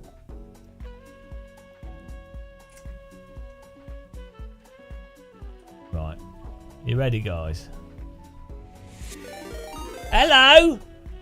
Ollinger Tracer with the raid. Thank you very much. Appreciate the raid. Welcome along, guys. We are just testing out new RSS cars and giving some away as well. Okay, servers up. Welcome along. I'm just going to grab something to munch on quickly because I'm starving and we need some energy. The energy! These cars absolutely cook my brain. Oh, hang on. Did I put the right... I've got the wrong car. I did the wrong car on the server, guys. Rewind. Oh, no. Or did I? Did we do the wrong car?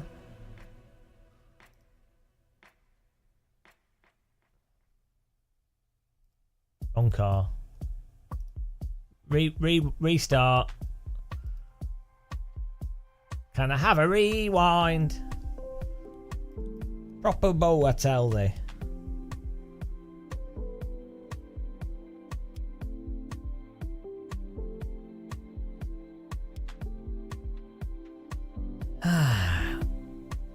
Thanks for everyone that's well, I mean, we've got to go on hype level 1 here. Thanks to everyone that's subbed today and rated us. Appreciate it, and the follows.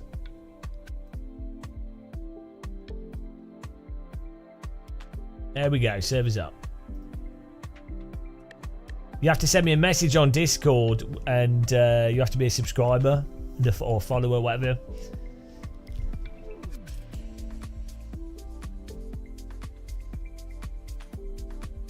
This is Assetto Corsa, not Evo. How's it going, Kirith?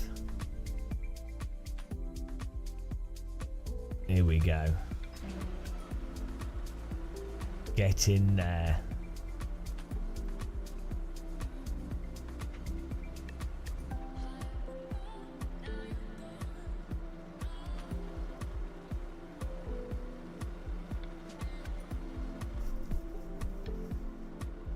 Just waiting. Right. I'm just going to get something to eat quickly. This is EAF 1 2026. I'll be back in a second, guys. I need to grab something. I need some sustenance to boost me up.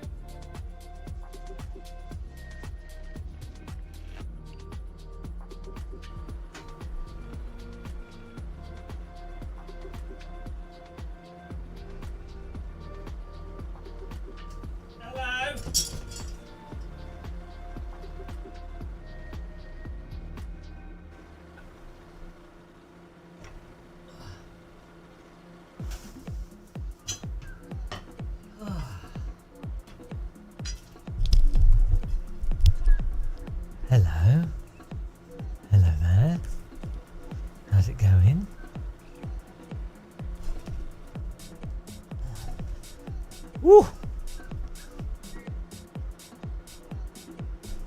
Got a bit of pizza here. Need a little bit of a break there. That's the problem with these fast cars. They're too much. Have I used the Pimax Crystal? Not yet, but I might review one at some point. Champion Joe said he's getting one soon to review, so and he uses Quest 3 a lot, so check out his channel. I've used the older Pimax stuff. They're all right, but and they do plug straight into computer, but I always found the lenses aren't as good as the Quest. Oh, it's just a pizza. There's not much to see.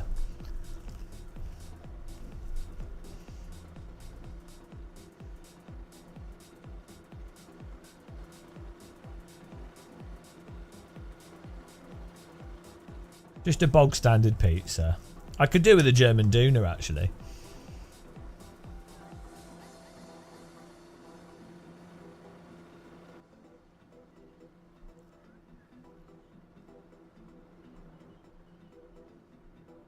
Wow. Yeah.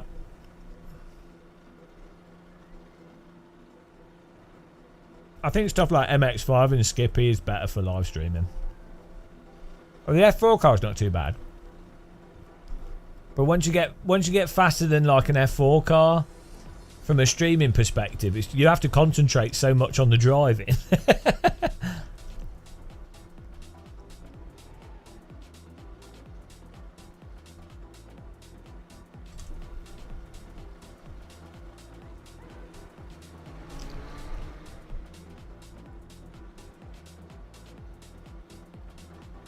Yeah, we already had the F4 car. It's good. Of the update, unless they've updated it.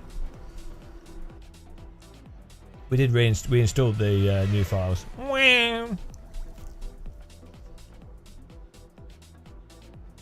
Exactly. 10,000 calories. It's hard work, sim racing.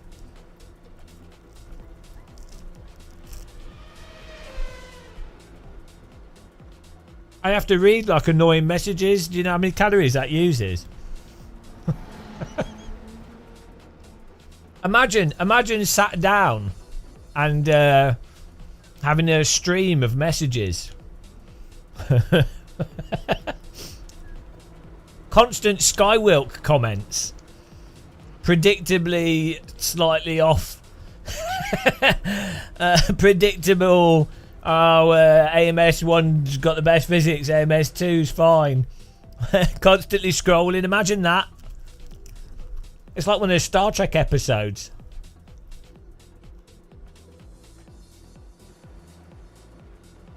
Where they're tortured. I'm like O'Brien, Chief O'Brien, being tortured by an alien in captivity. You know when they have like they experience like 100 years, but virtually. That's what live streaming's like. I don't race whilst not live streaming, because I live stream for like ridiculous. We live stream for ridiculous hours.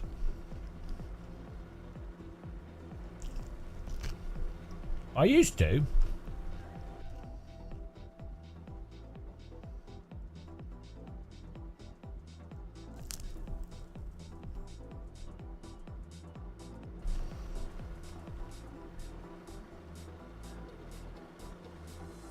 It's very grey.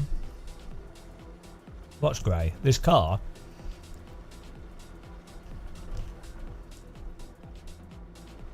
It's a stealth edition. What tyres should we do for this track?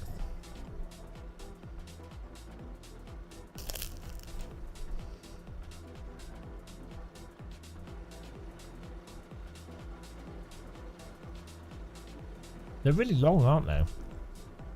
Even the new spec is still quite long, isn't it? Have they made them a little bit shorter from this year's spec?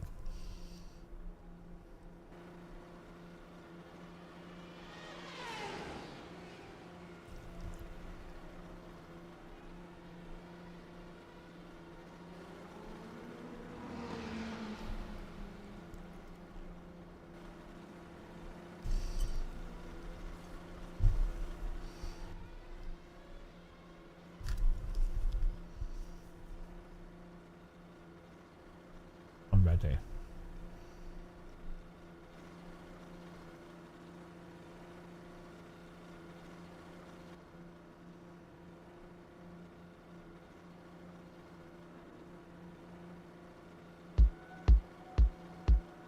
Oh, I don't know. I'd say 80s Formula One cars. 80s and early 90s F1 cars. Some of the 70s cars are really nice.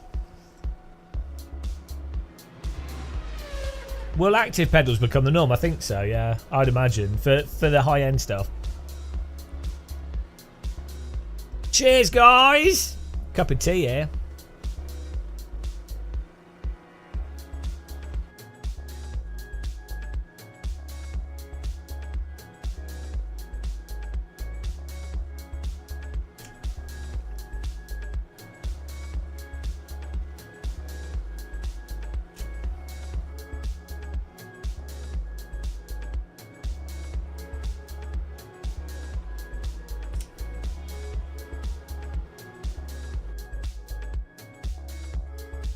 Let's go. Well,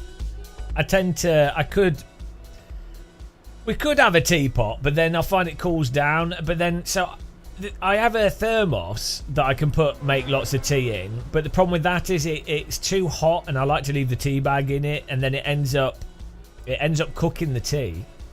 So basically, I could use a teapot, brew a tea, and then pour that into a thermos. But then I like to add the milk to it, and then that cooks the milk. So you just can't make one tea bag in a cup with hot water on it. It's good. It's the life of tea.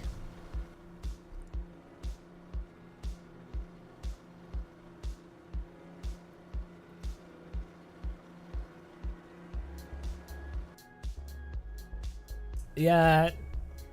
As I say, it's not to do with and then you have to carry the teapot around, and then you have to clean the teapot. I mean, you can't put a cast iron teapot in a dishwasher. The thermoses we have with Iron-8 thermoses are great, but ham dog milking tea takes no, but it tastes good. It takes out all the healthy benefits by making it taste even better. That's how nice tasting stuff works. It's like cheese takes out all the healthy benefits of bread. It's like, yeah, but it makes it into a pizza, which in and of itself is good for mental health. So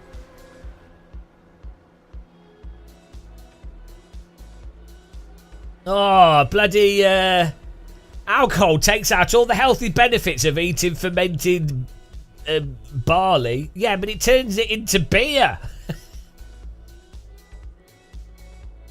Do I have the settings? I could show you them after this race. I'm not sure if my settings are good. I just filter everything out, really. Let's give this a little test. I think this will go well.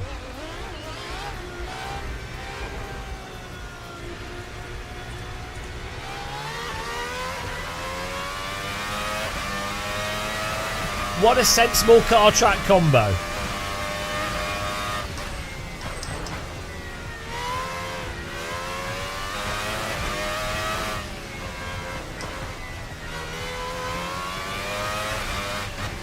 This is quite a nice relaxing drive. Nice drift there.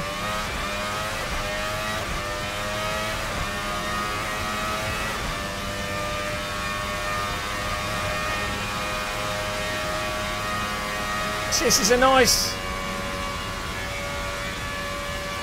chilled out track that I think most people should just drive Formula cars around. Whoa! Bit of a bump there.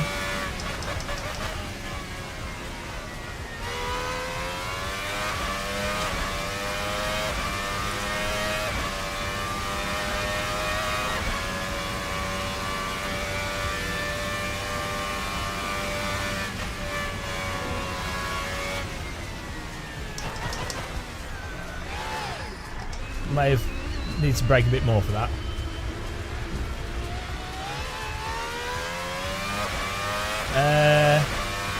Well, it keeps telling me to press S and I to turn it on, but the car then turns on anyway, so not quite sure what's going on with that.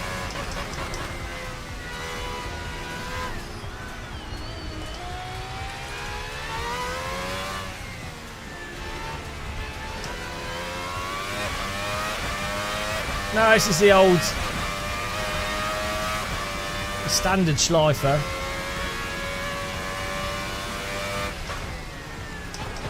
Probably just the lighting.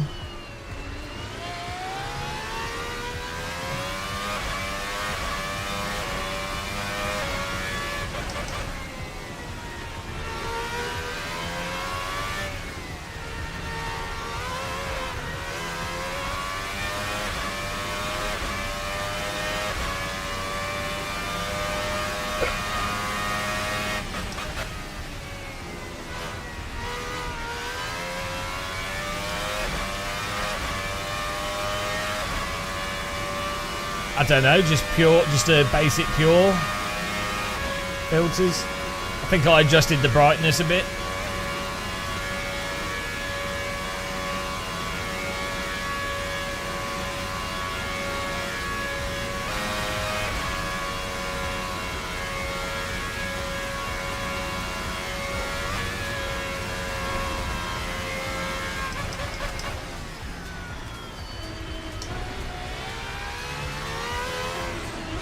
Oh my, what are you doing?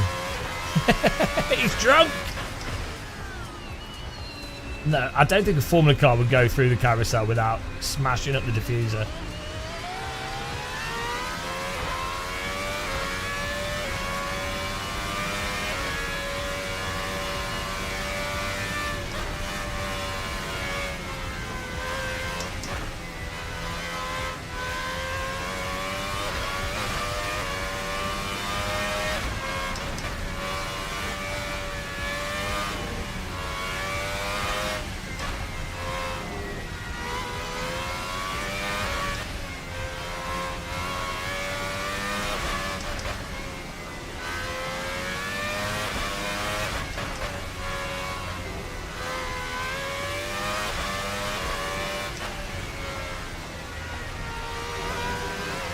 This guy should do quite a nice, respectable lap. Nice one, Earth Explorer. Whoa! Just testing the new way of entering the corner. That's it. New. That's good. Good line. Yeah, it doesn't like bumps. For some reason, I don't know why. Whoa! Yeah, it doesn't like bumps. You have to stay off the curbing in this car. I mean, I can't think of any reason why.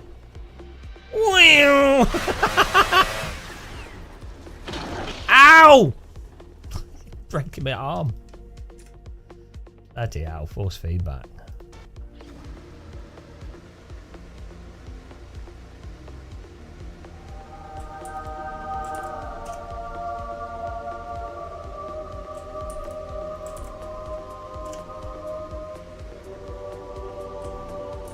Dead.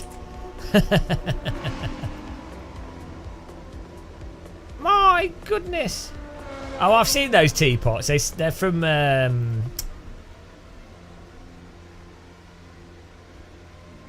what's the company called? Well, it's like a Chinese Japanese teapot. But what's the company that does them? What's that tea shop? Does hot chocolate? Whittards. I think it's from Whittards. I know my teapots.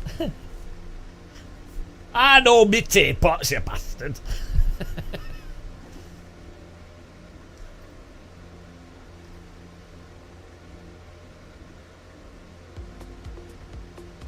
Yeah, I have it's probably OBS doing that.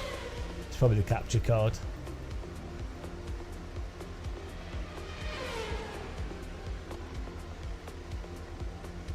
It's just a capture card. We normally apply this filter to it to make it a bit more contrasty. There you go. Look at that. Is that good enough for you? Jesus Christ. We already know that people complain, so I already have a filter ready, but I turned it off because it was affecting frame rate. Is that better for you? I do run gamma a bit higher in the game though as well, for myself, because I find it, when there's shadows, I find it better.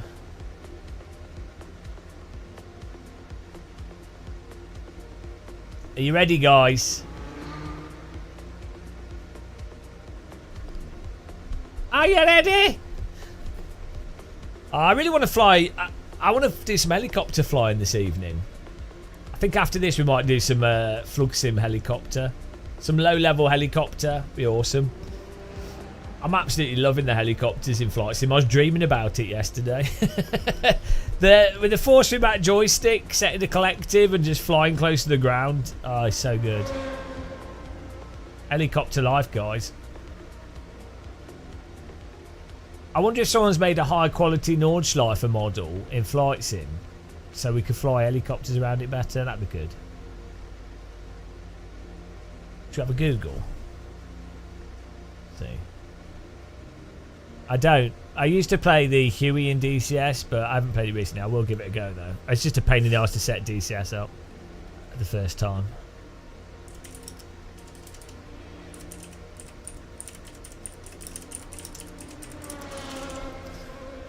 Oh, here we go.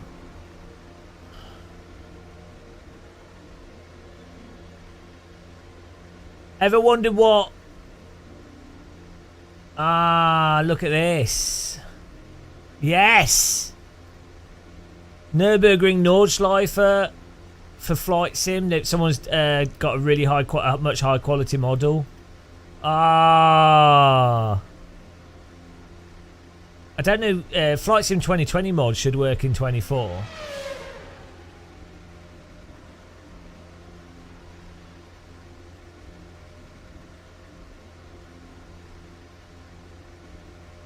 They've even put the airfield in that's close to the Nordschleifer. Oh, it looks amazing. They've proper, like, brushed it up. Well good. Imagine if it had cars driving around it as well, which you could do. I'll send you a link, guys. Ah, Flight Sims. So good. Here's a link. Yeah, I don't know how to get this working on Flight Sim 2020, but...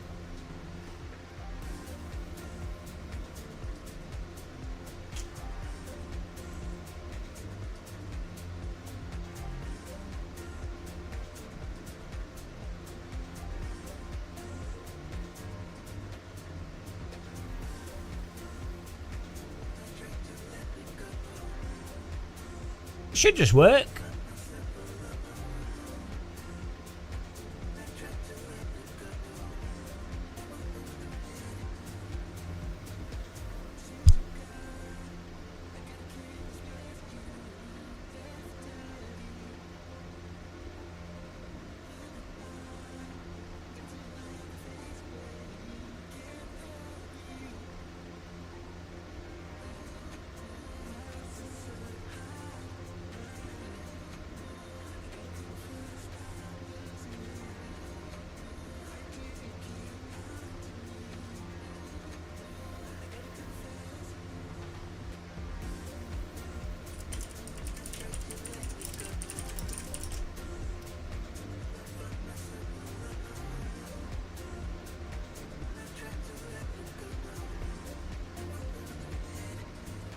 Why am I wearing boldness?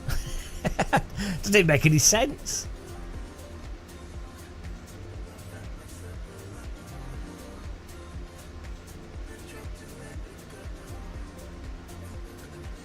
How is it only 900 kilobytes?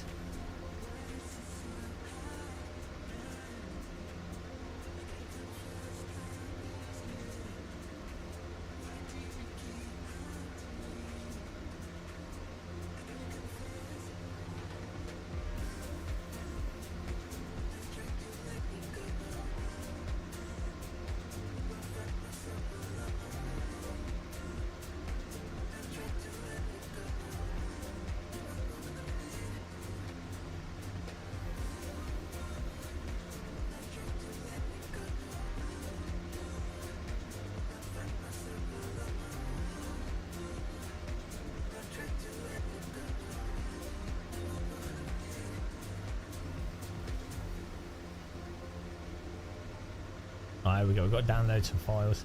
Well, we're just about to do a Nordschleifer race, but I'm just downloading some Flight Sim, the Nordschleifer for Microsoft Flight Sim.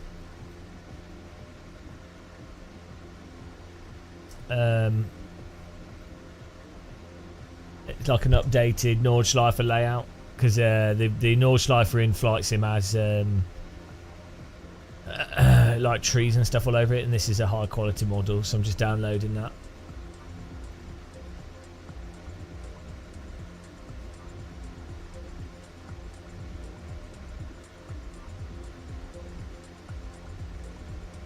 You just bought Stalker 2.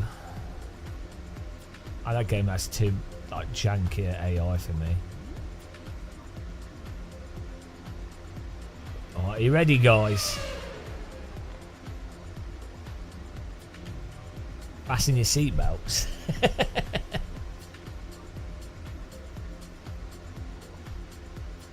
Rob Chawson's on pole. Second is Oromu. Chedhead's in third.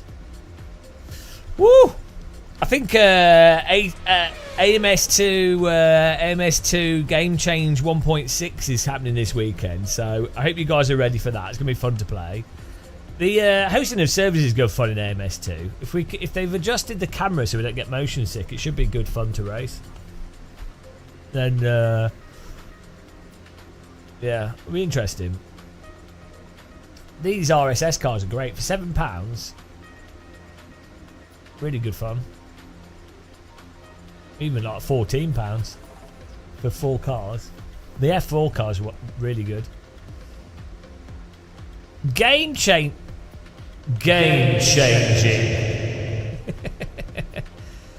I know, it's really funny.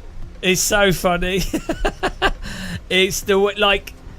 What the thing is, like, Reason do really good work, but at the end of the day, they're not bloody Kunos, or they're not building their own full-on simulator from scratch. It's like they're doing a really good job. They're putting loads of work into it. I'm not undermining that, but they're not like they make out. You would think, and this is it works. If you didn't know anything about sim racing, you would think that their next update was basically like iRacing new tyre model, or like Assetto Corsa Evo, or you know what I mean? You would think it was like, oh my god. but like, not that it's not valid, it's still really good fun, and they probably put shitloads of work into it, but it's just funny how it's so much of it. Yeah, and then you read if you see the comments, like, people lap it up, so it works. And you can also tell that Reza historically don't like YouTubers playing it and then giving immediate like feedback, right? And because they feel like it undermines the work and things, so they've tried to get on top of that. I don't blame them, but it's just pretty funny.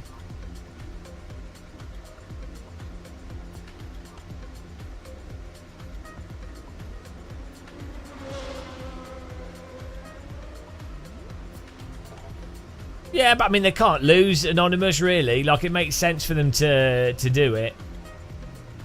At the end of the day, they want to drive sales, and at the end of the day, a lot of people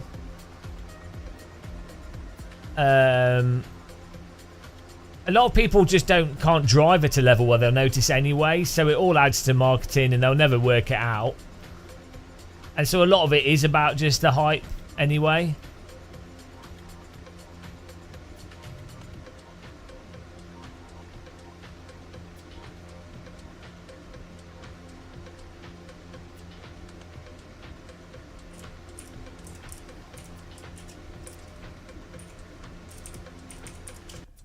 Whoa! Okay.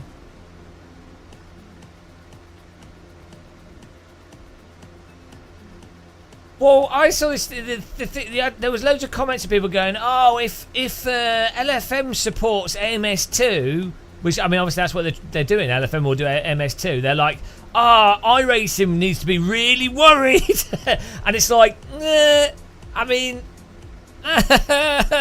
Like, even right, it's the weirdness of the delusion, because it's like, even if a developer came out with like a sim that was like 50 times better than iRacing, like actually objectively better, iRacing wouldn't need to worry. There's people that have been playing it for so long, they'll always want to keep playing it.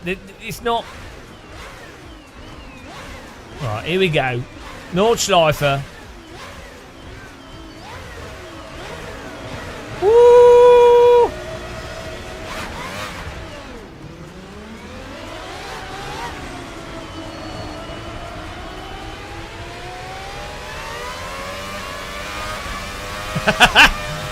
Totally normal Nordschleifer race here in a V12 F1 2026 spec car. This is the future of Formula 1. Nice. I'm just going to take a shortcut here. I think that's safer. This is the future of F1. Ah, look at this. They can't even keep the car on track for 3 corners.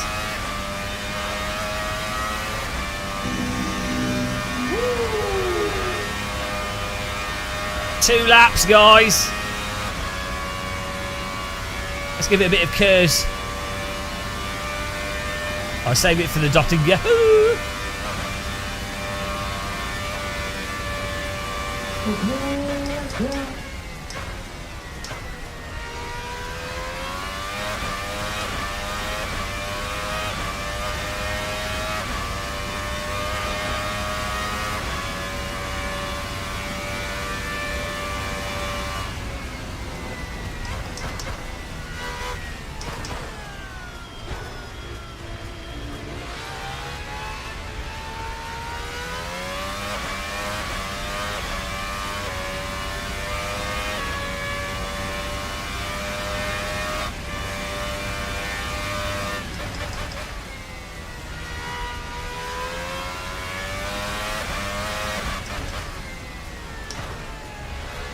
I think they should do 24-hour races in this car. Around the Nordschleifer. V12 Formula 1 cars. Perfect.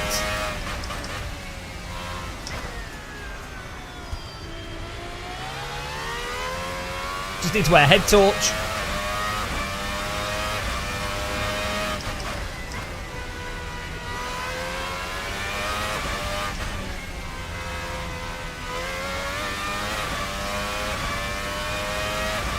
Can we get Edwards? Will he make a mistake?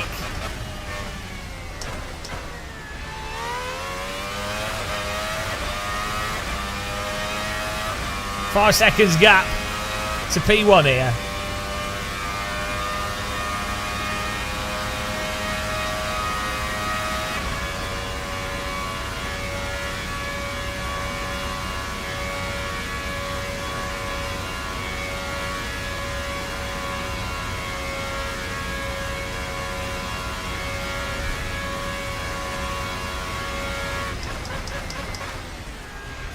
Oh, he's made a mistake. We're in first place.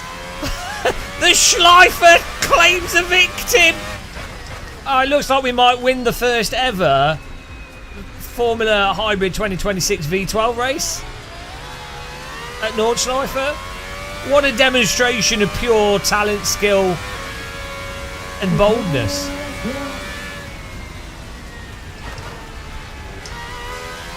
No one can compete with us. We've walked around this in flight sim. No one else has that level of... like, we only walked around the first 2 corners, but... other people have not gone to that degree of studying.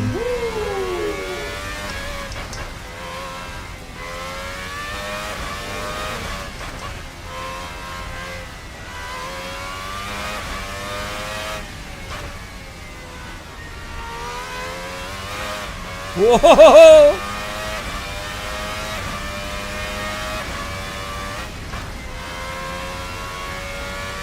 What's funny is if you drive like a GT3 car around this, or what a radical, it will seem really slow after doing this. Whoa! Yeah, cutting a corner is not a good idea in this car.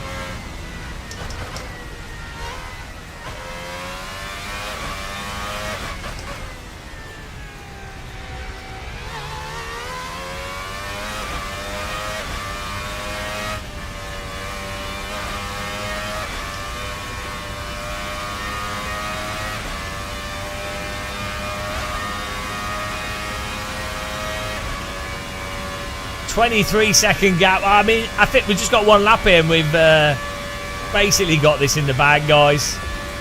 What an embarrassment for our viewers. As I've realised we're DRS down here.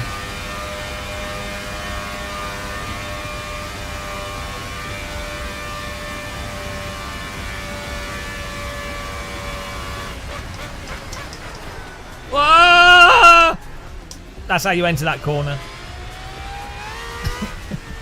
Great way of slowing the car down.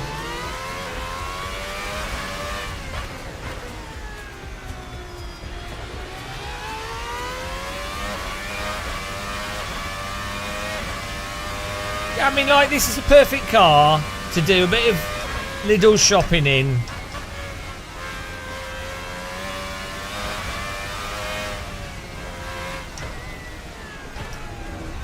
A little bit wide. It's fine. It can handle off-road. Better than a Tesla Cybertruck.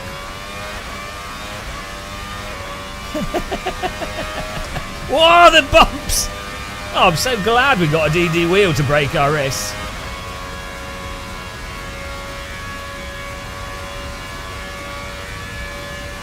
This, we're gliding through the countryside. It's faster than a helicopter. It actually is.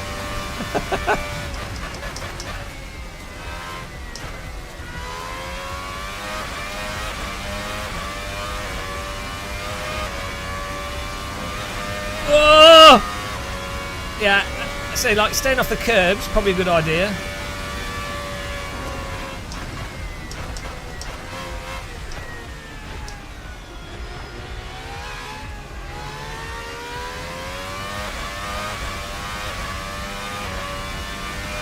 I beg to differ, BRT. This is Schleifer perfection. This is the perfect vehicle for the Toyswagen. Just turn up.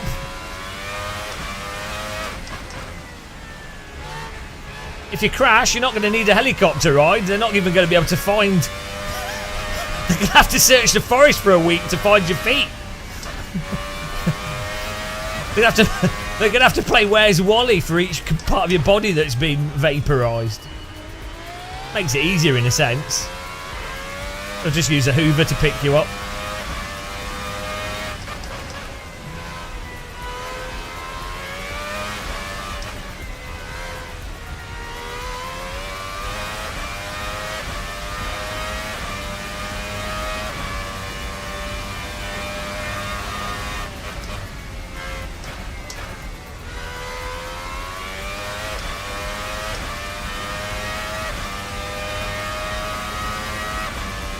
Beautiful. I think we've just found the new ultimate Nordschleifer weapon.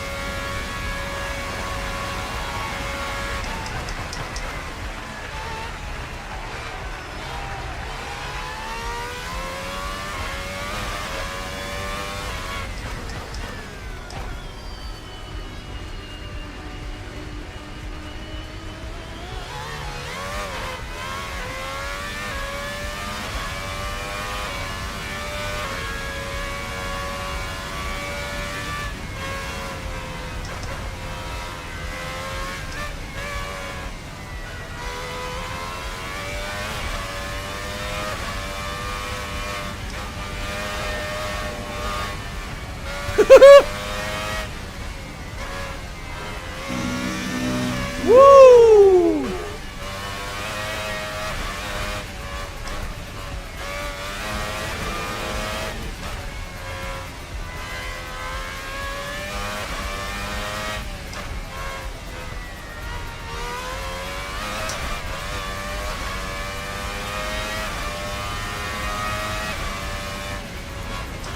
Well, this is very fun.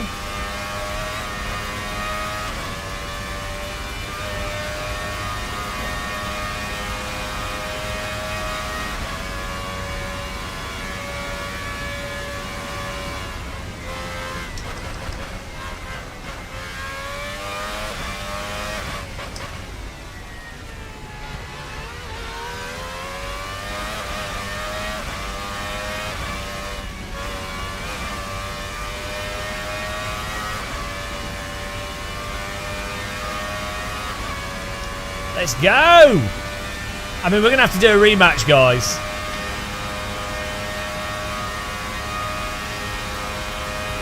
What are we on? 4:59. I think we could do another 5 seconds faster. 5-minute lap challenge. This is well good fun though. Now, if you send a message to me on Discord, we're giving keys out.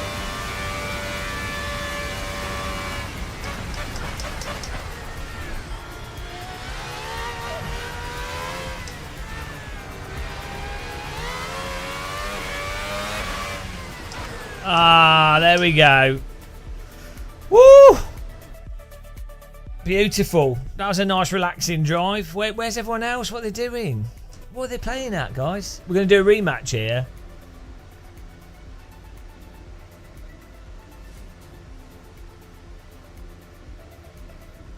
They've got 4 cars for like eight euros basically as a offer at the moment.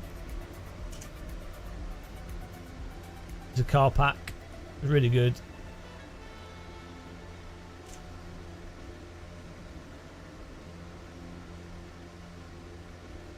We'll do another one, guys. That was good fun. Enjoyed that. I think the pack's worth it just for that. If I didn't spend money because I got the key for free. We've been giving out free keys. But if I spent £8 just for that was £8 of enjoyment. That was as good as playing House of the Dead in the arcade. It was well good fun. We're going to do another one. Oh, we need a proper race. I mean, come on. Rob, M. Wheeler, Lewis Ed. What were you doing, guys? Not good enough? We'll let the timer run out and then we'll do a bit of quali so more people can join in. JT, damage model. So I suspect that the only damage they're going to have in AC ever will be similar to AC, where it will just be like visual texture damage. I think they've commented on that. I don't think you're not going to have like bits of the vehicles falling off and a lot of damage. So the thing with damage with car games is that there's multiple aspects to it. One of them is a licensing aspect where sometimes some licensees are very particular about they don't like to see the cars getting damaged or being in crashes and looking like they're broken. Some licensors, some don't care, and some only care with some developers. So there's that aspect. If you've got a lot of cars, it's more likely that one licensee will be like, oh, we don't want our car to look like it's broken. So then, you know, it's going to look very out of place if it's the only car in the game that doesn't break.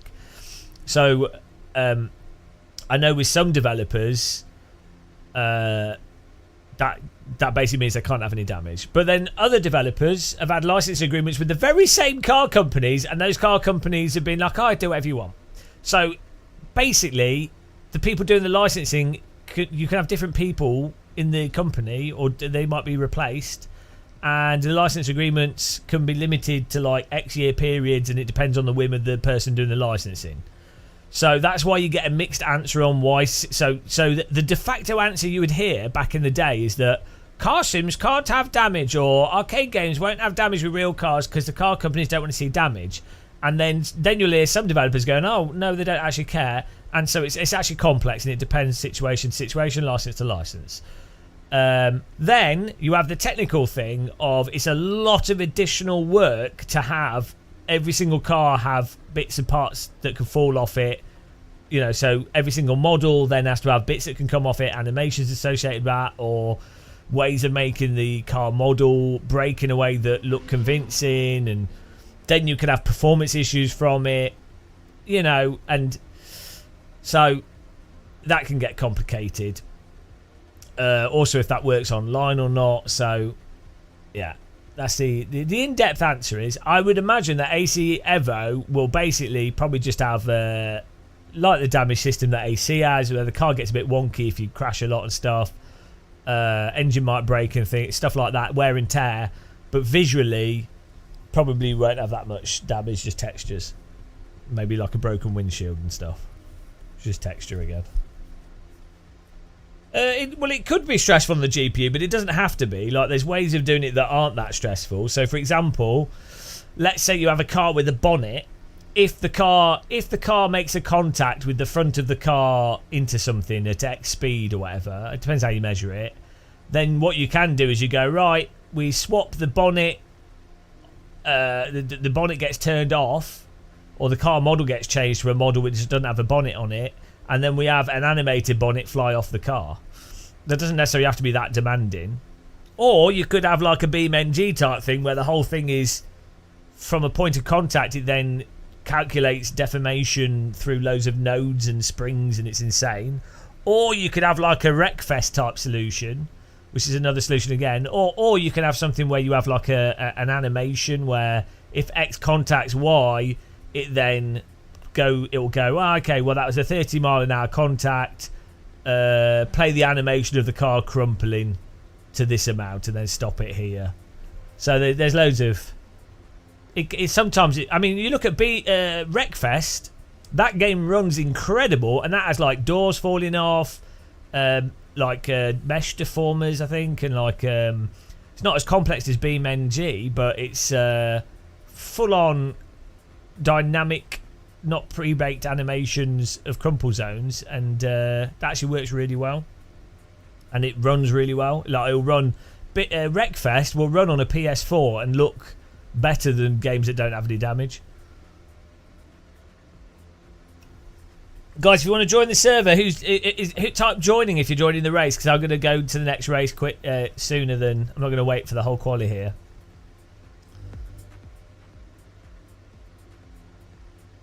Yeah, crumple zone animations are where it's at.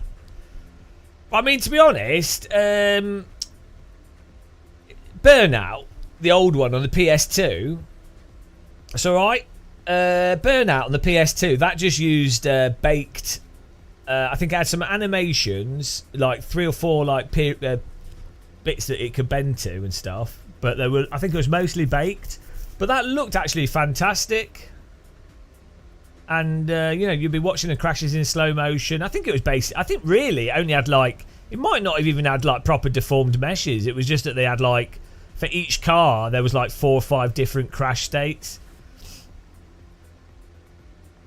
And then it would just jump to them. I think it might have had a bit of mesh deformers on it. I'm not sure actually.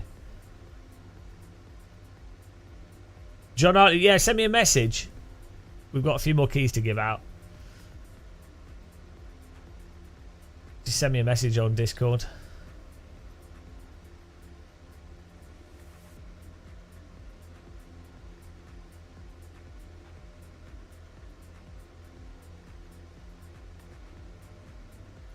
We've almost given out all the keys though.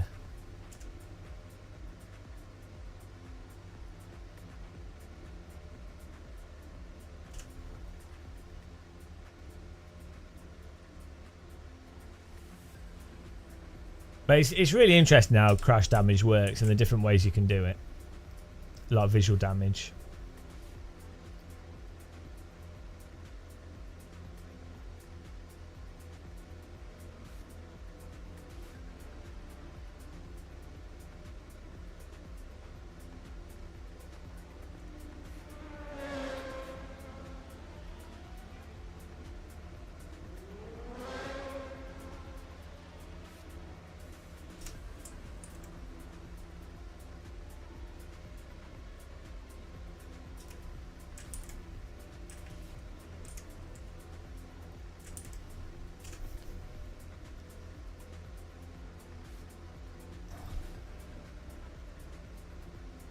Yeah, Destruction Derby has a good thing. Yeah, and I mean a lot of these games actually use similar systems, just to differing degrees of resolution and quality.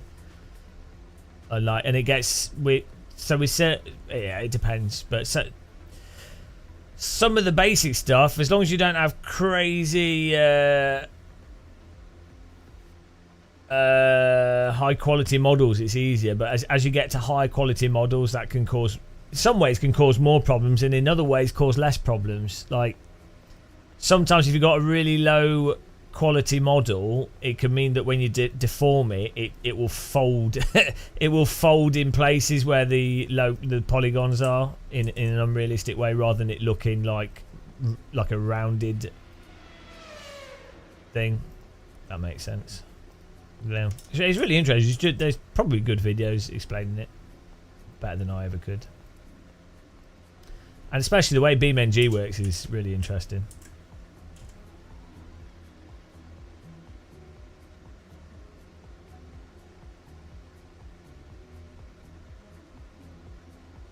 I mean, yeah. I mean, I think the key thing with Burnout, the old Burnout games, rather than the new ones, is it was just very satisfying. And I don't think you necessarily need a particularly complex crash damage system. Actually, Split Second, I think, basically used like multiple car models, and that was really, really satisfying. And it's just a case of like, if a car's like a bit damaged, five car models, for example, or maybe like bonnet removed, rear of the car removed, whatever. But then the old animation of how a car flips over and everything else, and a bit of particles, you can make it really satisfying. Well, so Kowalski, the damage is yeah, it depends how you synchronize it. But there's different ways of doing that though as well. Like you could have predefined car models that are good enough that the server then uses as like a synchronized model. Or you can have it just applies like the same. So if you apply the same rules to the accident, so let's say rather than you having to send all the actual specific exact information for how it's deformed, the server gets the information of the crash that causes the deformation, like intersecting with some object at whatever position, and then it lets the other client play that animation themselves. Then that could, there's like infinite ways that these can be done.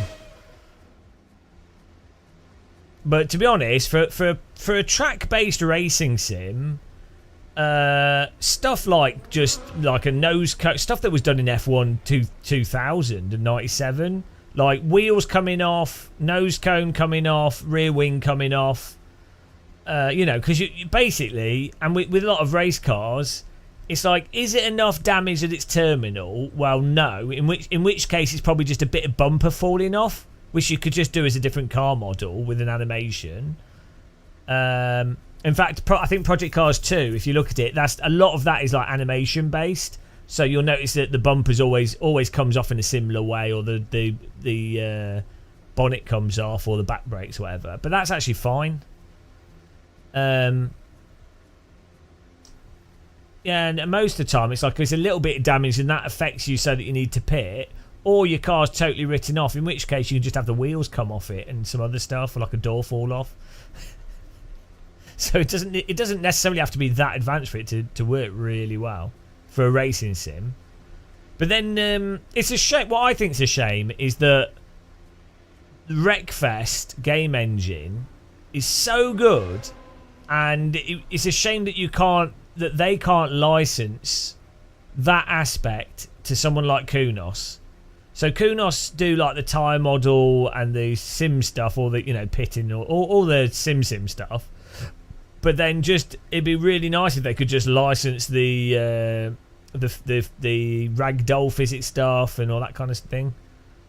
Because that's another thing in Wreckfest that's mental is when tire walls get hit, all the tires are synchronized over the internet and it looks great, and there's no like weird appearing and disappearing, and I don't know how Wreckfest managed to do it so well.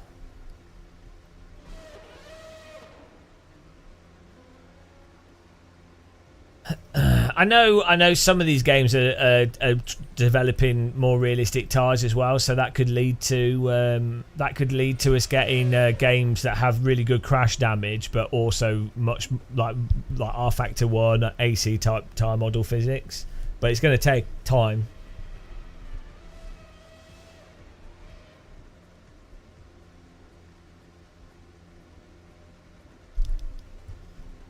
Are you ready, guys? Who's joining for the race? Because I'm just going to go to the next session.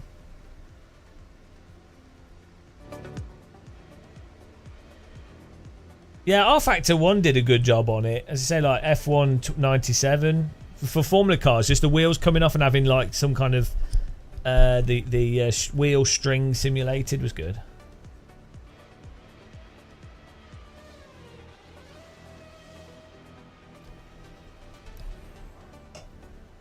Okay, I'll wait a minute. Some people joining. But it's been well fun to drive. Like, this is a thing. The RSS cars, I mean, the models are really nice. The sound's amazing. I've enjoyed the handling of them. I wouldn't necessarily say they're the absolute best cars driven, but this is not my type of vehicle. Like, it's just too fast for me.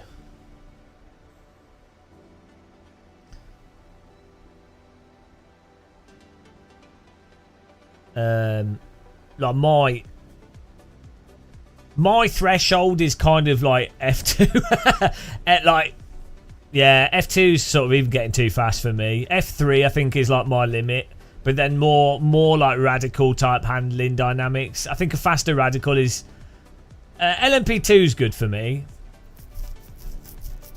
Like, I think if they do a good LMP2 car with like AC type physics, that's spot on for me. Or GT1 cars, actually. So part of it depends how twitchy the car is as well. That's the thing.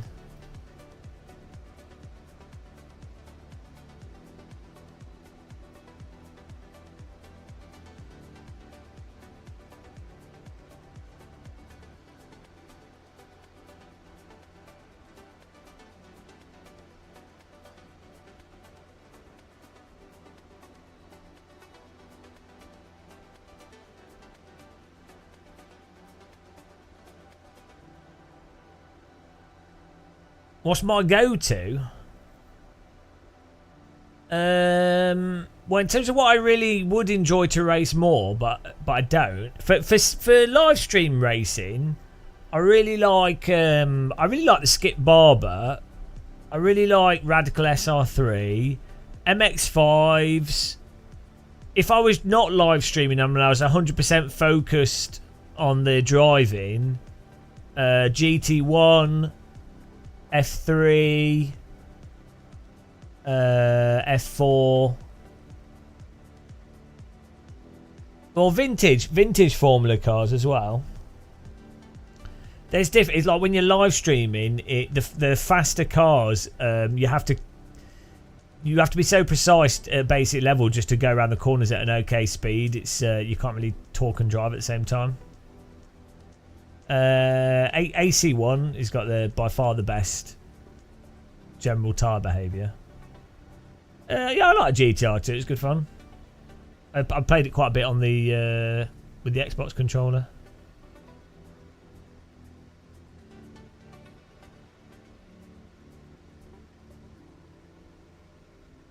Yeah, but I like small helicopters as well. Small, nimble helicopters.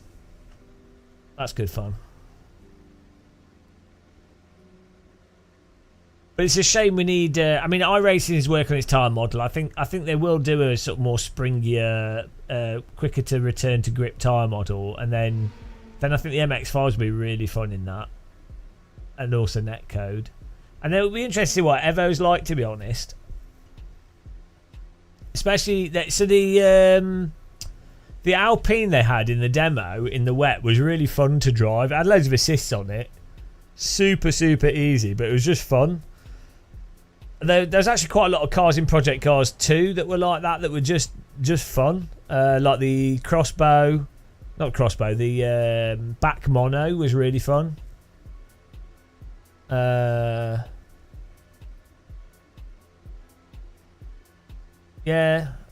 It just depends how the multiplayer works with these games. Because for racing, you need multiplayer systems.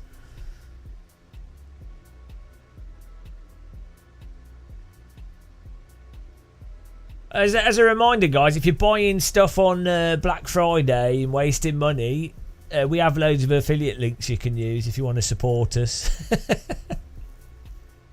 Like Fanatec, Moser, Amazon, they're all on our Discord. Shill moment, yeah.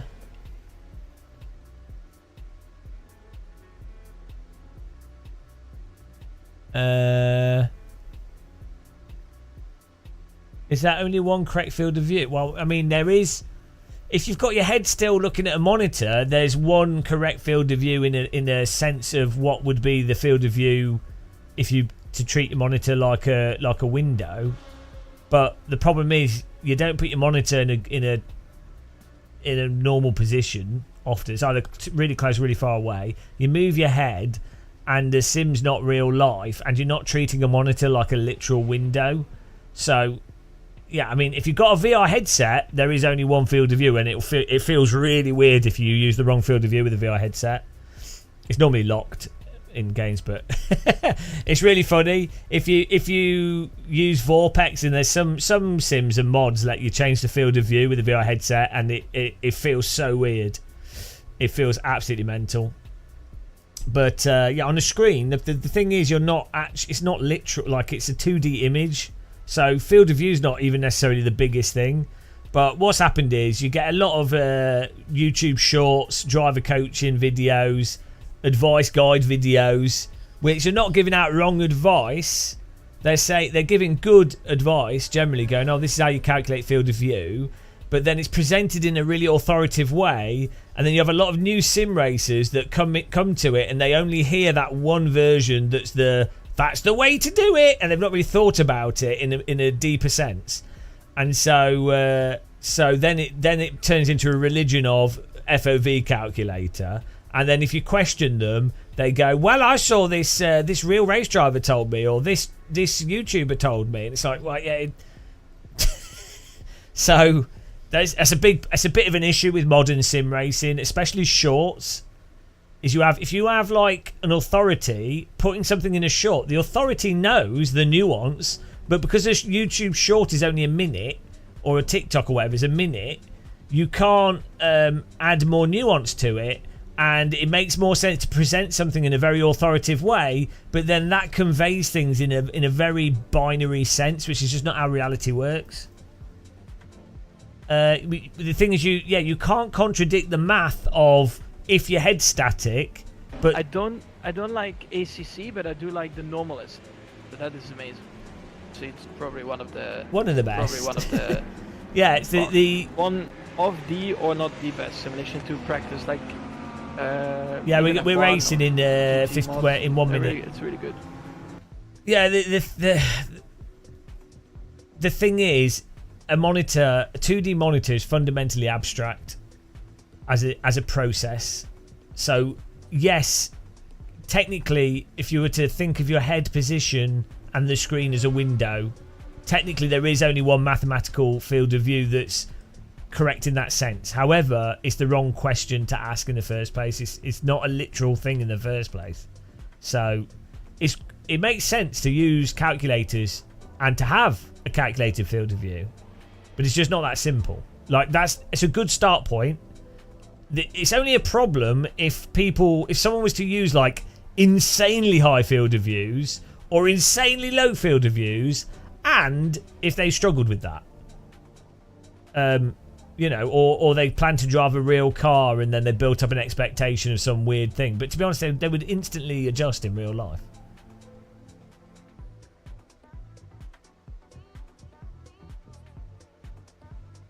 But you could then... The thing is, you could then... the angle of the screens either side of you as well would be a whole thing. Obviously, you can set that in field of view calculators. But what's really weird, right? These sort of force feedback field of view calculator purists, right? Really often, they basically only play iRacing, and it's like, okay, why are you being so specific on field of view, and yet you're going to play a sim that doesn't simulate one of the most basic aspects of tyre grip returning?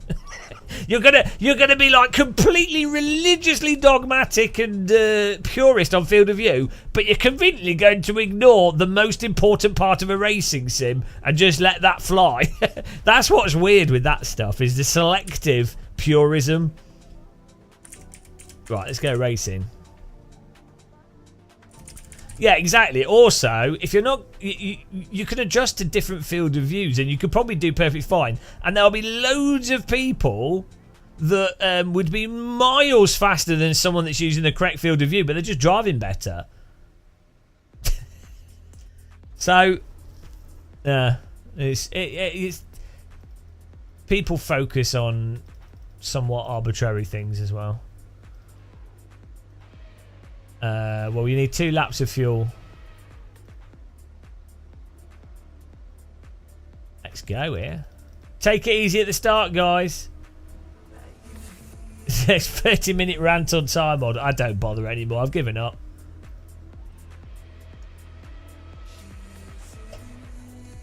Eventually, people work it out for themselves. They just haven't sim raced enough.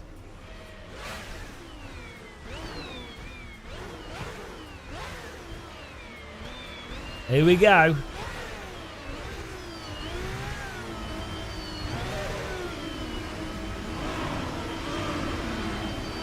Take it easy, guys.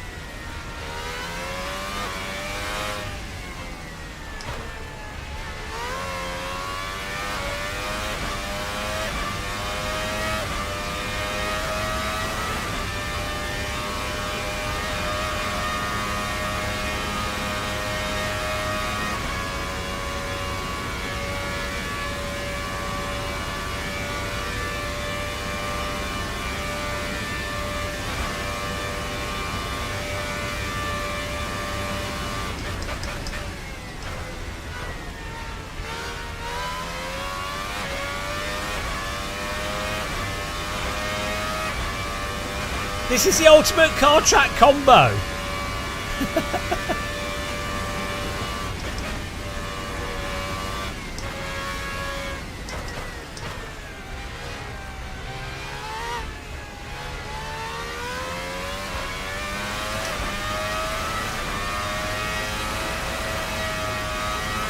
The chat room paused. Had to unpause it.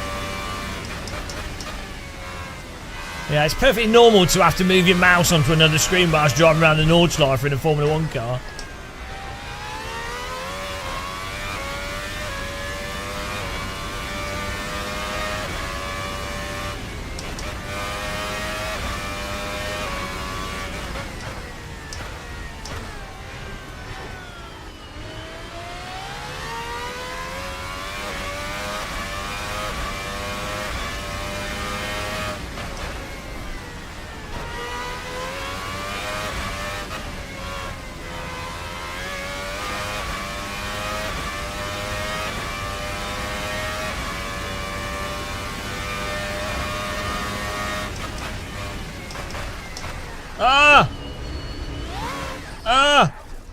What am I doing?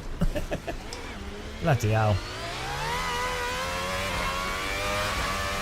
Oh, I only have 1,554,000. Shedhead's on our tail here.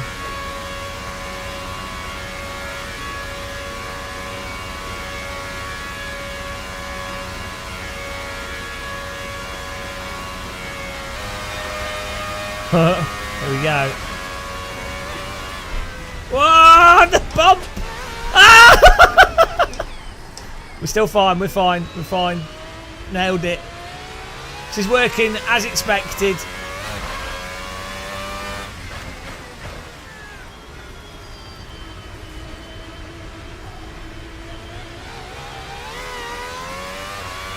Shedhead in a yellow car.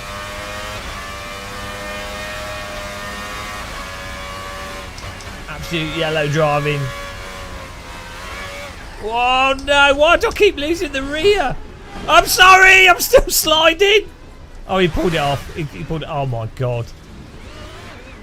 We're struggling this one. It was easier last race. Yeah, we keep hitting bumps and then flying all over the place. You have to be careful on the throttle when it bumps.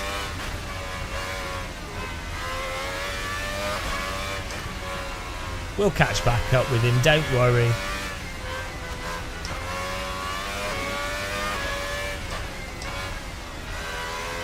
You have to get into the Schleifer rhythm. Formula Schleifer rhythm. Oh dear.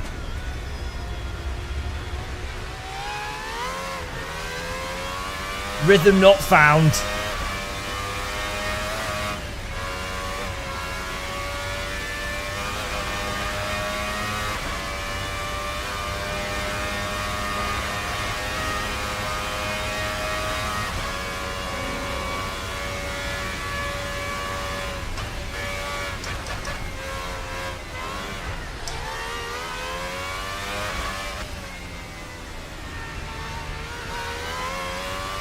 We're catching him.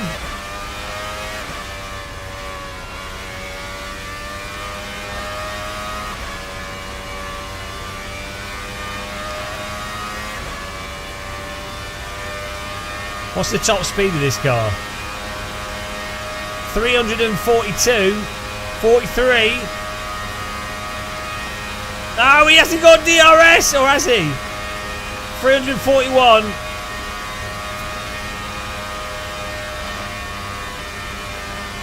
Don't think he does. We're zooming on him. Thanks for subscribing. Welcome to the final lap of the Nordschleifer Formula F1 2026 V12. The future of motorsports as we chase Chedhead for a potential second place. P1's gone. Will Chedhead fold under the pressure? Can we find a way past him?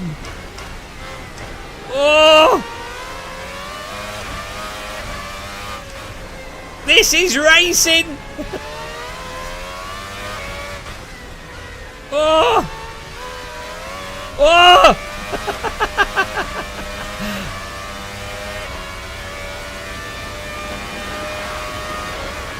Oh, we got Mega Suck!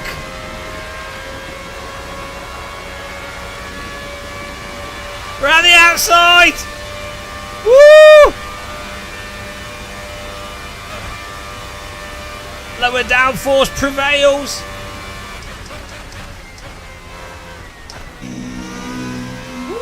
Goodbye, Chedhead! Now we just have to escape him without making a big mistake.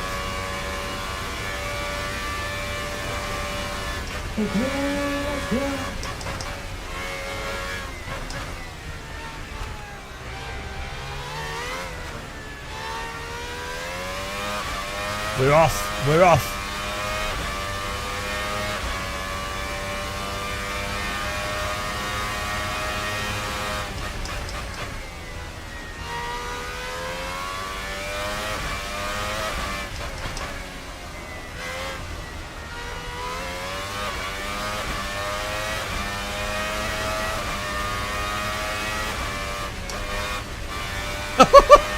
Almost flat out through this section. This is mega steep in real life.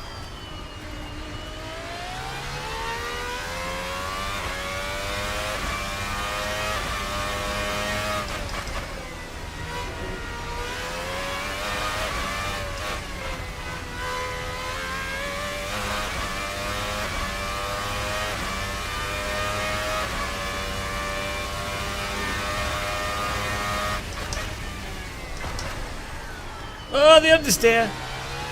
Couldn't get to turn there.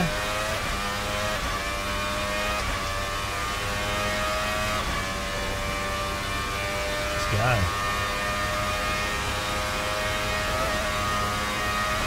Oh, I was reading the chat. I was checking chat messages. I thought it was a bit of straight track. No, no, no. Oh, bloody hell. Death by chat. What's the gap? Can we catch back up with him? On that fast bit of track as well. You're breaking the car. Oh.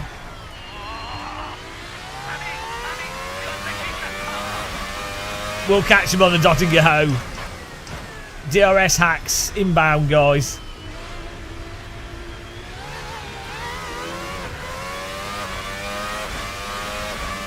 We're coming for you, Chedhead. We're gonna cheese. We're cheesing him.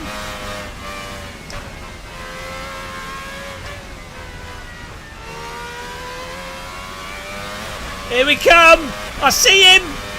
The attack on the Ched. Shedageddon! Oh dear. Car does not like the grass. Ooh!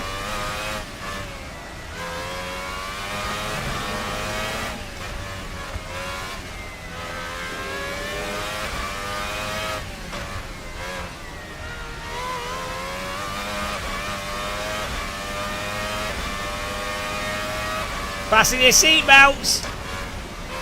Full attack!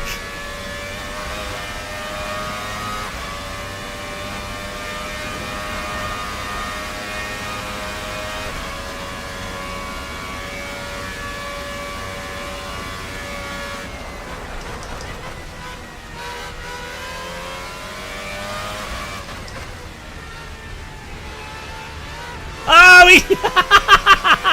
he throttle chedded himself into the wall. Don't want to do that. Absolute shed. Ah, what a shame. Too much throttle. That'll be £8,000 Armco repair fee there. Lewis Edwards has won the race. Well done.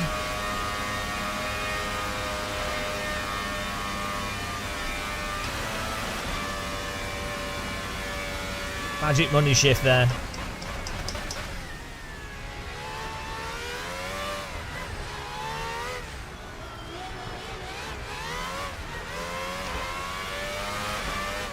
Beautiful second place. Absolute Sheddington. That's good fun. It's an utterly ridiculous car track combo. Woo!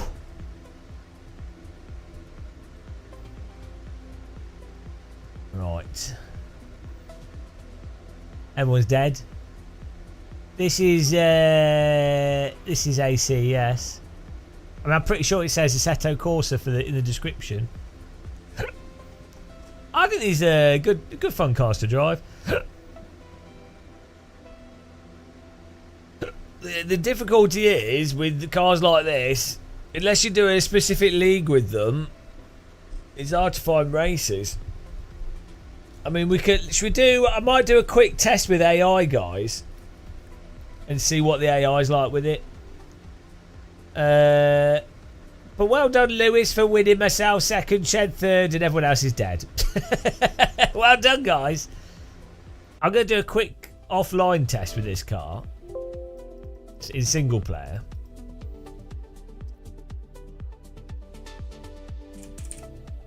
Because I want to see if the AI can handle it. What track should we do with AI? Should we try an Imola? And we'll put the AI on. Let's make it 5 laps. Opponent difficulty. Let's put them on 100.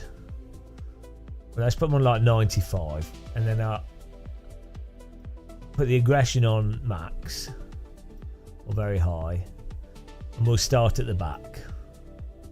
Right, and we've got 26 opponents.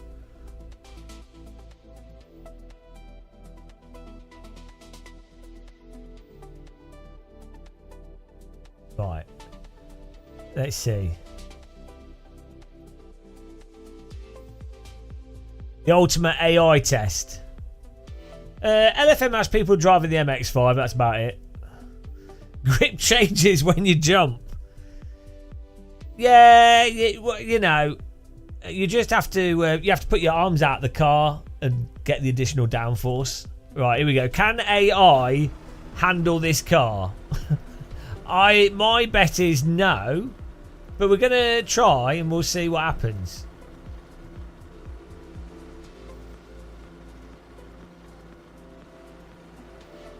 We're gonna see what happens with the AI here. I'm thinking nished. Here we go. Oh, it's winter as well. That's good. Here we go. Can the AI handle this car?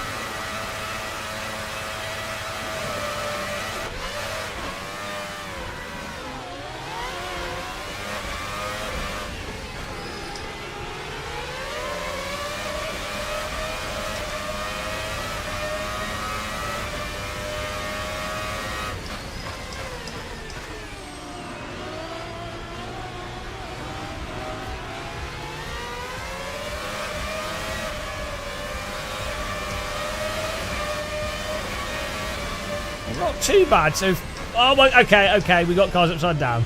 Just as I was about to say, not too bad. We see cars upside down. Well, we're still going all right here, though.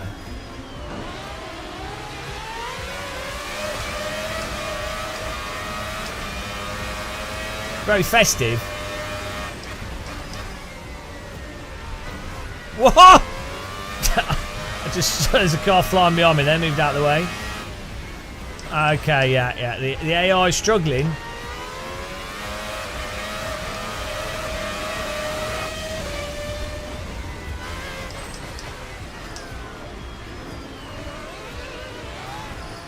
Might be. Oh, hello. Thanks for the raid. The tank. We got rear-ended a bit there. Welcome along.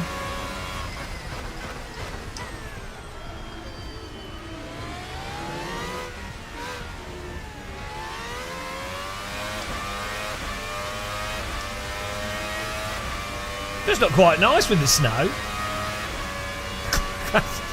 Yeah, Snowy Imola. You've never been to Snowy Imola? Beautiful. Oh, nice overtake there.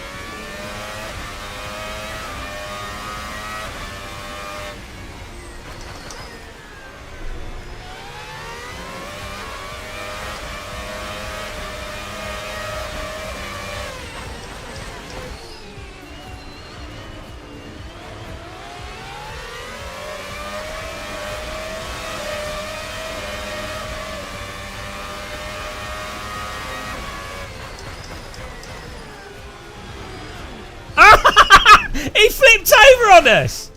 He hit the curb and rolled! Okay. He rolled on the curb. That makes any sense. Good physics there for the AI. What on earth? Yeah, needless to say, the single player in AC is not his strongest point. The AI... Do they use their own physics? I think they use the same physics. It's really weird that that would happen.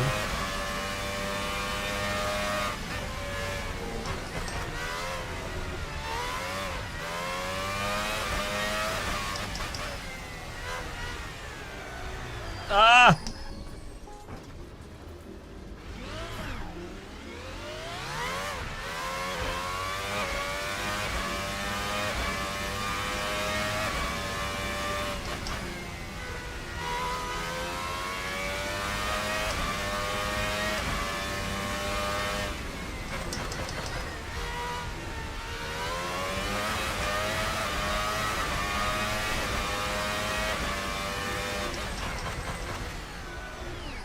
Okay. Well, yeah, I mean, yeah, you can't really race the AI properly in that. So, I mean, that's the difficulty with this sort of stuff, is if you're going to race online with these types of cars, you need to find people that are safe and quick, which is never going to happen. So then you're basically just going to do hot lapping in them, which is fun, but yeah, that's just the difficulty with really fast cars. I think they're even harder for AI, and then it's harder to find good online races with them. So you kind of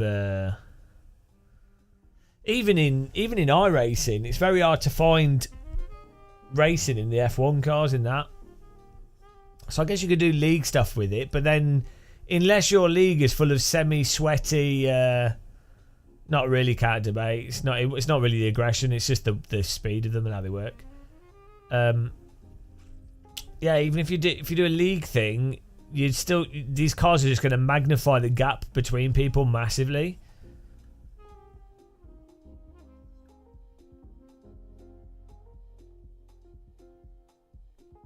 So I think they're good fun, but it's difficult to really actually race with them, if that makes sense. Hello, Lawrence. How's it going, man? Got these late night raids. Let's go. Have you tried these cars, Lawrence? We were just driving the RSS cars. Good fun.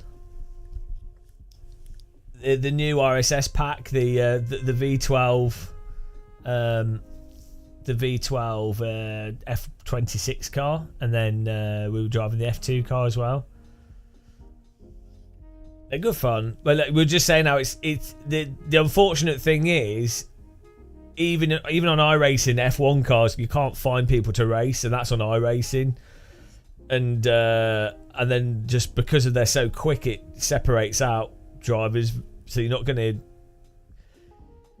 fun to drive, but you're not necessarily going to get good racing with them.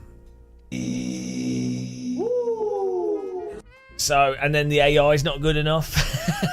So this is one of the, I think this is one of the things for like having good AI. Like in iRacing, the AI is not terrible actually, so that's something. But that's one of the big reasons that you would hope that for Sims to have good AI, so you could do like the career mode stuff that's in the Formula 1 games, so that you might have a car that's a bit niche, and then you can set the AI to a difficulty or some auto difficulty and actually have good driving with them.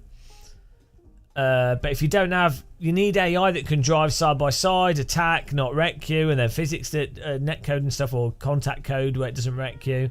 So I think, I mean, to be fair, AMS2 is pretty good in that way. Like you can load up AMS2 and normally have okay racing with the AI. Well, it's still a bit weird, and then the physics aren't very good, but can't win. What should we do? Is anyone else wanting to race with this still? I kind of feel like flying some helicopters for a bit. I mean, I'm in like a helicopter mood. I think I could refresh the. You guys check out Lawrence, his channel if you haven't. He does loads of reviews. Give him a follow. Follow the Lawrence. What have you been up to, Lawrence? You probably do like community racing. The pace car is out of control. Fish slap Fred. I've got my fish here. Fish slap Fred. I can put this on here. Fish. It's like I've been on my 60s Formula car and have landed in the Monaco Sea. Oh, nice. Oh, it's such a shame that game's messed up. I mean, it's fun, but imagine if EA WRC was just basically like Dirt, but with more content.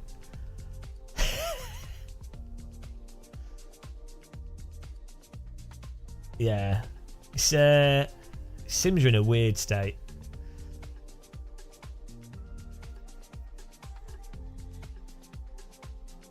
You think they're better?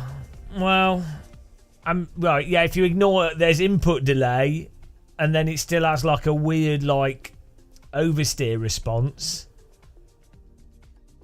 and then there's like a weird auto correction built into it, which is really strange. I don't know what's going on there. It has like there's weird shit going on with it, Lawrence. It's Unreal Engine. It's broken. You've just played it too much. Like you can play it and it's fine to drive. Like what I like about the EA WRC is you can kind of drive it with your brain turned off. There's like a weird, yeah, you kind of just drive it and it's oddly like there's like an odd spring, so there's like a vague center to it.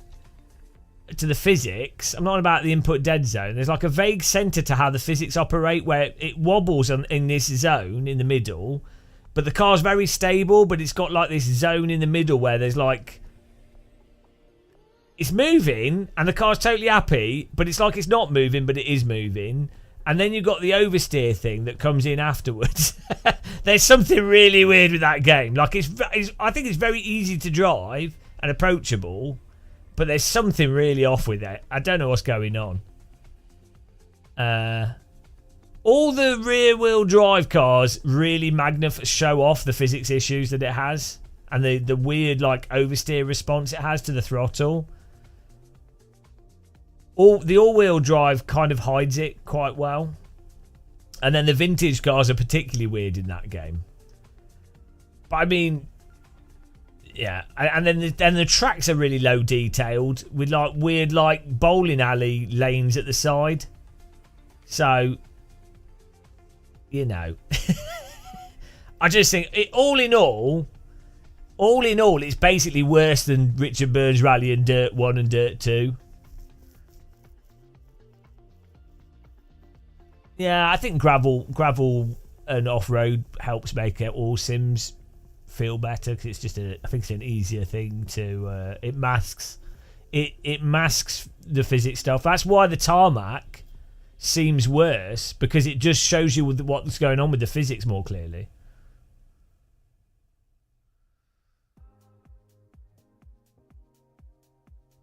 Brakes are superpowered. Yeah, I think I get the impression that's kind of on purpose to make it easier to not fly off the track.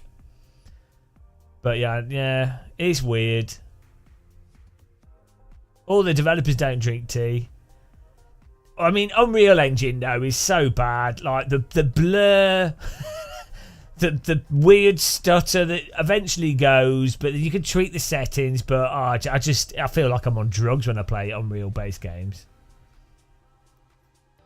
That's not true, Lawrence. That's just not true. If it was realistic but not shit, then it's fine. It could be more. It would be easier if it was more realistic. So that's a myth. The whole realistic equals harder. Yeah, I'm not saying it's not perfect or that it needs to be perfect. But I mean, an idiot can get into a low-powered rally car and drive it around, and there's someone that's never done rally driving can go around like the Brands Hatch Rally School. Yeah, but it's quirks because it's a dev team that's been. Dirt 1 was made by a dev team where Codemasters said, "Oh, do what you want, and we're not going to micromanage you." And a passionate bunch of guys made the best thing they possibly could with what they had available. Dirt 2 was people kind of ruining what they'd done, but keeping most of what they'd done and some improvements in some areas, but mostly ruining it. And then EAWRC is Codemasters staff being micromanaged, not having enough time, and being forced to get something out that supposedly is what people want, but nobody actually wants. That is what that's exactly what that is. And it's like that's why Richard Burns Rally was so good, because it was made by people that were trying their best to make the best possible thing at that point in time with what they had available to them, when they weren't really even asked to. It was just a bunch of they were like, oh, hang on, what's the bet? You know, someone just wanted a rally game that was licensed. They didn't want a full-on simulator, but the developers were like, oh, hang on, lol.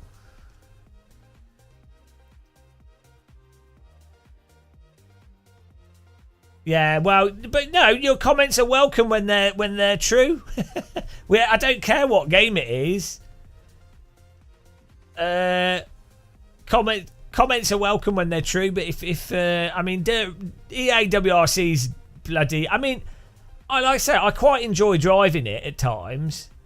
And I'd say it's probably less broken in some ways than the previous, what was it, the Nakon WRC games. But those had the weird throttle issue and then the weird snappiness. But then it was kind of quite pokey. It was still quite fun, but just weird again.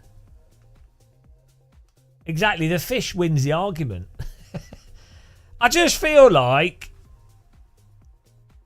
Yeah, well, it's a full price game and it had like at launch monster stutter. It doesn't. The stages look worse than Richard Burns Rally stages, a game that came out 20 years ago. The handling is arguably worse than a game that came out 20 years ago. The physics aren't actually forgiving, though. That's the problem. I don't mind that. I would like forgiving physics, but they're not. What EAWRC is very easy to drive massively under the limit, but as soon as you actually start trying to drive it properly, the physics completely break down. And then the tracks are dull. The blurriness of it bloody driving rally cars in BeamNGs are a billion times better. But then that doesn't run very fast unless you've got a supercomputer. We're good for Co, CC, thanks. Order, yeah, so I mean, I think you're being too forgiving for EAWRC. Why are you? Well, no, we can't agree to disagree. And I didn't say you can't like it for what it is, but that's not even an argument, Lawrence. You can't. That's just that's a platitude. That's like me going, oh yeah, the Tories, they murdered loads of people, didn't invest in education, destabilised the healthcare system, and completely destroyed the British economy. But I like them for what they are. We'll have to agree to disagree. Yeah, but whether or not you put up with it is different to what the problems are. So I'm not saying that you can't enjoy it, and I think you can enjoy. Like, I don't massively not enjoy EAWRC. Like, if you ignore the launch. And you look at the content now since the last DLC update, so there's more content, and you look at it after it's been patched, so the stutter's not as a big issue, and they have like patched a bunch of stuff. So if you look at it now and you're sort of thinking, oh, it's a £15-20 game, then it's fine, it's okay, but you still have to go, hang on, it's actually worse in many ways than Dirt 2 and Dirt 1, and you know, which are the prequels. So by all metrics of how normally people judge things, normally they need to be better than the previous stuff. That's pretty normal. The same, different, or better. I think it's... Well, that's just not true, Lawrence. When you go, oh, the physics are 90% true to life, just like ACI racing. Well, again, you're just talking in platitudes. Nothing's perfect. That's fine, but for example, AC and iRacing are both imperfect in different ways. They're both models, they're both simulators, but fundamentally, if you're going to talk about specific components, which you have to do, AC's tyre behaviour is fundamentally better than iRace's, which is why iRace is working on improving it. The ranking in iRace is better than AC's fundamentally. So.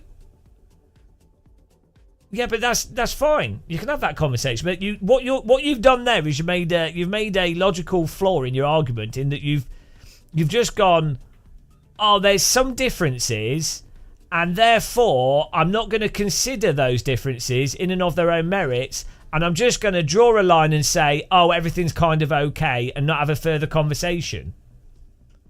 Which is fine, but that's just a really poor way of having a conversation.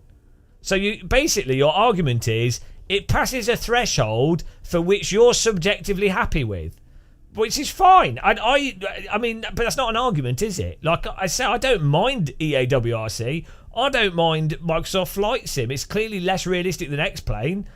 It's fine, but that's not the conversation. The conversation is on specific components. So if someone was to say which game has the better helicopters in it, Microsoft Flight Sim or DCS, if someone's being honest, they'd have to say DCS. That's just the truth. Like, you can go, but Microsoft Flight Sim has single player stuff in it and some other things in it. It's true, but the flight dynamics are fundamentally worse in Microsoft Flight Sim. So that's just how. But I haven't said how bad they are. I've just said that there's issues to the physics. You've just invented, you've straw-manned what I've said. Because I haven't stated I just purely said that aspects of the physics are worse than previous rally games by the same company. I've not said how bad they are. I even said I don't mind driving it. And I also pointed out two specific aspects to the physics, which is the snap oversteer and there's some other aspects to it. So you can't win an argument or have a discussion by making your argument from vagueness. It's like a defense from it's probably a formal fallacy. Like you make an argument by whenever someone else defines something, you then say you make an argument from subjectivity, and then you then try and hide in the vagueness of something. It's what Jordan Peterson does. Like whenever someone calls Jordan Peterson out on like religion, he will jump to different vague components or like interpretation of the word, and they say, "Oh well, we can't define that." And every time he defines something, he then changes the thing. Okay, are the tarmac physics less shit though? And in what way? So this is actually another. I'm waving my fish at you.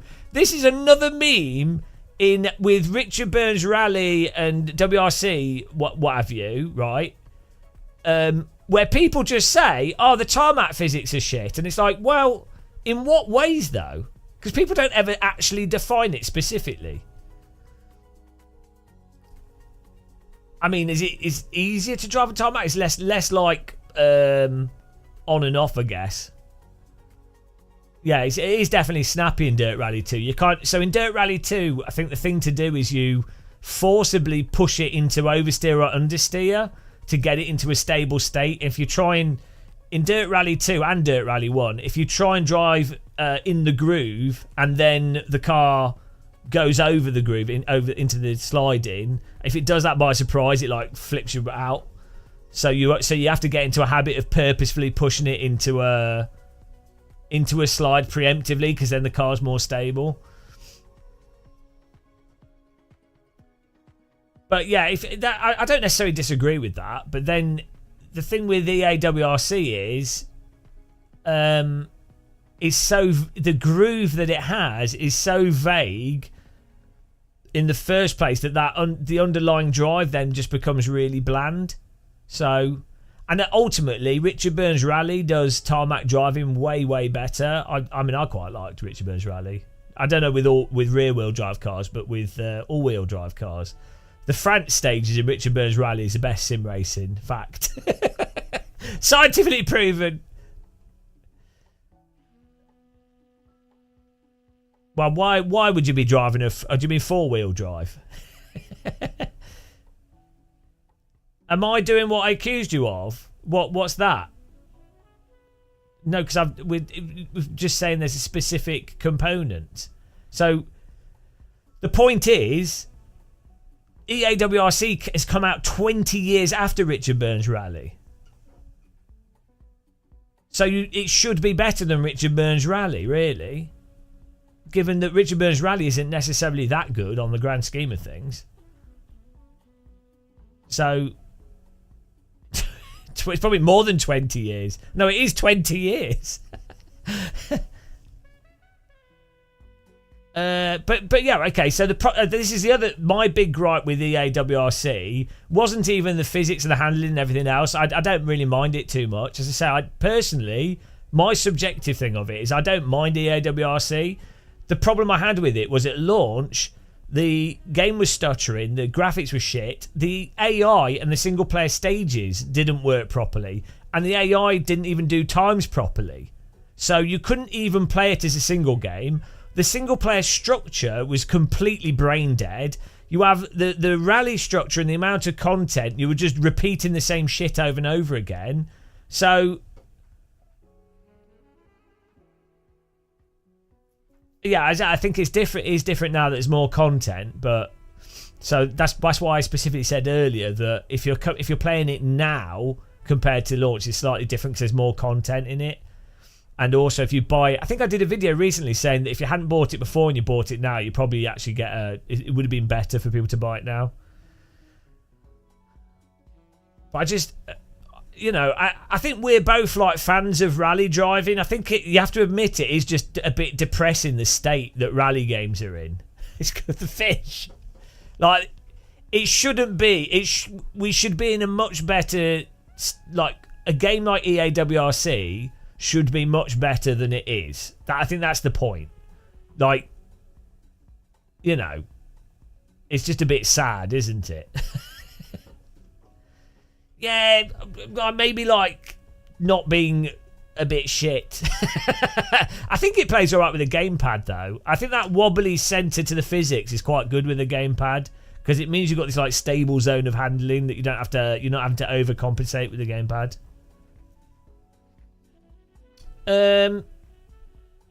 Well, I don't. Again, I think you've made a mistake there. In that, I think they're generally trying to make a realistic game. From my talking with the developers, they're trying to make a sim. It's just a shit sim. It's not actually trying to be arcade. It's just a bit of a shit sim. So it's like that argument of like the Simcade argument. You could have a game that's Simcade like Trackmania, or I don't know, there's a whole bunch of Simcade titles, but they're designed to be Simcade. Sometimes something is designed to be a sim, and granted, like Flight Sim, an accessible simulator, but it's just a bit shit as a sim. Like they're just not done a very good job for time constraints or technical reasons. So it's important to call it what it is, not go, oh, Simcade, let's hide in the murkiness. Just go, it's a bit of a shit simulator. Still fun, but a bit shit. not oh yeah, no, they're trying to do arcade. Do you know what I mean? Well, Gran Turismo's trying to be a sim as well. Especially more recently. It's just a bit shit as a simulator. But that's fine. It's still fun. I think it plays good on the gamepad. It has gamepad support. But recent Gran Turismo, they've specifically worked on the physics update rate, the tyre model, tyre compounds. They've done a whole bunch of stuff. They're trying to make it realistic. It's just a bit shit. That's not Simcade. It's just they haven't managed to make it work very well. Yeah, well, that's what it is, Lawrence. It's probably wrong field of view. Gran Turismo is great with the wheel. Like, Lawrence does it. Like Lawrence, you have a habit of this, of like anodyning it a bit. Like it sounds agreeable, but it's a way of hiding from real discussion. And the average person will be like, oh yeah, no, they're so reasonable, I agree with what they're saying. And it's like, because you're not saying anything, you're just being anodyne. You're going, well, it's all subjective. And it's like, well, obviously more people will agree with that view. Waving the fish. No, I am listening. You're right. Your argument. WRC has differing aspects to its physics that are arguably good or bad, and it's complicated, so it's hard to particularly define. The single player you're quite happy with. If you're talking about the version now, single player plays all right. You are subjectively also quite happy with how it handles. The general tarmac you prefer over the older one, so given that there's a lot of tarmac stages, you're happy with how that drives, and so you're reasonably happy with it. You don't, you're not saying it's the best thing ever. You're saying it's just not terrible. Now, I've not said it's terrible either, but then you are. There's specific points. One, is it better than RBR in handling? No. Is the single player better than other single player games, generally speaking, like Burnout? I don't know, a whole bunch of like arcade games. Yeah, it is terrible. It's terrible that it's not better than it is. Yeah, that doesn't mean it's like the worst thing ever. Yeah, no, I would say it's terrible. I would say from an educated view of loads of sims, if you're coming at it from the perspective of lots of racing sims and not being and expecting things to improve a bit over 20 years. Yes, and given that EA WRC is made by a AAA publisher and a large developer, yes, it's terrible relative to what they should be producing. Given, if you're coming at it from the perspective of how bloody terrible video games have been in the last 5 or 6 years, no, it's not terrible.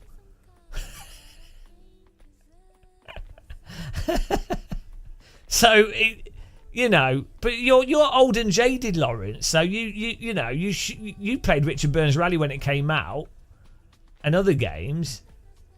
Also, and I say, even ignoring Richard Burns Rally, the initial start point of this conversation, and my point is that I think altogether, playing Dirt Rally 1 is generally a better experience than EA WRC. Like the end result,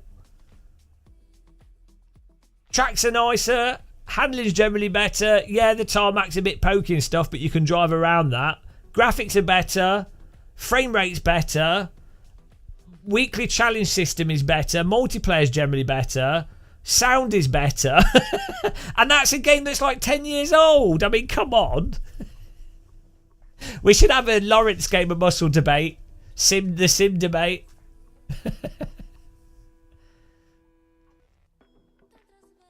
I just think it's like, I get this when I play iRacing a lot. Then you're like, oh, and you go back to other sims that are, you know,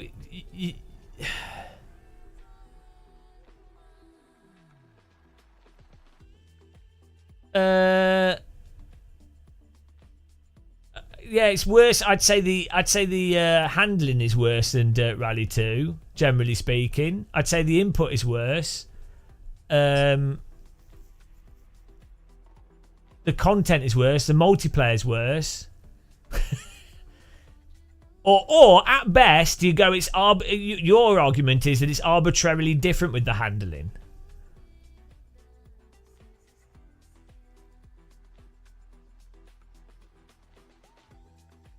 Oh, so you think? Well, you think so you think the underlying physics, the actual, the gravel handling is fundamentally better.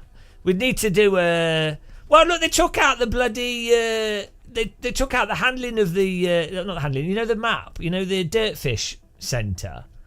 That is a really good location for you to. Like actually side by side test things.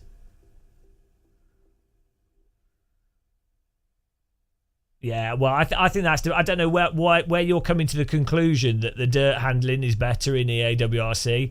There's definitely like this weird bugged out throttle aspect to it, especially on rear wheel drive cars, and there's definitely this weird vagueness in the center, which no other, like, one of the things that when you have a behaviour that's completely different in one sim to every other sim, that's when I'm like, hang on a minute, there's something a bit weird going on. So it's like with iRacing, the tyres over the limit, that's completely different to most other sims.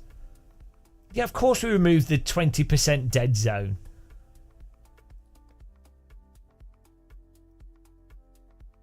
Also, the force feedback is worse in EA WRC compared to Dirt Rally as well.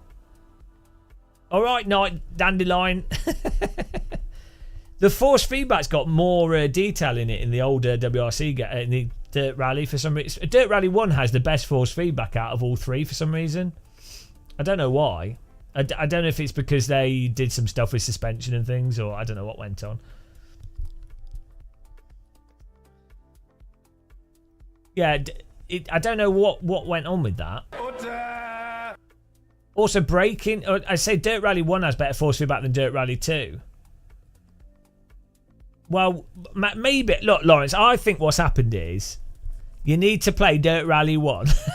And then we need to side by side load it up. And I think like you could have a genuine conversation and it'd be interesting.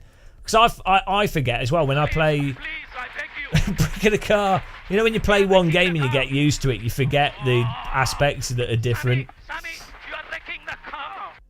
No, I know, but I have like so many hours. I have thousands of hours in AC, but I'll play iRacing and I'll start to think, oh, iRacing's okay because I play it all week. Then I'm like, oh, shit. Well, I not really. No, my nostalgia was towards Netcar Pro. Triple caution. My nostalgia is to Carmageddon 2.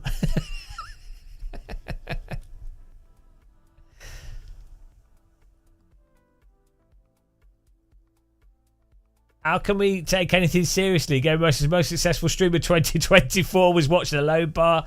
Yeah, at the end of the day, I'm the master of load bars. Yeah, it'd be interesting to have a conversation though on the. It'd be good to do as like a podcast thing. I think it'd be fun. It'd be funny as well as a conversation. But I'd need to load. I think what could be fun is if you loaded up, both of us loaded up I don't like each sim, but I do like the normal. and then played one and then played the other one and then talked about the differences. But one of the or not the best simulation to practice. I think that'd be interesting. Even F1 or GT mods. Yeah, it's really good. Well, it's not even. I think just having a conversation about the differences after having literally played them at this, like, if you were to do it as like a podcast thing, you both play one for like 30 minutes and then the other one for 30 minutes, and then. I mean, you could even say, okay, one person has to defend one title or whatever. I don't know, to make it easier to watch, but what are you trying to... Just wasting time? But, like, Lawrence, you can agree 100%, rally games are in a bloody shit state. Like, for a start, there should be more than, like, one rally game. Like, that's mental. And, you know... Like, there should be like a proper separate rally game using BeamNG, for example. Yeah, but the dynamic stage thing is you need...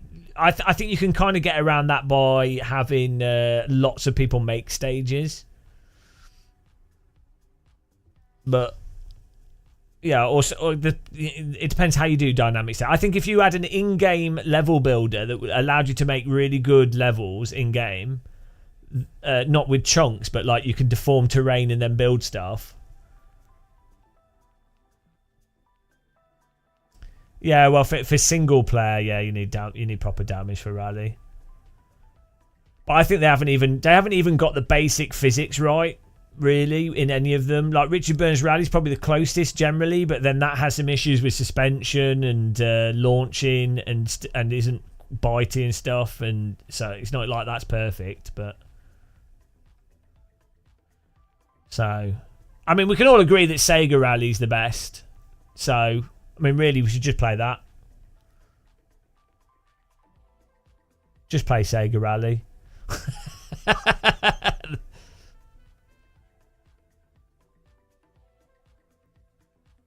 Alright, night.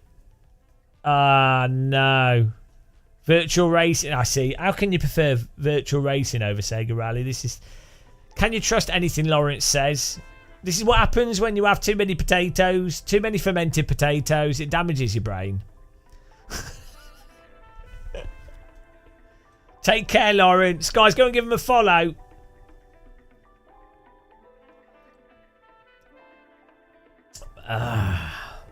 We need a good go-kart sim as well, actually. We need something that's like Kartcraft, but like with iRacing like structure.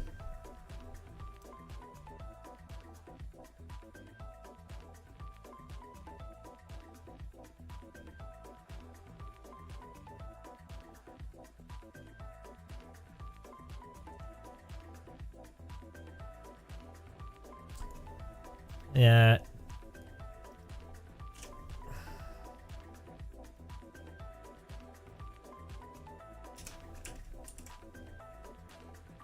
Just sharing some more keys out. What happened to Kartcraft? Motorsport Games bought it and then did nothing with it.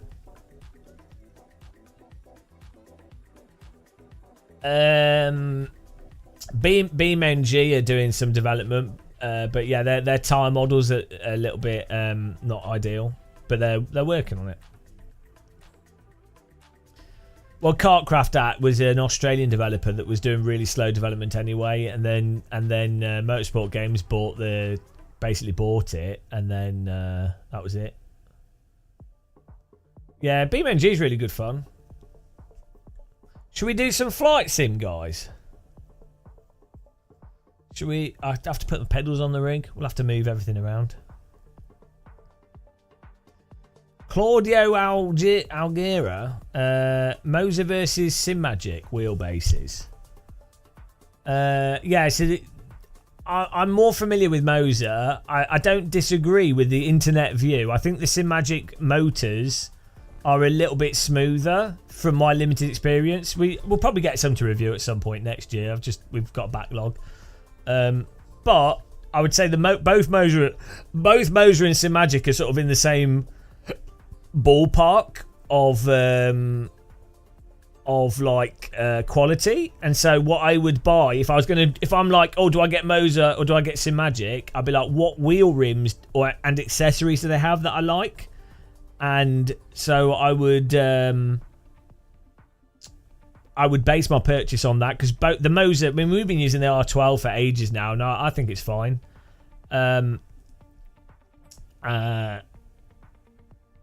So pretty much all these wheels are like up to a standard that's fine.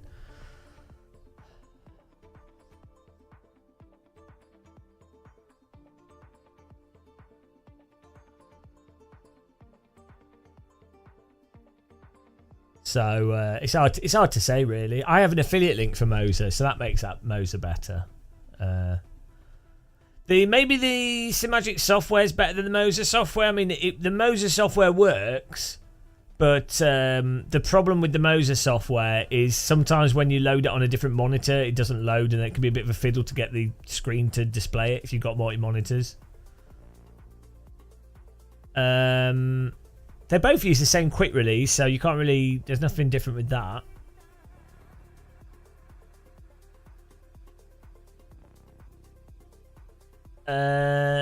Yeah, it's hard to really say, to be honest. They're both fine.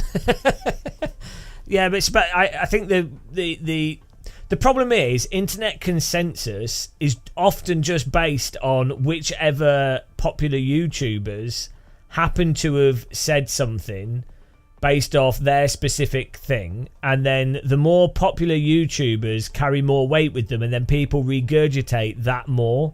So then that becomes consensus, whether or not it's the actual truth. And again, I'm not saying that that's wrong with the Moser versus Simagic. Like, I do think the Moser motors are slightly smoother from my memory of just using them at events and things. But it's so marginal, and all the reviewers will say that it's totally marginal. But yeah, I'm just, as a separate point, it's like the field of view thing, or which sim is best thing. It's like influencers, popular influencers, echo chambers, and then those audiences command the view separate to what the actual reality is. Hamdog, no, not really. If it works, if you're happy with whatever wheel you've got, just keep using it. None of them are massively different, to be honest. I think the Simagic and the Moser slightly smoother than the DD1, Craig, but it's marginal. It's totally pointless. Like, it's completely. It's such a small difference. Like, unless you're like hyper latch onto super smoothness of input, which you're not. You probably, if you've got like some track vibration and you're driving normally, that you're not going to feel that. What's it called? It's a form of cogging. Flux. It's the flux. What's it called, guys? The magnetic field that's from the coil winding. It's like torque flux or something. I don't know, but like ripple. That's it. It's ripple. It's torque ripple. Which is often masked by how the controller sends electricity to the wheel, to the motor. If you're driving most sims, you're not going to feel that torque ripple, and ironically as well, the torque ripple could arguably the frequency of the torque ripple can line up with what you would feel in terms of the steering column cogging that you might feel on a real car. So real car wheels often feel less smooth than sim wheels anyway. So like.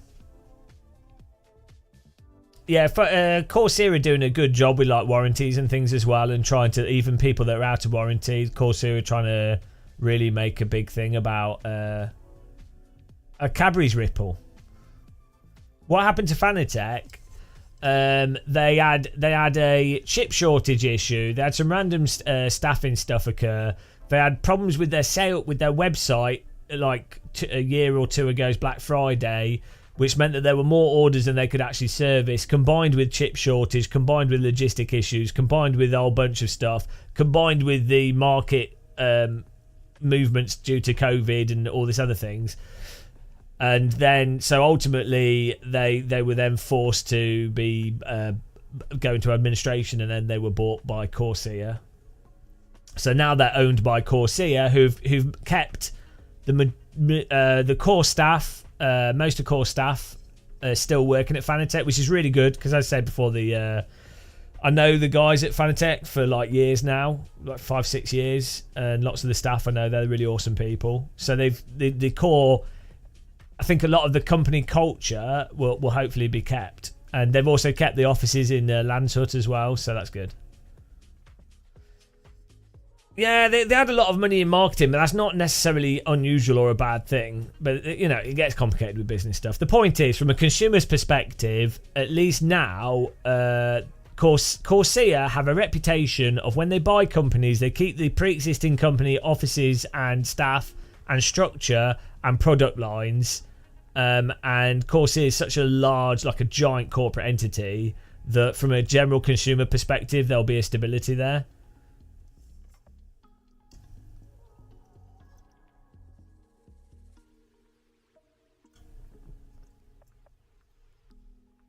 Yeah, well, I mean, you have to just think of Corsair as just a much bigger corporate. It's a different type of business.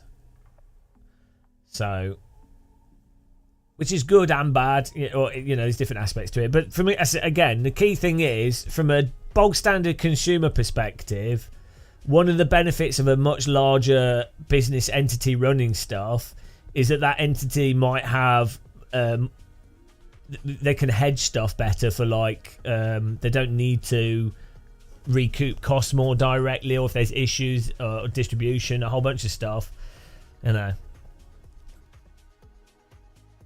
Turge help, but yeah, that's it's because you the vibration gives a sense of connectedness and the sensation that you're on a surface that's moving.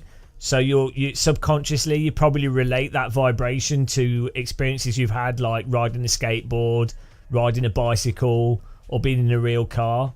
So you've trained your brain from a young age to deal with motion sickness in certain contexts, and your brain goes, oh, this is me in a car, so I'm not going to get motion sick, because I know even though I'm moving and I'm not feeling G-forces, it's not me. It's not because I've been poisoned. It's because I'm in a car, and you've internalized that at a deep level subconsciously. So that's why vibrations can help with. That's one of the reasons why vibrations can help with motion sickness, and that's why I think force feedback helps as well. And also it's why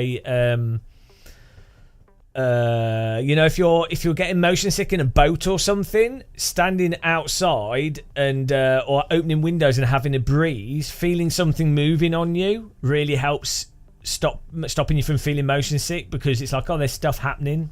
So you might find like wind simulators can help with motion sickness. Yeah, there you go.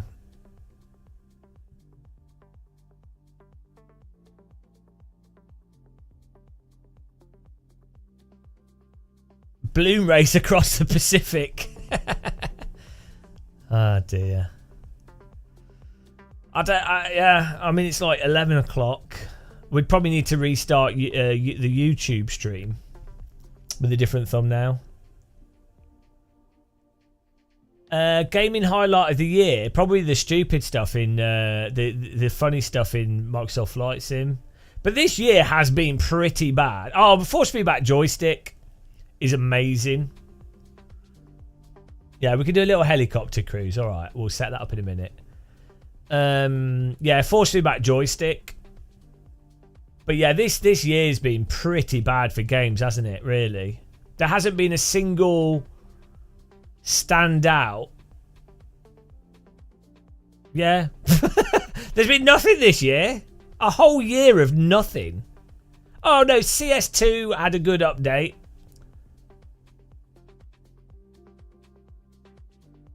That was the last stream. Oh yeah, that's this. I forgot to turn that off. Yeah, this stream wasn't sponsored by them. Whoops.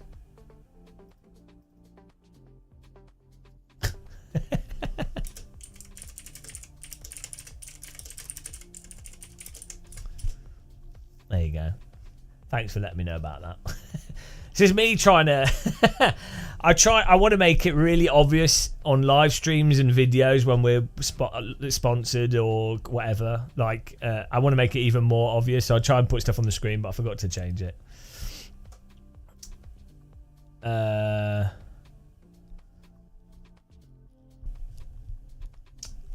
Hell Let Loose. Yeah, that stutters. That is Unreal Engine stuff. I do enjoy Hell Let Loose, but that came out years ago.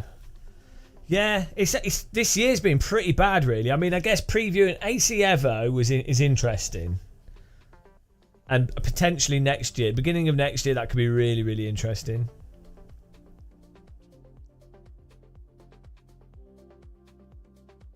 Yeah. I mean, yeah, the Moser force feedback joystick is the best thing of 2024. Easily, like easily by like a massive margin.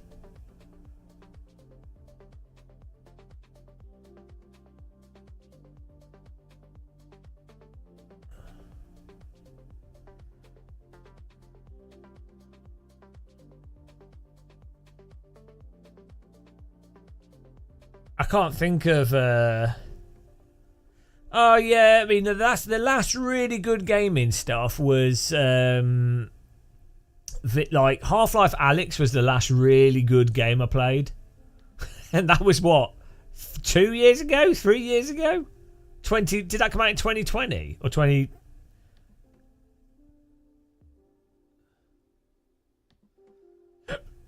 When did Half-Life Alyx come out? That was the last really good. That was the last new game I played that was like, oh, this is actually legit. Yeah, 4 years. One game every 4. That was, you'd agree, that was legitimately Half-Life Alyx. Legitimately amazing to play as a thing to play. Like I wouldn't say it was as significant as Half-Life 1, but given that it was in VR.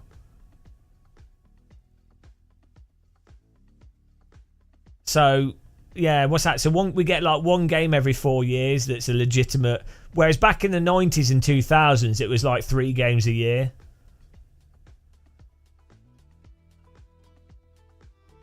You couldn't finish it due to boredom? What is wrong with you? You need to play it on a Quest 3.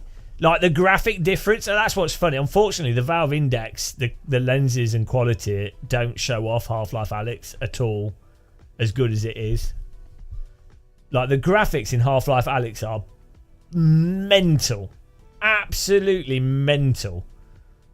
And when you play it with the Quest 3, with like virtual desktop without a cable, it's like bloody hell. Yeah, 95 till about 2007.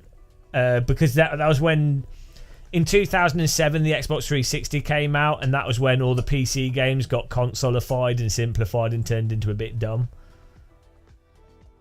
Yeah, it could have done. No, I do agree with you, CKTL. It needed more shooting bits in it. It definitely had two, which was weird. I don't understand why it didn't just have more open areas where it just gives you a load of ammo. And you just have to shoot a bunch of Combine. There was only like 4 or 5 areas where there was like that town square. There was the bit with the antlions. There's some other bits, but there's basically only like 5 bits in the game where you've got, rather than it being more of like a zombie thing, where you've got like Combine soldiers. Which is really weird because they could have just had open areas that were mostly repeats, and it would have been fun. Like it didn't need to be like crazy puzzly. Counter debate. No, I did try one of them, but supposedly the developer of that, the Matrixy one, is doing their own game that looks really fun. So yeah, Halo 1, 2, and 3 were amazing. I guess that's 2004, wasn't it though? So that was all Xbox One. So that was the tail end of Xbox. Yeah. After that stuff, so you had like Halo, Gears of War, Splinter Cell, Burnout World Tour, GTA 3, GTA San Andreas, Battlefield, Bad Company 1, Bad Company 2, the original Call of Duty, Black Ops. That's a bit later, but like Call of Duty 2, the newer Call of Duty games. Gears of War was the third-person game with like the burly, the gay guy. They weren't gay, but they look gay. They're like burly guys with the chainsaw with the monsters and stuff. I live with a gay guy that was into burly men, and he loved Gears of War. For him, it was like a big homoerotic adventure. It's really funny. He's like, he had pictures of him on his wall. It was fair play. It's just I don't know if that was the intention of the game, but I think it's pretty funny how that game. I think that game had a bit of a following from bears, which is it's just funny because it's like wrestling probably has that as well. Fair play to him. Yeah, exactly. Yeah, from his perspective, it's the equivalent of like Dead or Alive beach ball. But yeah, I can totally get it. Gears of Men. I actually think, right, I would 100% play that. Like, it'd be like if you had a game where it's like, basically presents itself as if it's a super masculine, manly game, but it's actually really gay. And so you like basically troll all the homophobes. That'd be amazing. Yeah, I think it could be really funny as well. It's called Call of Duty, yeah.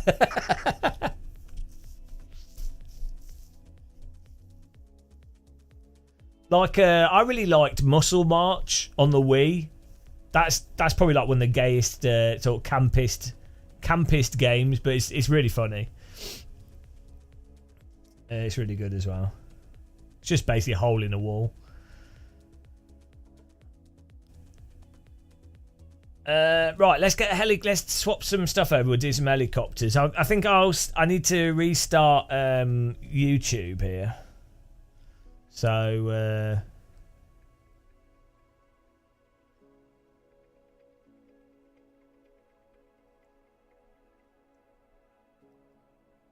I never really got into Call of Duty because it's too quick for the type of gameplay that it is for me.